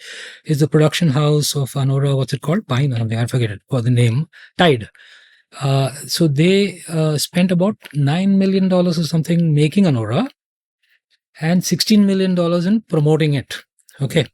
And the marketing around it, but all calculated. And that's how they do. They take a fantastic product. They were the people behind Parasite as well. You have a great product, but spend much more than that to make sure that it receives the acclaim that it deserves.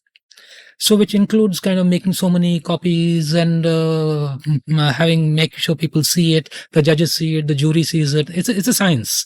Okay, the art comes first, and then the science takes over. Wow. So even here, for example, it's like you do a great piece of work. It doesn't end there. Then you have to make sure that all the people who are in the jury see it enough number of times, because on the day of their judging, they're going to see 500 pieces of work in a day. So they have only a few seconds with each, see it. And it's just momentary, yes, no, you put a yes, no kind of a thing, and they go to the next shortlist and then short so far. So anything that has been seen 4 or 5 times before them has got a better chance. So you just maximize the chance. So what are the forums in which, how can we showcase, and how do we make sure that this piece of work gets to be seen 3 or 4 times before them? And people go to ridiculous lengths to make that happen. Including publishing a book of all your best work and distributing it to all the creative directors who are going to be on the jury, all kinds of things. It depends on how far you want to go and how important that metal is to you. So, but when I was participating in such discussions, I said, this is what I want to do. This is what I'm going to be doing. I don't feel like it. In the first place, I was not even sold on the idea of doing something to win an award. Yeah. Because there is enough of opportunity to do a very satisfying piece of work, which is actually genuinely right for the brand and what you want to do. See, some of the great work that has been done will win for itself, by itself. But yeah, you still have to play a few games. That's okay, play them. But you can't make it the sole purpose of your life. If you're not serving only the brand, you're hurting the brand. Yeah. So it's just so bizarre to me. No, it's and this is just barely the whole scam advertising controversies, and that work which is not real, work just put out on some back street behind your agency and then photographed and shared, and what lengths people will go to make it happen. But I don't know, we live in a world where these things happen. I was reading a headline in yesterday's paper that athletes are deliberately making themselves disabled so that they can participate in the Paralympics. Jesus. So they are to the extent of self-amputation so that they can be in the Paralympic team and win an award. So we live in strange times. So anyway, so those were also happening, and I was expected to do it. So I would be kind of cheating the company also if I'm sitting in that position and not doing what they want, which is their given agenda. Yeah. So that is also one of the more things that motivated me. So I took a break, and then again that serendipity that you talk about. An ex-client of mine who was a regular client, Sanjay Bahal, he had moved to Reliance. He was looking for someone to do a campaign, and he said, I'll give you one brief. So I did a brief, and he says that now you have to present this to Anil Ambani and the rest of the gang. You presented it. It went off very well. They said, that's great. Then before, he said, will you be our agency? And I said, I don't have a team. Then I said, here, you be our agency, but you have to build this team. So then it fell into place that I was forced to build an agency. And now I have the other problem. I was forced to build an agency. I grew rapidly with that client. And the client dumped me after some years for different reasons. And then I was left with the team and no business. And then I had to rebuild once again, and get back. And then Kotak came into the picture. Other clients came into the picture. So these are the challenges of kind of being an entrepreneur. But for me, there was serendipity. There was these factors which made me want to start off on my own. The fact that I wanted to do slightly different things, which I did when I started Cartwheel. We said we'll also be about doing other things other than pure advertising. We said we'll do different forms of advertising, not just the 30-second and the print ad. We did some experimental, innovative things in digital media. We set off into features and we started doing that. Now, for various reasons, that fell apart. Okay. But it was a learning. It was an experience. And now none of those things I could have done where somebody would have to allow me to do those things. Yeah, I could just do it. Chalo, ye bhi karte hain. Let's do this. Let's do that. So there was that. And I don't know, maybe 15, 20 years down the road, to some extent, Cartwheel has become a place which follows its own rules, and there'll be somebody who's saying, I want to do something different. So that's circle of life. And what seems excruciatingly difficult and people may not appreciate is that being an entrepreneur is a completely different skill from everything you were doing before. So, what were your early learnings? What were the challenges? Like, there must have been some very tough times, and a lot of pressure. Yeah. So the first thing is that you realize how quickly people were only respecting the chair you sat on and not who you were. So, immediately something stopped, like invitations to events and being there and being called for this and for that would stop. People would stop calling you for a business quote and things like that. If you're off the map, you're off the grid. Yeah. So those are early things that happen. Then of course, when things you take for granted, like having resources, that you have a library, you have books, you have an editing, you have some people to do, some people to run around, research, all of that is gone, right? You have to do all the stuff yourself. You're doing a research, then you have to you have the office boy, you have the chai boy, you have to do all that's the stuff that most people who start up talk about. Those are quite real things. And then also you discover that people won't join you so easily as you thought. They were actually joining you for the firm, not for you. And you mistakenly thought that they were coming because you were there. But you want a career, you want a large agency on your biodata, that's where you're coming. So there are certain people who will not come, like we don't want a unheard of agency as a time where you spent. So there's also a chance that you will only attract those kind of people who are also for some reasons in their own life at some spot where they're looking for something different. So you collect a bunch of stragglers actually, who are willing to join this for various individual personal reasons. And then you all get together and then suddenly something starts happening, but you have to put it all together. You have to piece it together. And then you realize you don't have systems, you don't have an accountant, you don't know how to file taxes. Then your CA tells you how to do that. Then you build someone.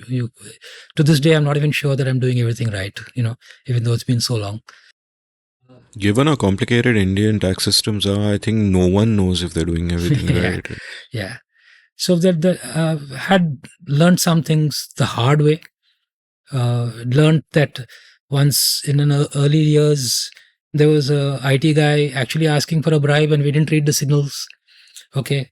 And we were in all our self-righteousness said, no, we've done nothing wrong. Everything is perfectly okay. And we didn't read. All he was trying to say is meet me outside and, give me something. We didn't read the signal. We didn't know how to read it. Yeah. And that guy jacked us. And then we didn't get our refunds for 3 years. It set us back a lot of, very heavily. Took us a lot of time to recover from that. So all this kind of stuff, which is nothing to do with creative whatsoever, you suddenly have to deal with. So, but it's in its own way, I think there is something a little heady about knowing all these bits of the business, and then over a period of time, it's being able to predict that this will happen and then to proactively work and sort it out and do things and not feel that that's the less important part of the business. That creative is where it's at. It's not. It's everything is important, and you can't if you're just purely creative, you're just there for the ride, So like there were, and I used to be jealous of, there were some people in an agency would join and they would be recruited just for winning awards. Okay. So they would get the juiciest accounts to work on, the best brand briefs, the best things that you can have the most fun on. They're the most highly paid creatives there. So it's like win, win, win, win, win for them. You get the best thing, you get the most money, you do the best work, and then, but what are they giving up for it? Being like part of management. But they chose not to be. But if you're on the side, if you're in it for the, in a responsible way as being part of the management and you want to do it, then you end up, doing all the grunt work, you do all the stuff, you carry the load, you make the presentations, you do the stuff, and don't get the glory. So all these things do happen in the agency ecosystem. Let's do a thought experiment. Let's imagine that at the time that you are in HTA and you are at this Asia meeting where they are saying, let's win all the awards, the world splits into two parallel universes. Yeah. One of them brings you here and you're sitting opposite me and chatting with me. In the other one, for whatever reason, you decide, hey, let me stay on. I'll play the game. I'll also do the good work, but I'll rise up the system. I'll be creative director Asia. I'll be this, I'll be that, whatever the top of the career is. And you are kind of still there. So my two questions is that in these two parallel universes, my guess is that in this particular one where you've actually landed up, you are both a better creative person because you've seen the other side of the process as well, and B, a better human being because you've learned the humility that comes from failing at a million small things while running a business. Would you agree with that? Yeah, 100%. 100%. Because, see, when you don't have skin in the game, decisions are squat here. They mean nothing. See, if I was a national creative director or something, JWT or whatever, made the wrong decision or something else, okay?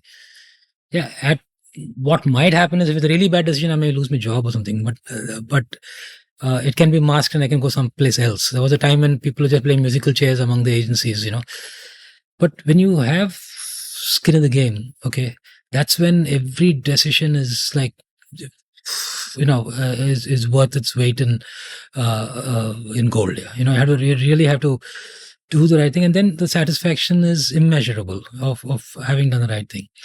But it's also you're carrying you're carrying that burden. Like if I quit from JWT tomorrow, I'm not worried about the careers of all the other people who are there.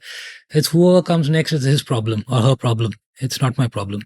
Here today, if I decide for whatever reasons that Cartwheel bahut ho gaya yaar, I can't do that because I have a team of people and I feel compelled and I feel that their futures are linked with mine and their present is also linked with mine.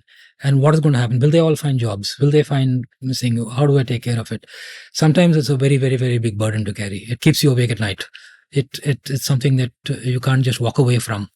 It's now I'm watching these highly pulpy Jack Reacher thing. Even I used to read a lot of that stuff also because you need some absolutely dull, mundane stuff also to just kind of detox.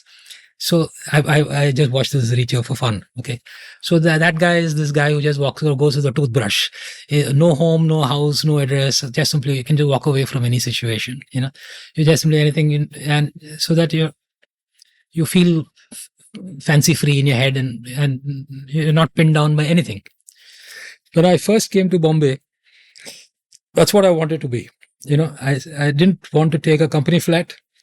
I didn't want to take any perks which inextricably tie me down or take a loan which I am paying back or anything like that. I just wanted to be in a position where any day if I feel like I want to do something else, I should be able to go away and do something like that. Yeah, but now I'm in a very different position from that, like every decision right now impacts directly a whole bunch of people.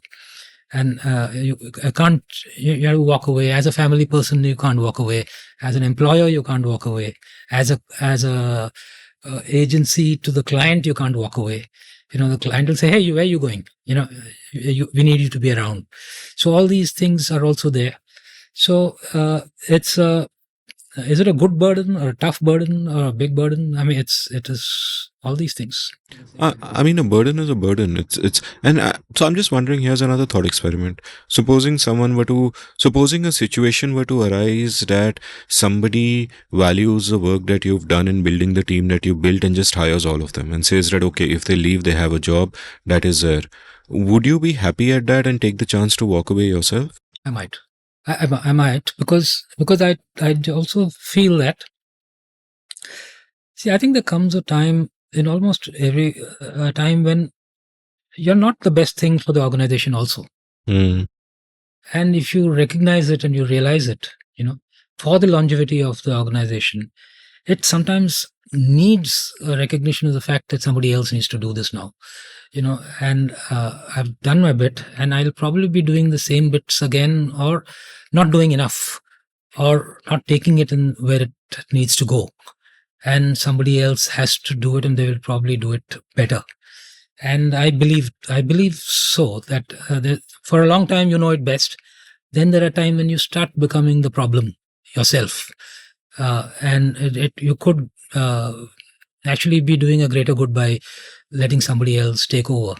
So if there is such an option, I would not write it off. I don't think my ego would come in the way of saying that no, it's my baby, I only have to see it through, or things like that.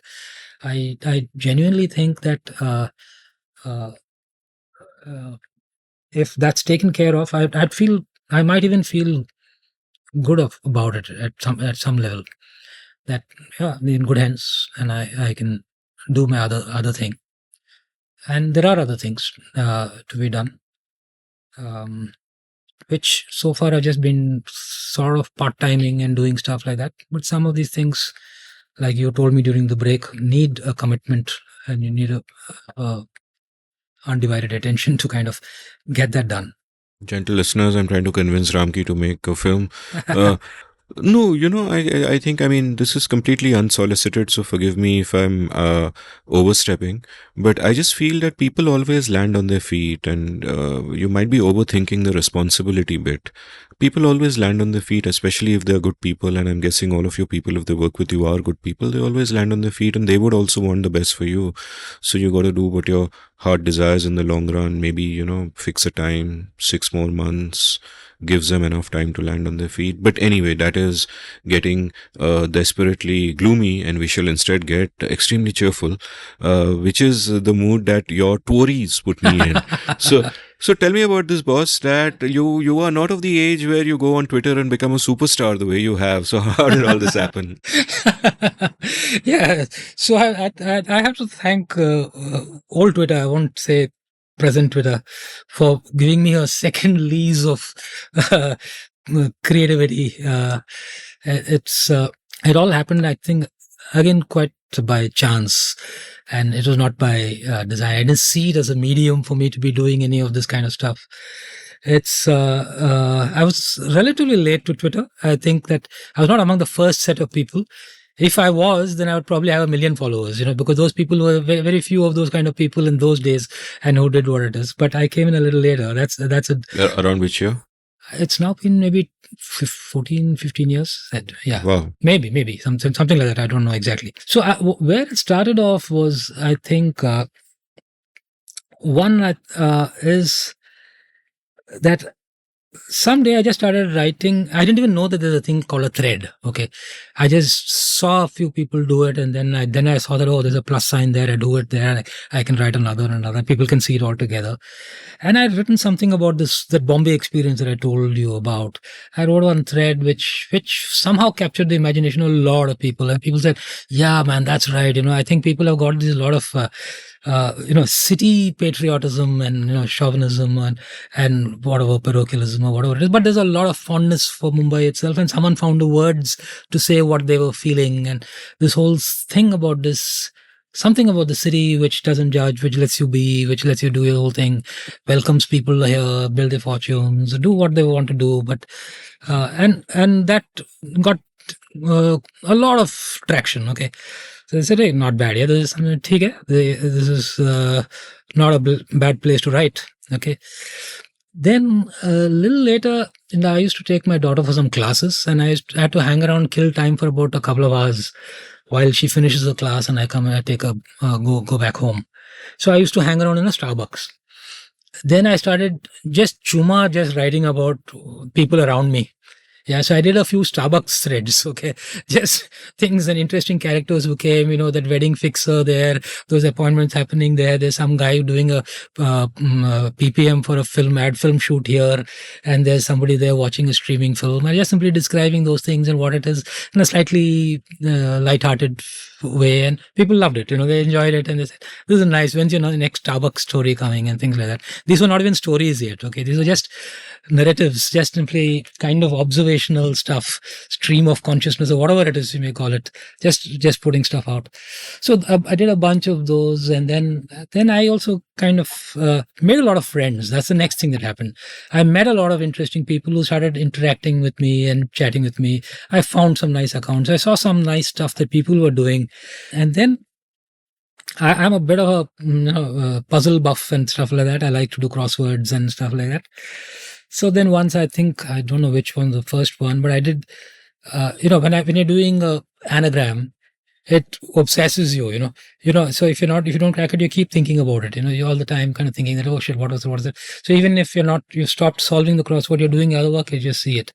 So then I just thought, what if there's someone who the moment they see a word, they see the anagrams, and just in a slightly sixth sense kind of a style, I read one of a kid who says, I see anagrams.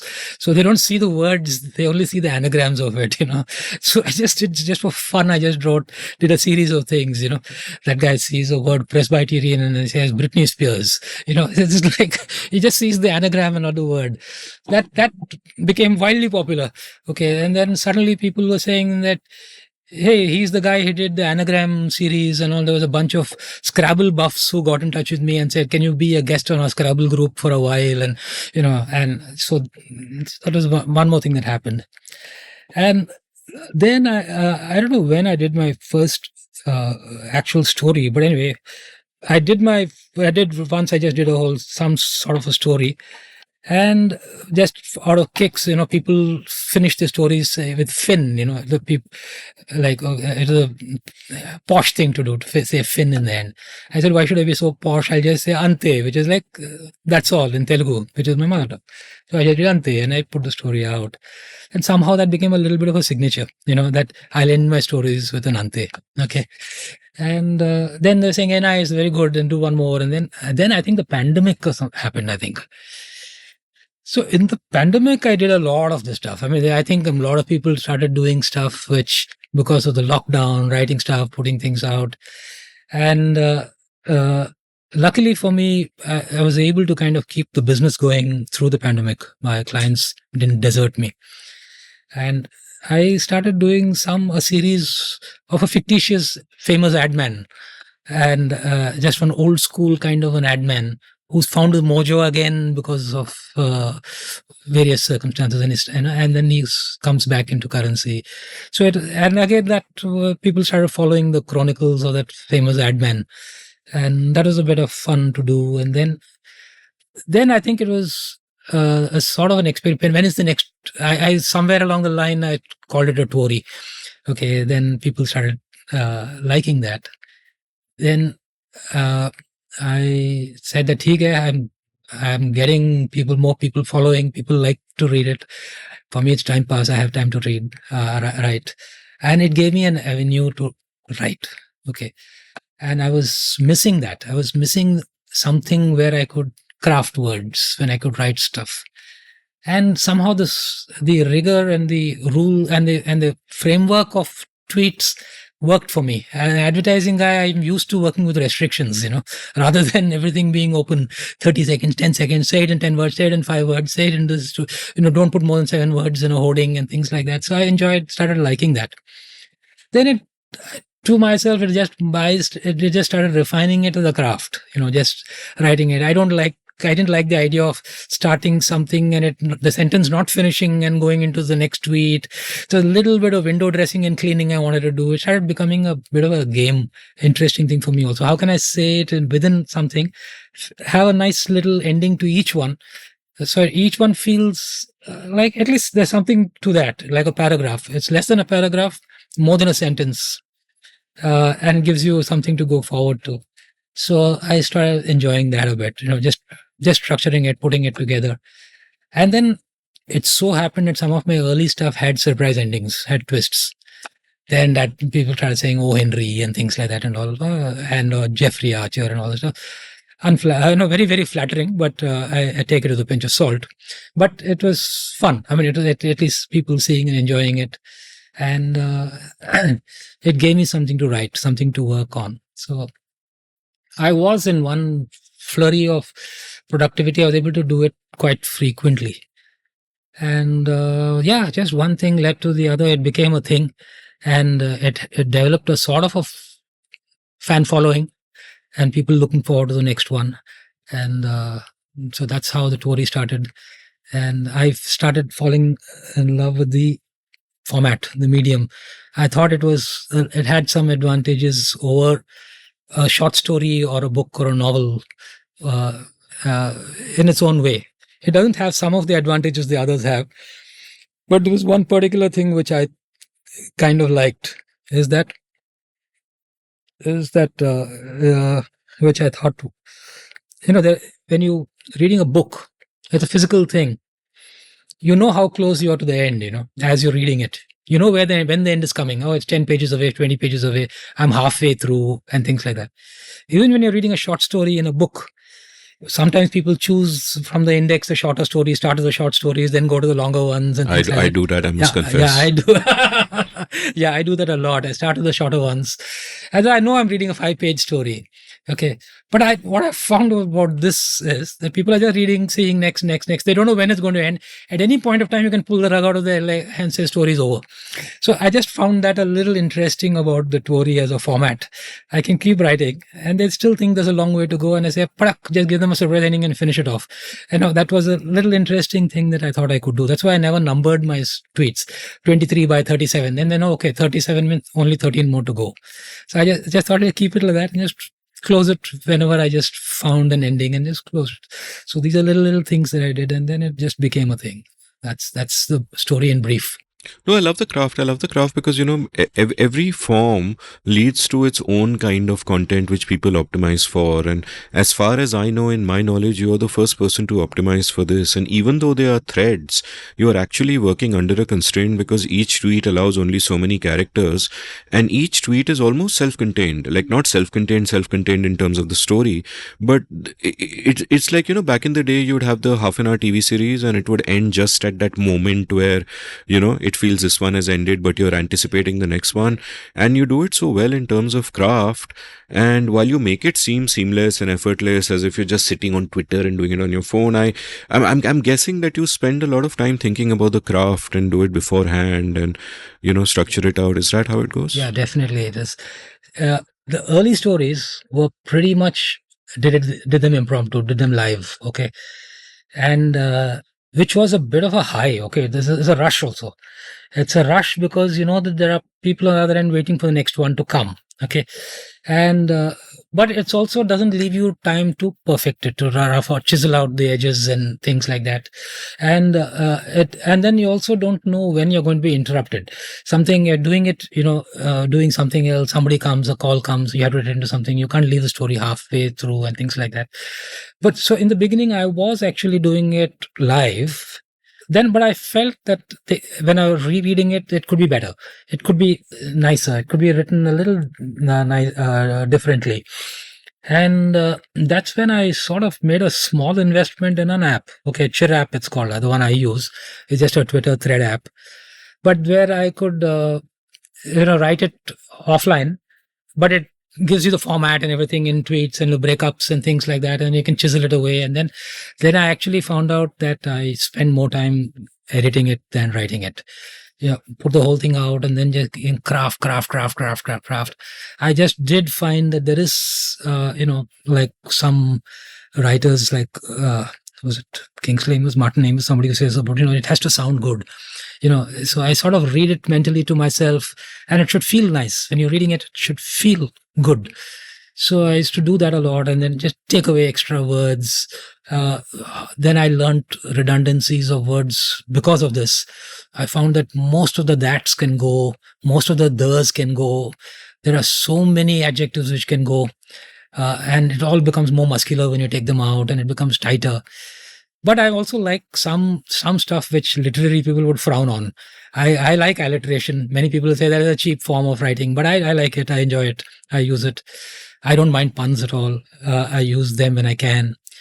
Then I found that, I can do some little parodies of some famous stories. I don't, just because there's some way you can probably contextualize them and write them again. And also just play a little game with people to see if they can guess where it came from. So somewhere there's a Happy Prince, which I've parodied. I've done a Last Leaf kind of a parody somewhere with some rubber band story and things like that. So I've done little things, taking famous stories and doing some stuff with them. And I realized that there are some people who only go with the plot.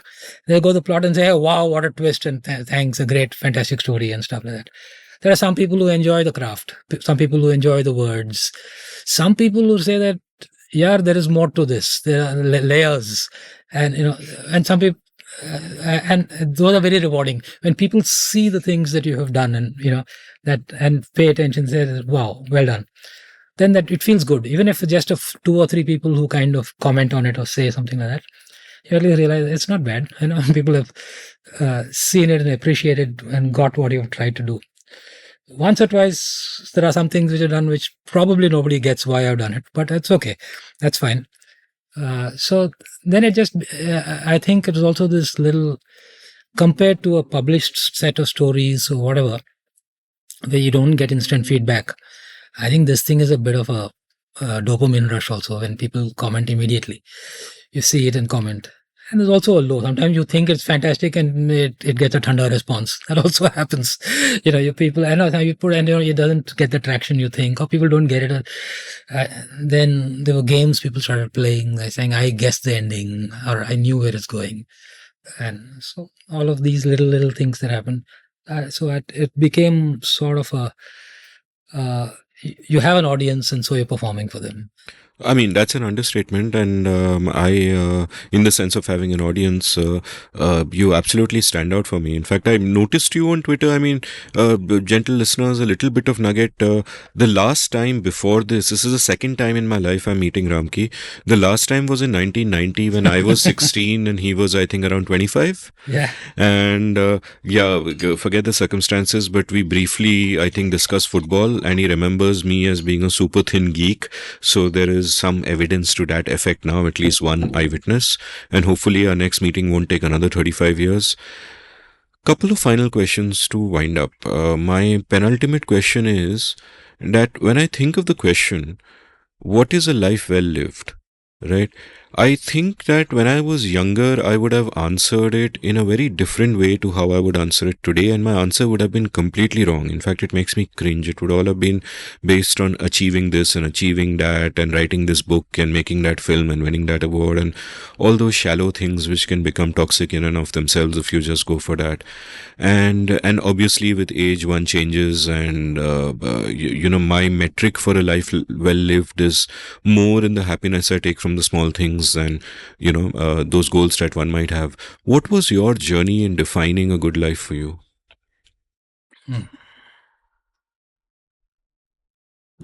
Yeah, I need to give it a little thought, but I can say that there are moments when I feel good, when I meet someone who I've brushed against sometime in my career, somewhere, someplace, something, and they have nice things to say about that encounter, and they say that it made a difference to them, and they remember some things fondly. Okay, and that has happened to a certain extent. That I see people much later in their lives, and then they say something that I did something or said something which ended up being very significant in shaping some decisions they took, or where they went, or what they did, or made them feel good at a time when they were not feeling so good, or whatever. I don't know. So these things have happened, and that makes me feel good. That I seem to have touched a bunch of lives. of people who worked with me or I've worked with on or come studied with or whatever it is, and there's something positive or good that's come out of it in their lives. Okay, I know that's happened to me separately with other quite a bit, but though I've not done it kind of consciously, I think that if you've managed to kind of do that at some scale, it's very satisfying. Even if it's not at scale, even if you've done it for 2 or 3 people, it does feel good. I somehow had the knack of almost every time in my life getting away from a business or a job or something else just when I was at the verge of probably making money out of it. And it's like, shit, you stayed around, would have made a killing here if you'd done this. If you stayed on here, after that corporate salary started going through the roof. After you did this happened. If you stayed on there, you would have got this, this massive ESOPs here and things like that. And while, I did, obviously somewhere in the back of my mind, I thought I'll make shitloads of money being an entrepreneur and making things like that. But it was not a driving force, and it didn't come about that way either. And I probably have missed 1 or 2 buses as far as trying to make money out of this is concerned. So it is not money. Okay. It's not, it is not that metric at all. And, there's no sour grapes about it at all, because actually it doesn't, I have enough, and I'm very lucky to have a family that's very happy with what we have, and not, wishing there was more or anything like that. And it's a line, right? In our life, we just keep drawing a line. Everyone decides what that line is in everything that we do or we don't do. Like, okay, I'm not given to using, cursing or smoking or drinking or something like that. But that's a line that I've drawn. Somebody else can draw the line somewhere else. But even the guy who does everything has drawn the line somewhere at some place, right? So it's most of the lines I've drawn, I'm happy where I've drawn them. Some of them I wish I had been a little more flexible and enjoyed life a little more. I sometimes wish I had a life like Anthony Bourdain's. Do the wild thing, go, travel, see, experience everything, eat octopi, eat whatever, do what it is. But I don't know, I was hardwired or something like that genetically. Some lines I drew, and some of them even now I wish maybe I still have time to push some of those lines away. But for the most part, I think if you feel that most of the lines you've drawn in the right place, then I think it's you can feel good about yourself, and that's Wonderful. Final question for me and my listeners. Recommend books, films, music that you absolutely love and want to share with the world. I have very frequently recommended the children's books of Dr. Seuss. Okay. I did read later that, some of them were actually his wife's ideas, which he repackaged. But that doesn't diminish the books for me. I just think that I just love that his craft, both with words and with his drawings. I think that bit of madness, that silliness, that simplicity, that childlike quality is fabulous. And to me, I think somehow keeping that silliness alive, I think is fantastic. That's why I like those who've kept that alive. I like Roald Dahl for that reason. I like the ability to kind of keep that imagination so wild and open for so long. I like a lot of Roald Dahl. I don't read a lot of very heavy fiction,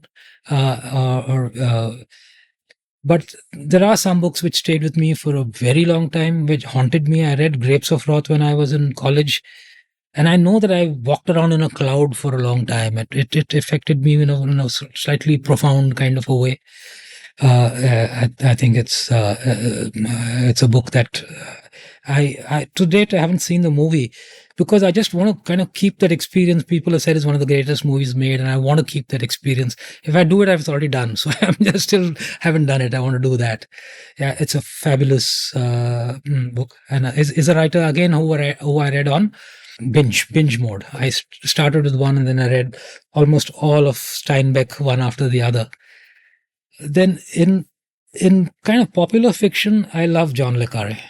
I really like the way he kind of elevates spy fiction to a level that approaches literature. I like it a lot. I like the characters, the pace, and the very deep set of emotions he deals with. I like him a lot. Movies recently, and I mentioned this to you in the break, I think Perfect Days just blew me away. I just loved it. And I concur with the observation that you made that it is made by a person who's of a certain age, who's reached and seeing life differently.